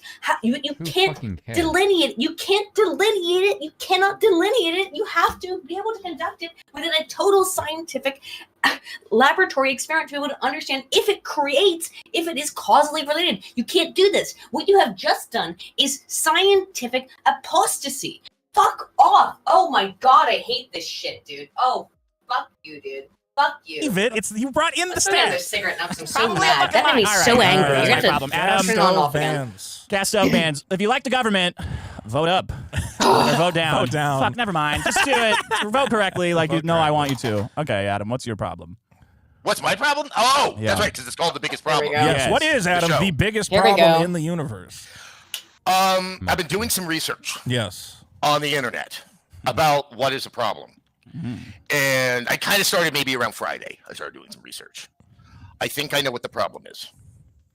It's me. Oh my. Oh no, you're gonna win. I He gave am the the biggest show. problem in the universe. Fuck. Yeah. Dick's mind is blown right now. Yeah. That's an easy win. I'm You the totally problem. redeemed yourself. I mean, if he was being sincere, that would be based. But he's not. Why do I you think think so? What have you read that made you think this? Oh, I haven't thought so. I just read this, and so I went Okay. with it. Okay. Oh, okay. Yeah. It has a mixture of things. I'm irrelevant, out of touch. There's a little me under him. I was wondering if there's a way I to get rid can't. of- No, I okay, can't never fix mind. that. Yeah. Oh, there is a You little are here. relevant Why? and out of touch. Oh, a little that's distracted. Why? Oh. I don't know how to get rid of that. All right, fucking never thing. mind. All right, you're irrelevant. Out of touch. Okay. Bald. I have a list. Let me see if you're hitting Yes. all the ones I'm All How do you Yeah. have a list? Well, because All I things tweeted about correct. the show, so Accurate. everyone came in and said it's a okay. bunch of shitty All comments. things correct, Sess. I clearly am in the thralls of an addiction. I'm mentally unstable. You destroyed, all G- of you these destroyed things. G4. These I all mean, seem to we be know Oh, correct. yeah, that. that's right. I have the Yes. powers to take out minor networks. Somebody asked me to ask you how cocaine smelled, and I'm like, you guys, you're talking to the wrong guy about trying to make fun of somebody for doing drugs. Like, it's like that would be like me asking him, like, oh, did you have a beer? Like, You're actually hitting on something that I think is kind of funny because like these kids love to throw this like, oh, you're an addict, Yeah. in my face. But do you do You were a cocaine? television personality But in do you do California in the cocaine? But early also 2000s. like they're so like I'm so straight. Like is it like for the youth? Is being straight edge like the cool thing? Yes, kind of. Yeah. So do they have like Nancy Reagan posters in their They're bedroom getting to that that they point. jerk off to? No, just Can you pause 1950s for a second? advertisements with pictures of smiling families buttering Wonder Bread under a And because picnic. they're so sheltered, they Spin. don't know drug dealers, and they're too big Can of you pause for a pussies to second? go find. Okay. Sessler cannot admit to doing cocaine. He should just admit to doing. He is implicitly, but like Don't he's make on with fun, yeah. He's on with a bunch of libertarians, and like I think Dick has done like every drug imaginable because he's that kind of libertarian. Not my kind of libertarian. Look, I don't have any problem with people doing drugs as a libertarian. As I went over extensively earlier in this show, I think I may have changed my opinion on that a little bit. That it's so deleterious to society. I think it's a bad thing, but I can't tell people not to do it because that would be a violation of my obsession with liberty and freedom. You're a libertarian So- traditionalist. Yeah, right. So I have a hard time saying that's a bad thing. I think it's a bad thing on a societal level, but I can't tell people what to do. Look, I'm an alcoholic. I don't give a shit. Like, I guess I should give a shit. I'm an alcoholic. I'm smoking a cigarette right now, but you know. Yeah, whereas, I- I'm the straight edge, don't do shit. You drink liquor. Don't fuck I around. You have drink not whiskey. had a drop of alcohol in God knows how many months. Really? Mm-hmm. You don't smoke cigars or anything? Nope. Really? I'm really straight edge, Aiden. I thought you drank whiskey. I do, but like twice a year now. I really don't do anything bad for my body. Aside from sit all day and write shit on my computer. Well, I do that as well, but I also Yeah. do it while having a drink. Yes, So I don't... look, I know it's and I know it's not good for me, but I have very high anxiety, and I hate anxiety medication. When I took anti-anxiety pills, they just made me. I couldn't feel anything. It was anti-affect. I had no feelings whatsoever, and all I felt like to be honest, when I took anti-anxiety pills, I just sat around and had no motivation to do anything ever. And it was not good for me. Same thing as when I was misdiagnosed with bipolar 2 because my family has a history of bipolar 2. It was a misdiagnosis because I was under a huge amount of stress when I was in grad school. Okay. Whatever. I'll just explain. I was in a huge amount of stress when I was in grad school, and I was staying up, for like 2 or 3 days at a time to get work done in grad and doc school. I was staying up for like 2 or 3 days to get work done and trying to be the perfect grad student and trying to be perfect in a way that no other grad student in my program was being forced to do, because I was under unique pressures for a number of reasons that I don't really want to go into. But I was put under unique pressure. And because of that unique pressure, I was just drinking coffee all day and night and not sleeping. And I ended up in what I thought was a bipolar episode, a manic episode, or a pseudo-manic episode. It wasn't. It turned out it was just because I was under stress. I do have depression. I have depression disorder, and I have anxiety. And I have autism, which is probably the biggest issue. And that wasn't diagnosed until I was quite old, but that was never treated. And there's no real treatment for autism, what you can do besides therapy. But when I did take the drugs, they made it so that I couldn't think, made it so I couldn't work, made it so I had I couldn't feel, I couldn't have novel ideas. So I didn't want to take those drugs. They were terrible for me. They didn't work for me whatsoever. And I felt terrible for so many people who get prescribed these drugs that kind of numb their brain to the incredible. I know people need them. There are definitely people who need them. But for so many people, it numbs the incredible imagination that their own brain can produce, be it scientific, mathematical, artistic, etc. And I don't like the fact that so many people just get put on these drugs and get shoved away and say, just, okay, deal with it.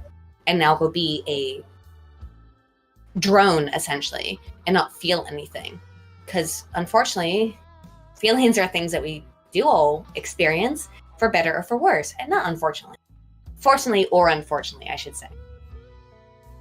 So I don't like the drugging mentality that is so common.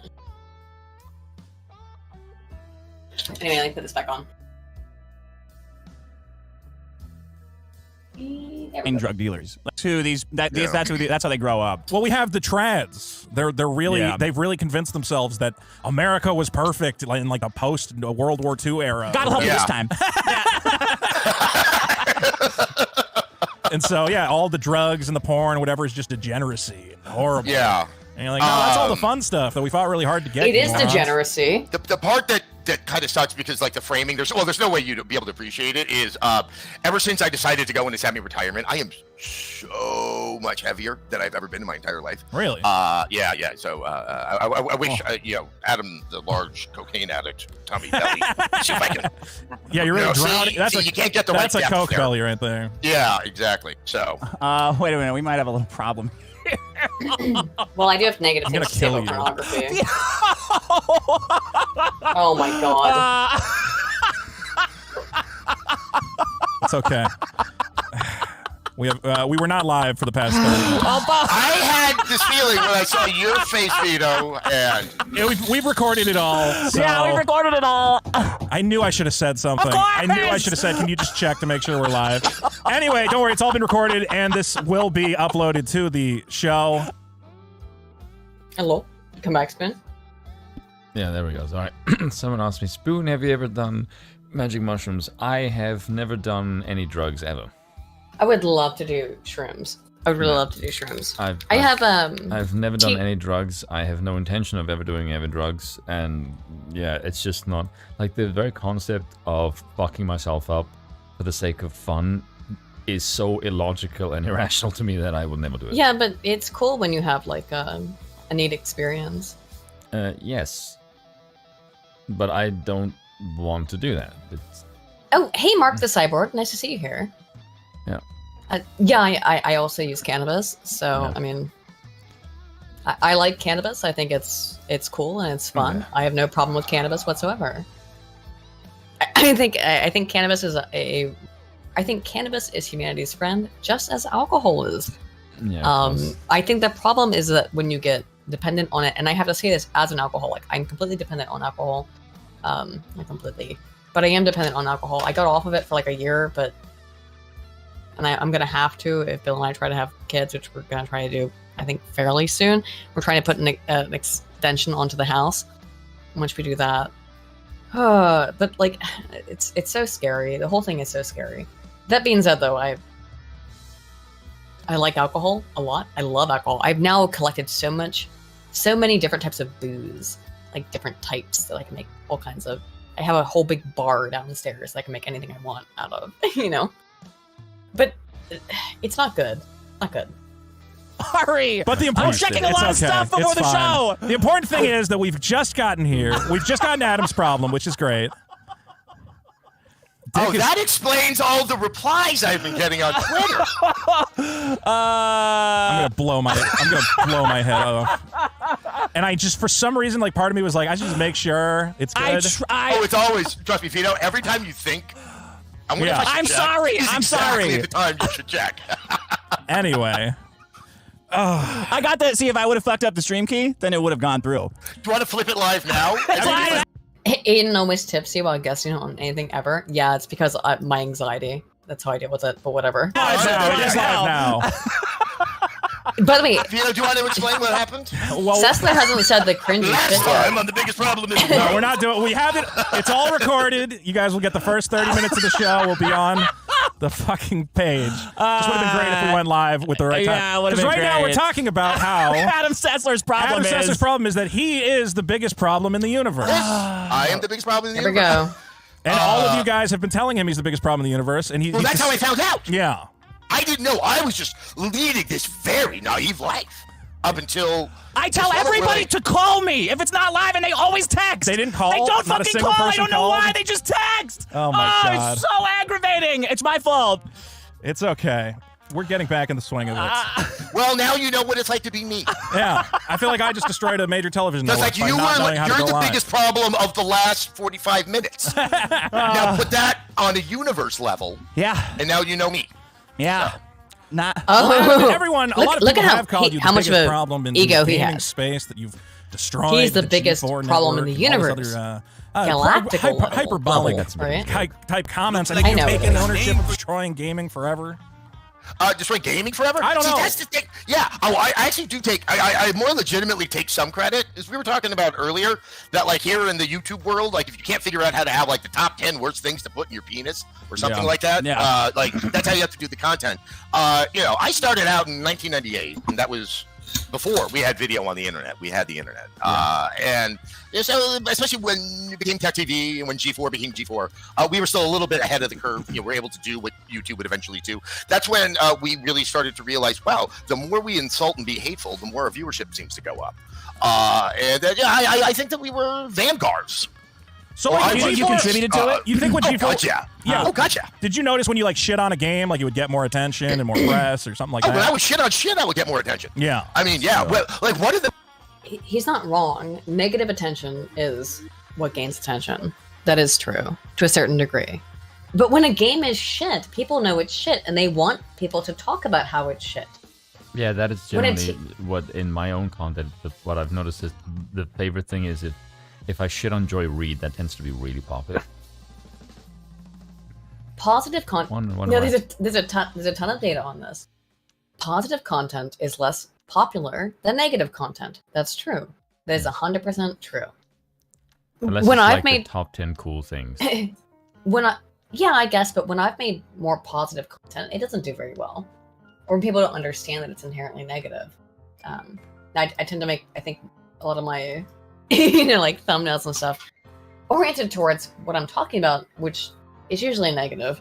One of the things that was upsetting to me when I was working in the university is that I was interested in light side research, which is like positive side research. And I was told by my own advisors, is like, don't get involved in light side research because light side research sees no. So it's not just like internet stuff, it's in the research field as well. Is that no, don't get involved in light side research because nobody cares about light side research. Nobody wants to publish light side research. just the way that it is, right? Kind of weird that that's the how most you successful frame thing it. that we could do back on X-Play was do viewer mail and read the hateful things that people were sending to us, and then we would make fun of them. I mean, We're going to do that at the end of the show, by the way. Yeah, Please super chat your comments right now. I mean, I know this just from the old days of comedy. It's like the heckler wants the attention. Yeah. And it's like, I love people like Don Rickles and stuff like that in insult comedy. People love being insulted in that particular arena.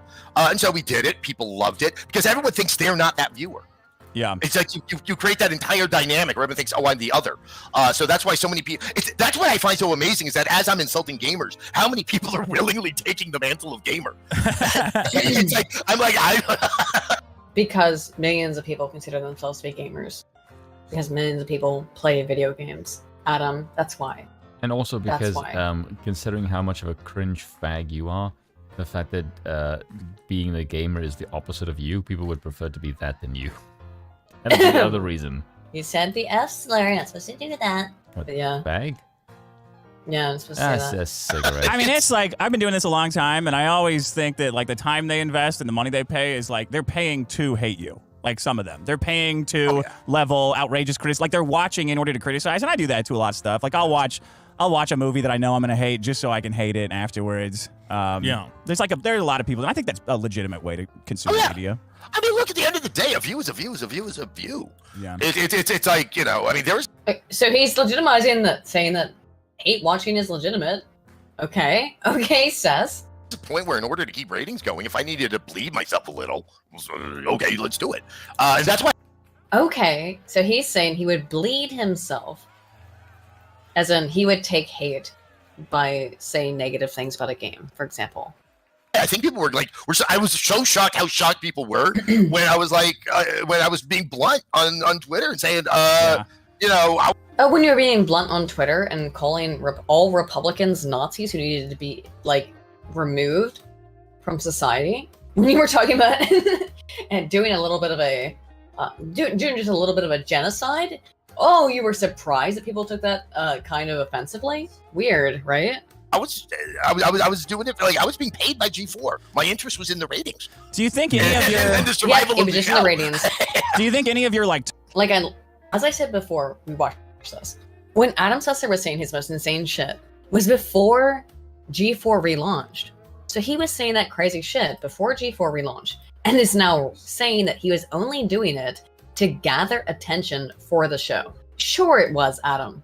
Turn from the old school G4 to the new one is motivated by like guilt or trolls remorse, having been part of like the hate mob in the first place, to now in the aggressively... beginning I was trying to solve for some problems. Yeah. In fact, even the AI company I helped found, SpikeTrap, I used to kind of joke because I would suddenly have meetings with people whose games I once reviewed. Not the developers, but other people. And it was like, hey, this is kind of my mea culpa because, you know, back, you know, I think we all know the journalistic technique. We didn't do it too much on X-Play, which is like, here are 3 tweets that are dissenting from conventional wisdom. We will now call them everybody or most people, and now we have a story. Yeah.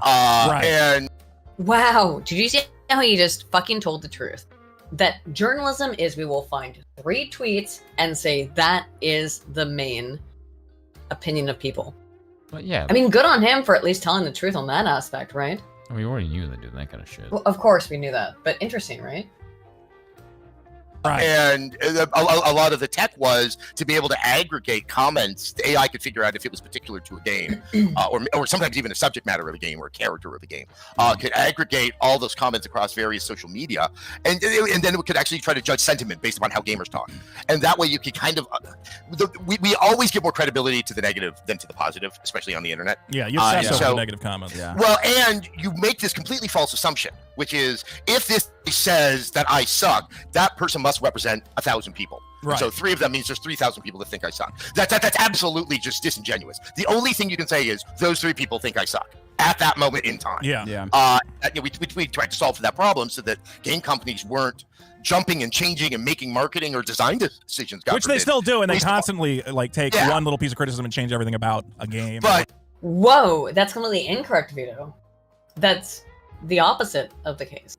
Well, they don't do They that. will see criticism and then say the people who are criticizing them are racist bigots, and then not only not change anything, but double down. That's how it's been for the last 10 years. This is completely the opposite of what the reality has been for games and for television and for movies. That's completely the opposite of reality, Vito. It's just completely the opposite of actual measurable reality, empirical reality. It was designed to be able to help contextualize, and because some of the most awful things are not necessarily everyone notices it, but like that doesn't mean everyone's thinking it. When an example that I used to give all the time, because it was so neat, 2017 maybe 18. What's the character from Overwatch that's on a lot of the marketing? Tracer, the main one? Tracer. Okay. Was like it came out that Tracer was gay, I guess, in the fan fiction or the fiction. I don't know. Boycott. Boycott. I'm back calling boycott. So there's a lot of people saying boycott and awful, terrible things about that. And we were able to see immediately that there was a massive amount of conversation happening around that subject, but the majority of it was actually either positive or completely new.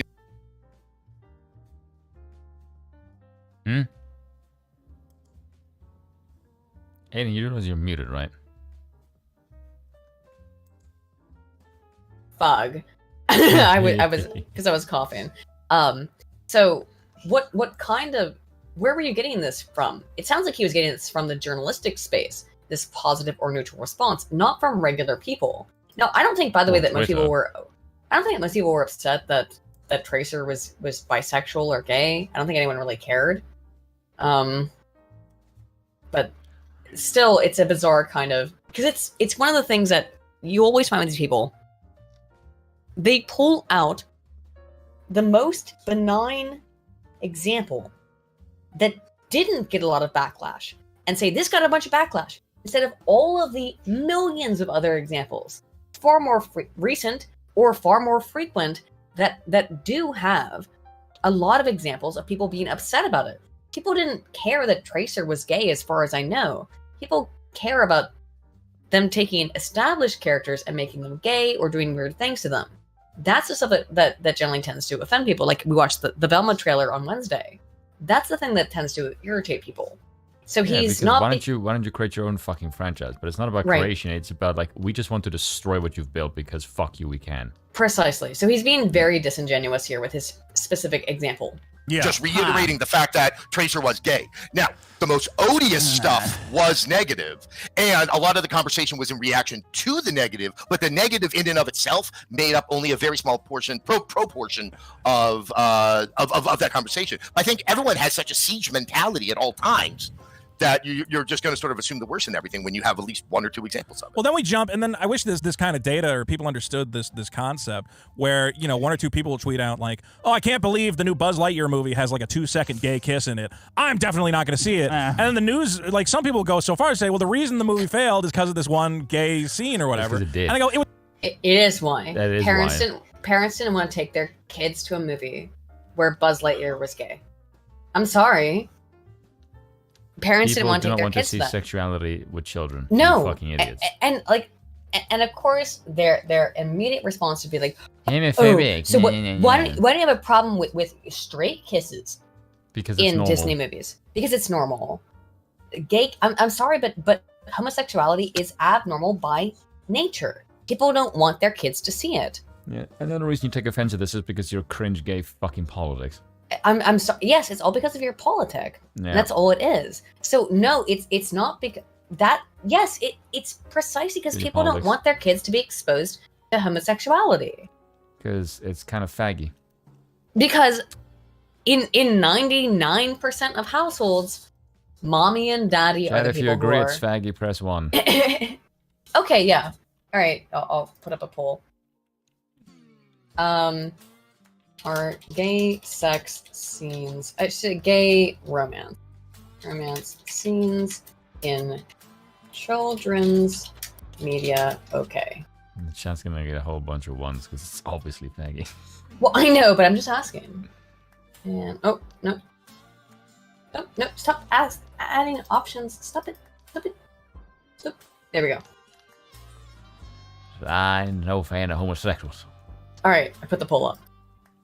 It was a Buzz Lightyear movie without Tim Allen that didn't have Woody or any of the other toys. Like, there's a million other reasons. Yeah, it was a shitty movie. It sucked bad. Yes! This goes back. You can go back all the way to 2005 or 6, whenever Halo 2 came out. I think. This meant Maybe Halo 3. I remember I did a Sessler soapbox about this. Anyway, a Halo game came out at the same time that a Ben Affleck movie No, not Ben Affleck. It was Matt Damon? Nope. Rowan Atkinson? Yeah, Rowan. They kind of look the same. Right, it wasn't Buzz Lightyear. It was a lesbian couple in the that's Buzz still Lightyear cringe. movie.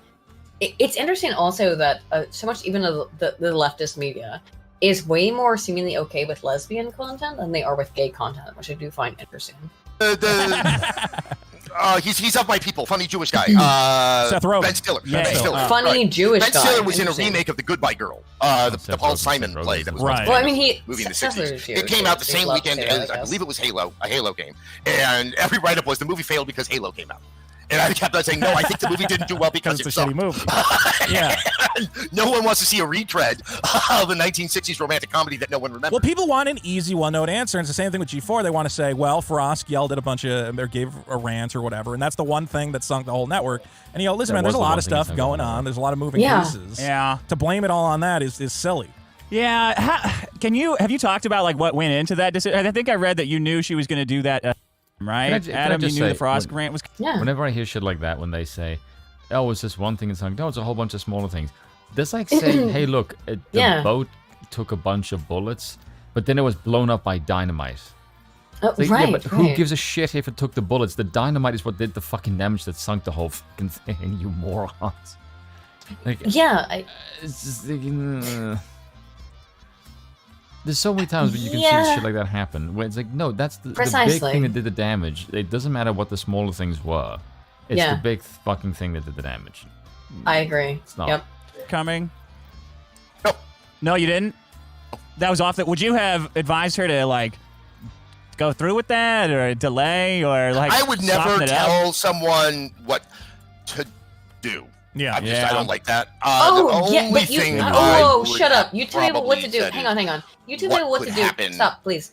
You tell people what to do every single goddamn day, Adam Sessler. Fucking You tell people Nazi. what to do every single goddamn day. You tell people that if they don't agree with you, that they need to like be eviscerated from this planet. That's the shit you see on Twitter. But I would never tell someone what to do. What a lying sack of shit you are, Adam Sessler. Absolutely fuck you. I would never tell someone what to do. You literally have told people to off themselves because they don't agree with your politic. So, no, okay. No, thank you. You're a lying bastard. in terms of the attacks. Advisor of the backlash. I have put myself in that situation where I have attracted such negative attention that I do start to become uneasy for my own personal safety. Yeah. And that's not fun. That just isn't fun at all. Then don't You've say been don't shoot you've been such a piece of shit that you've made people so angry. Now, by the way, no degree of stupid shit you've said on the internet. Some of this is just words.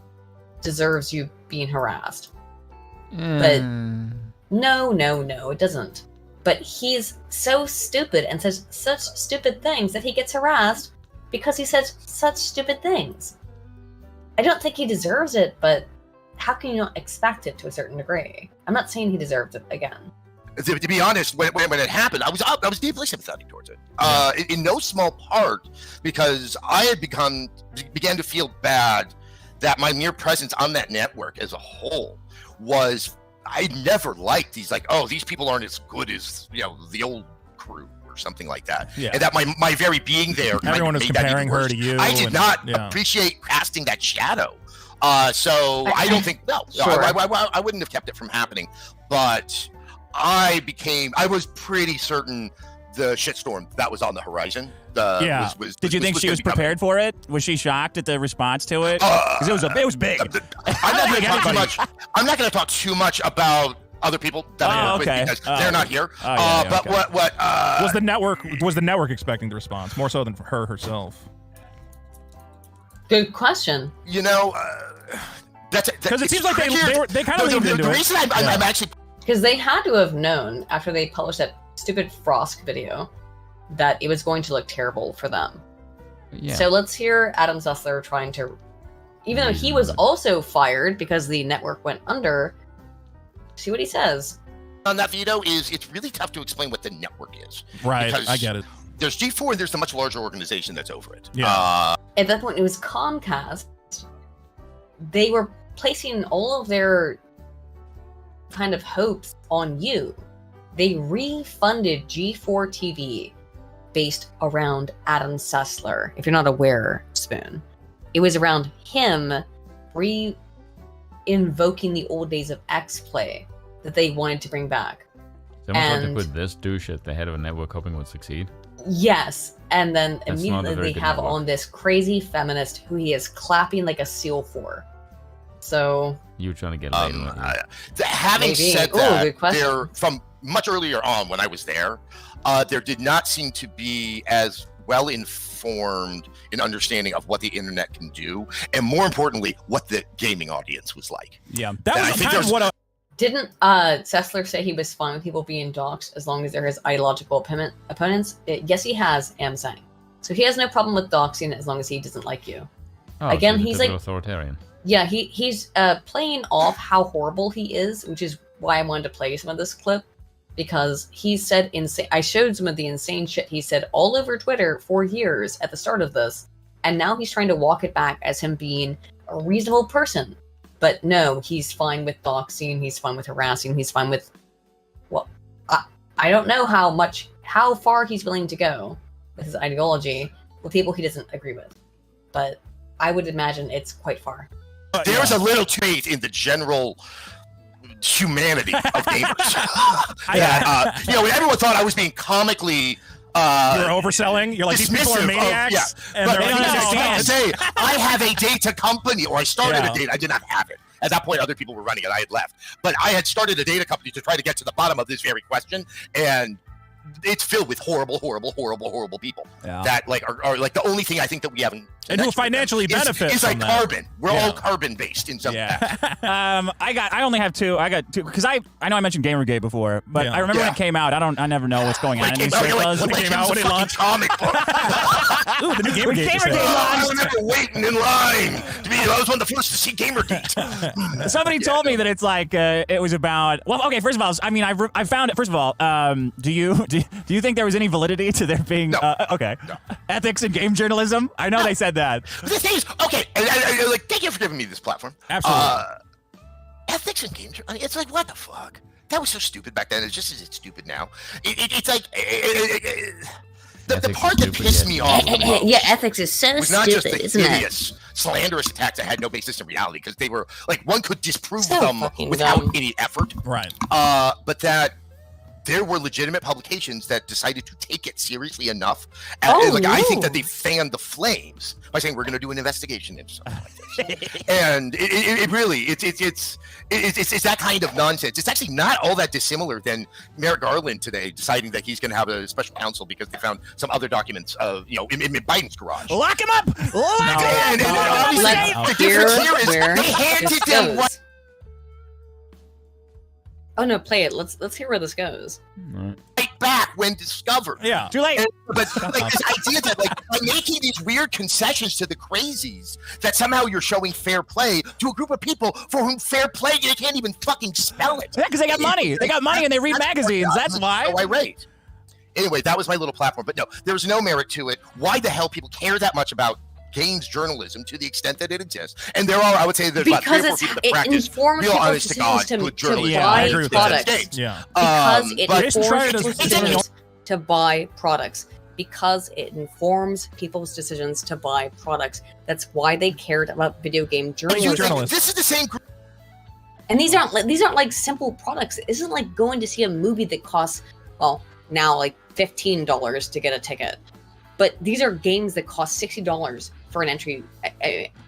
At the time when G4 started, a movie ticket was $5, maybe $7. But like these games cost $60, $70 to buy. And so yeah, we want to listen to reviewers before we pre-order a game or buy a game, because it's a lot of fucking money. Are you out of your mind? Yeah, it matters. We don't want to hear liars. And you have a responsibility to tell the truth to your viewers. Absolutely insane. Go ahead, please. This is why I watch Zero Punctuation. group of 3 or 4 people that Yeah, back my in the little day. platform. But no, honest, if I do good journalism, Yeah, I agree with they that. said it's games. Yeah.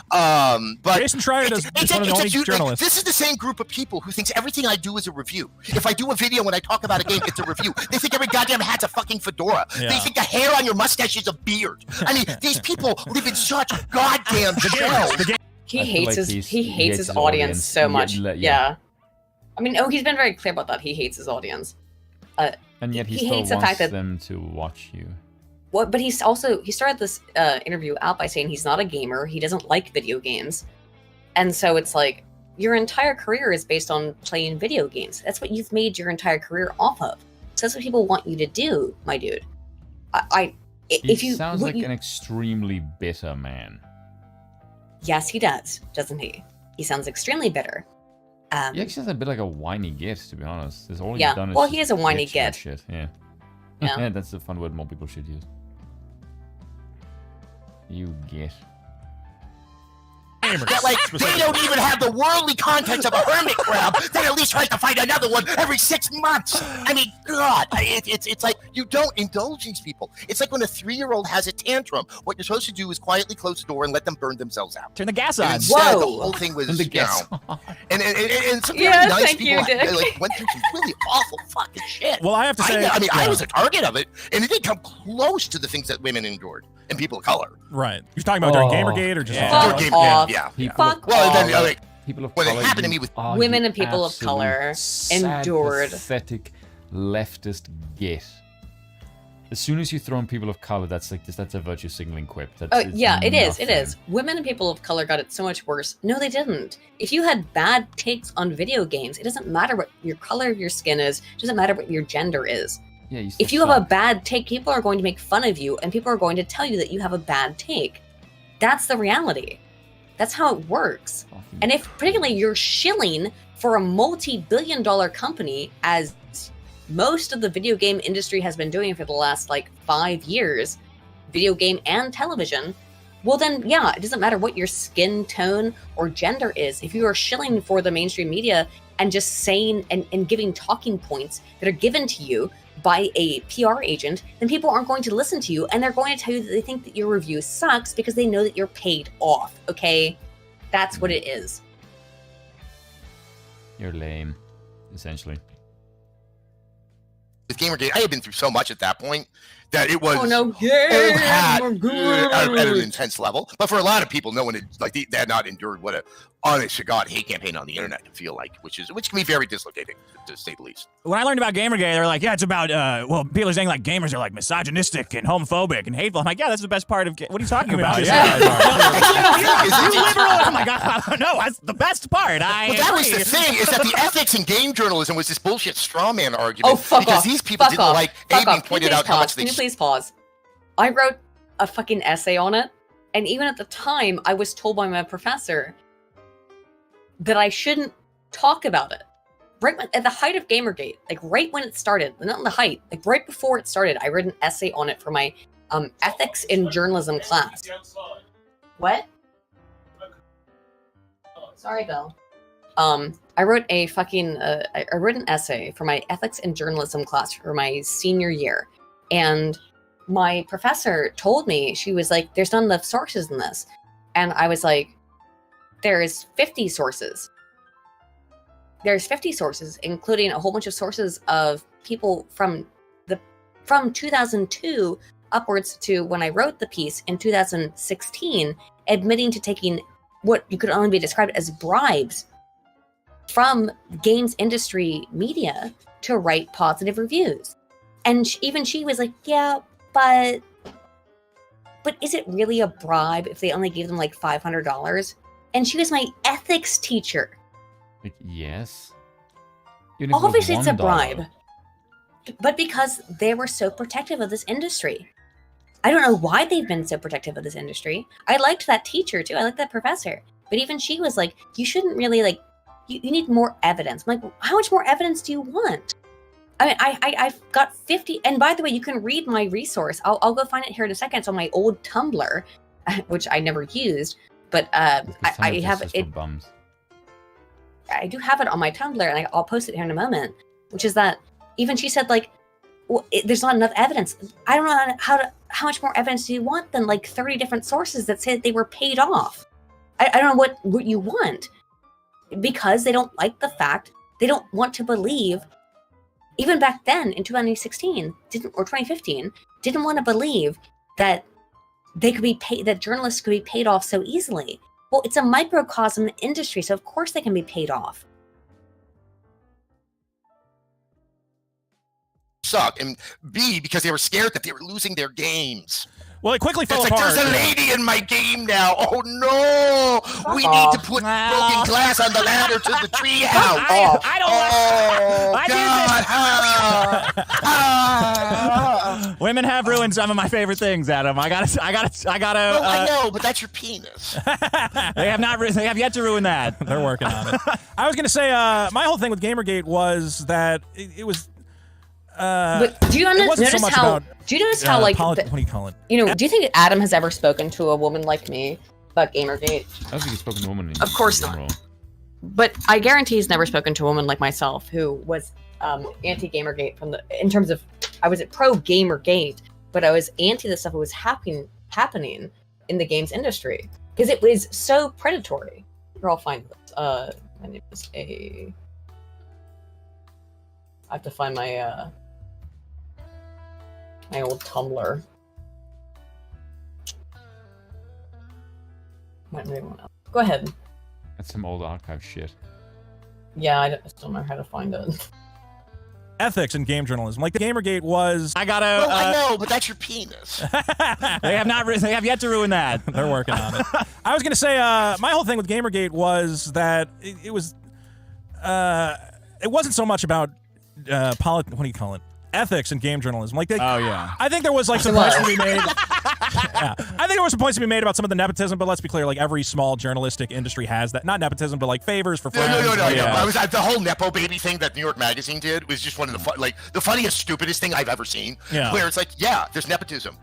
Yeah, well, that's the thing. Is like, what are you gonna do? The game industry. Part of royalty is lost on people. If I work at a video game website and my buddy makes a video game, like, he might get some free coverage from me. Like, it's part of the. Yeah, I work in the entertainment industry. It's like that's everybody's scratching everybody's back. Well, everyone knows why season 2 of Lost sucked, because Lost turned into a big hit, and then they hired their friends. Right. And then it just became this kind of like this big mess that no one knew how to like kind of unwind. I think it started like when it quickly fell apart. Though, I was like, you guys don't care about ethics in game journalism. You're clearly just mad about the SJWs infecting whatever, because you're going after like Anita Sarkeesian, and I'm like, she's not a journalist. Like, this is a whole different thing. As I told you, if it's a video, it's a review, and it's just. And what I could never figure out is this some very, very effective? Because if you go back and you read like Jean-Paul Sartre and smart people, it involves reading. Uh-oh. Lex Friedman's reading list is being brought up in real time. Is that on his reading list? I don't know. A lot of it is kind of the conflation and manipulation of language, where you make things that mean things that they don't. Yeah. This, I don't believe, was being engineered by people smart enough to pull that up, but it did happen organically. Where, like, journalism review, it's like, yes, you want to think that a journalist is ethical. Duh. Yeah. But most of who they were attacking, by no stretch of the imagination, could be called a journalist. Right, they were not journalists. I mean, it's just like, the whole thing was so insane. And once it got hijacked, like once a guy like Milo Yiannopoulos is going, I fucking love video games. I'm the biggest video gamer ever. And you're like, you've never played a fucking video game in your life, you fucking idiot. Then we got Trump. Woo! Out of it. And then what do you call it? That was Steve that Bannon's was the going, worst I love part. gamers and shit. I'm like, oh, come on. This is bullshit. It got hijacked immediately by like the worst types of grifters. So what should we do about this Adam Sessler problem? Sounds like a big problem. Kill him. What are we gonna? See, that's the weird thing. Is I thought they took care of me. Yeah. When they got rid of me from the network. Yeah. That's the part that's so weird. Yet that wasn't enough. So I'm not so certain what I'm supposed to do with myself, because I had already said I wasn't going to do the games anymore. I don't want to. Like I've mentioned, and I have to be honest, I was a little bit loath to have to point out. I'm the beneficiary of a rare success in my life. Yeah. You're doing good. Company, I found it. Yeah. And like once that happened, it's like good. I don't have to do. I once enjoyed getting in front of the camera and doing stuff. It really stopped being fun. I'll be frank. I didn't enjoy much of the revamp of G4. It had nothing to do with the people I worked with or anything like that. I could just tell early on that it was going to be moving in a direction that I wasn't exactly in line with what I had thought it was going to be. Was that kind of the esports push they were doing? Oh God, no! I knew that. No, the esports was obvious from the get-go. Yeah. I thought it was actually going to try to be more like a formal television show. But like in the television internet melange that it was, I was under the impression it was going to be more television than it was internet. And it ended up kind of being like and a I'm way televised more YouTube comfortable show. in the television space. Yeah. And also when you go into the internet space, whether people do it deliberately or not, people overanalyze. They take the audience too much into consideration, I think. Oh, will they get it? Oh, will they like it? Will it make them upset? And it's like, but the thing is, if you upset the audience, that's not necessarily a negative. And you never know how the audience is going to react. Which is the flip of that is you can't manufacture virality. Yeah, that's what kind of annoys me it's about like a lot of these properties and reboots and stuff is I see them being sold as marketing to all groups. Like I see traditionally male hobbies like gaming and whatever, pick whatever male thing that there was previously male dominant, and they're choosing to appeal to like they're forcing the women demographic into their decisions of how they're presenting their product. And that's what I don't like about it, and I feel like that's where a lot of this hate comes from. Like people don't know how to express it properly like I do, but I mean, look, that was 2 or 3 full sentences. So I applaud you. Thank you. On that. Look, there's actually a kernel of something I do agree with is gaming. We have a gaming network that's too broad. Right. Gaming is too broad. That's kind of movies. It's like there is no movie network. There is no book network. Yeah. There is a food network, but it really is one food. And that's Southern. It's not eating. Fried. It's like at 11 a.m. we have fried food. At 11:30, more fried food. And then at noon, the man with the spiky hair drives 2 fried There is food. a theme, and it's eat like a big dumb idiot. It's not like here we're going to make a tiny little it's thing. not French hour on the food network. No. So you think it ain't too wide?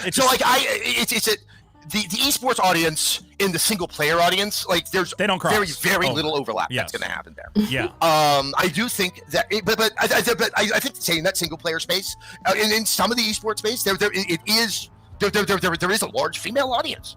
But to your point, the one size fits all type approach to doing a gaming network, period, regardless of gender predispositions, racial dispositions, is really not terribly effective. Because there is no one who loves games so much they care about every facet of games. Do you think it came with too much baggage calling it G4? Because I could see some people saying, "Oh, I remember G4. That was that male-focused network where there was women in skimpy outfits, see a half-naked woman jumping around." Funny and then it became Spike TV because it was such a fit or whatever. Like, did that set people up for I was on X-Play, and we never looked at our audience as being that male. Yeah. Whereas Attack of the Show, yes. Yeah. And I always forget sometimes how for the latter part of the existence of the network, we were the other show with Attack of the Show.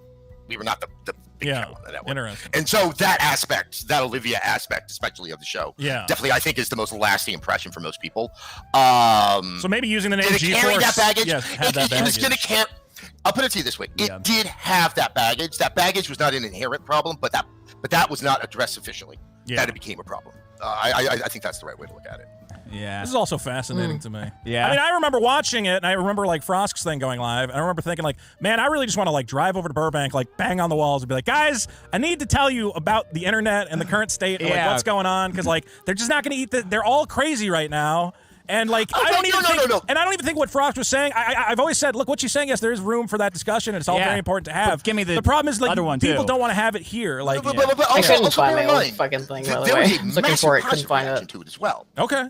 But the positive reaction was peters drowned out. Yeah. Because the people who can't make endless YouTube are videos. normal human beings that then reverted back to their goddamn lives, whereas this strange, light-getting, frustrated, basement-dwelling fucknuts that got upset by it are obsessive. The basement-dwelling fucknuts who got obsessed by the fact that you said that every single person who enjoys video games, well, actually not you, but Frost said that they were all sexual predators, essentially. Yeah, okay, cool. And can't let go of any perceived slight that they have in their Trump-addled world. And that's Trump-addled world, which you have literal Trump derangement syndrome, my dude. I mean, that's the issue. Is that I still don't think they were the majority. Well, that's what I wanted. But that's what I wanted to tell you guys. I'm like, you don't know what you're up against. You're up against a bunch of guys. Just give us a hot girl. Well, that's a whole other channel. Very it's true, fine. Dick. Just give us what we want a little bit. Yes. Okay, but regardless. There's the internet. Yeah, you can find that anywhere. That's the whole thing. I need it You right want what there. you want in all places at all times. It's like you're the dude who's going to walk into a nail salon and wonder why they aren't offering dick polishing. You complain about it. Yeah, Dick, there's other places Put some as well. sports on while I'm watching. I think I just wanted to express that there are guys who just can make. I mean, they made like 1,000 videos about Brie Larson ruining Marvel. Well, Brie Larson did. Okay, Brie Larson did ruin Marvel. And the guys who made 1,000 videos about that, he's referring to the Quartering. The Quartering talked about how he was able to buy a new shed because of Brie Larson. Whatever. Brie Larson was fucking insufferable. She was actively hateful towards Marvel fans. So they should be allowed to hate on them. Are you getting real tired, Spoon? Oh, bad. All right, I could tell. This is getting. I didn't know how we'd get through this. I recommend watch the rest of the video if you're so inclined. He gets way more actually aggressive. I don't know. I think we went over most of actually Adam Sessler's like most aggressive parts. So I think we're pretty good. Because right now he are you cool to? He just seems like a spaz. Now he's just. Yeah, now he's just being spazzy and agreeing though with vagina. With Dick and Vito. So he was very into. If you would like to, though, there is a. I'm going to post this in the chat right now. There is a. Clownfish TV did a. Pin that message. They have gone through and highlighted all the insane shit that Adam says, the entirety of this interview. So, if you'd like to see it, he definitely has said a lot of insane shit. I think we got through actually most of the stuff that he says. That's weird and crazy. He does say more crazy stuff here, but I think we got through most of it.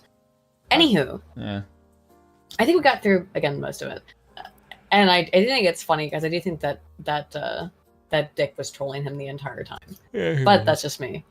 Anywho, we are going to head out. Yes. Thank you all so much for hanging out with us for this extra stream again. We will be here on Wednesday. I've got a new video that I am working on. I'm trying to get it done as quickly as possible.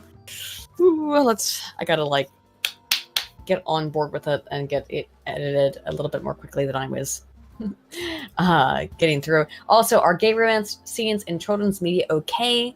The overwhelming majority at 90% was no on that poll. Of course it was. We'll be headed out, and good night / good morning, everybody, and we'll see you all on Wednesday. Okay? Nighty night. Bye.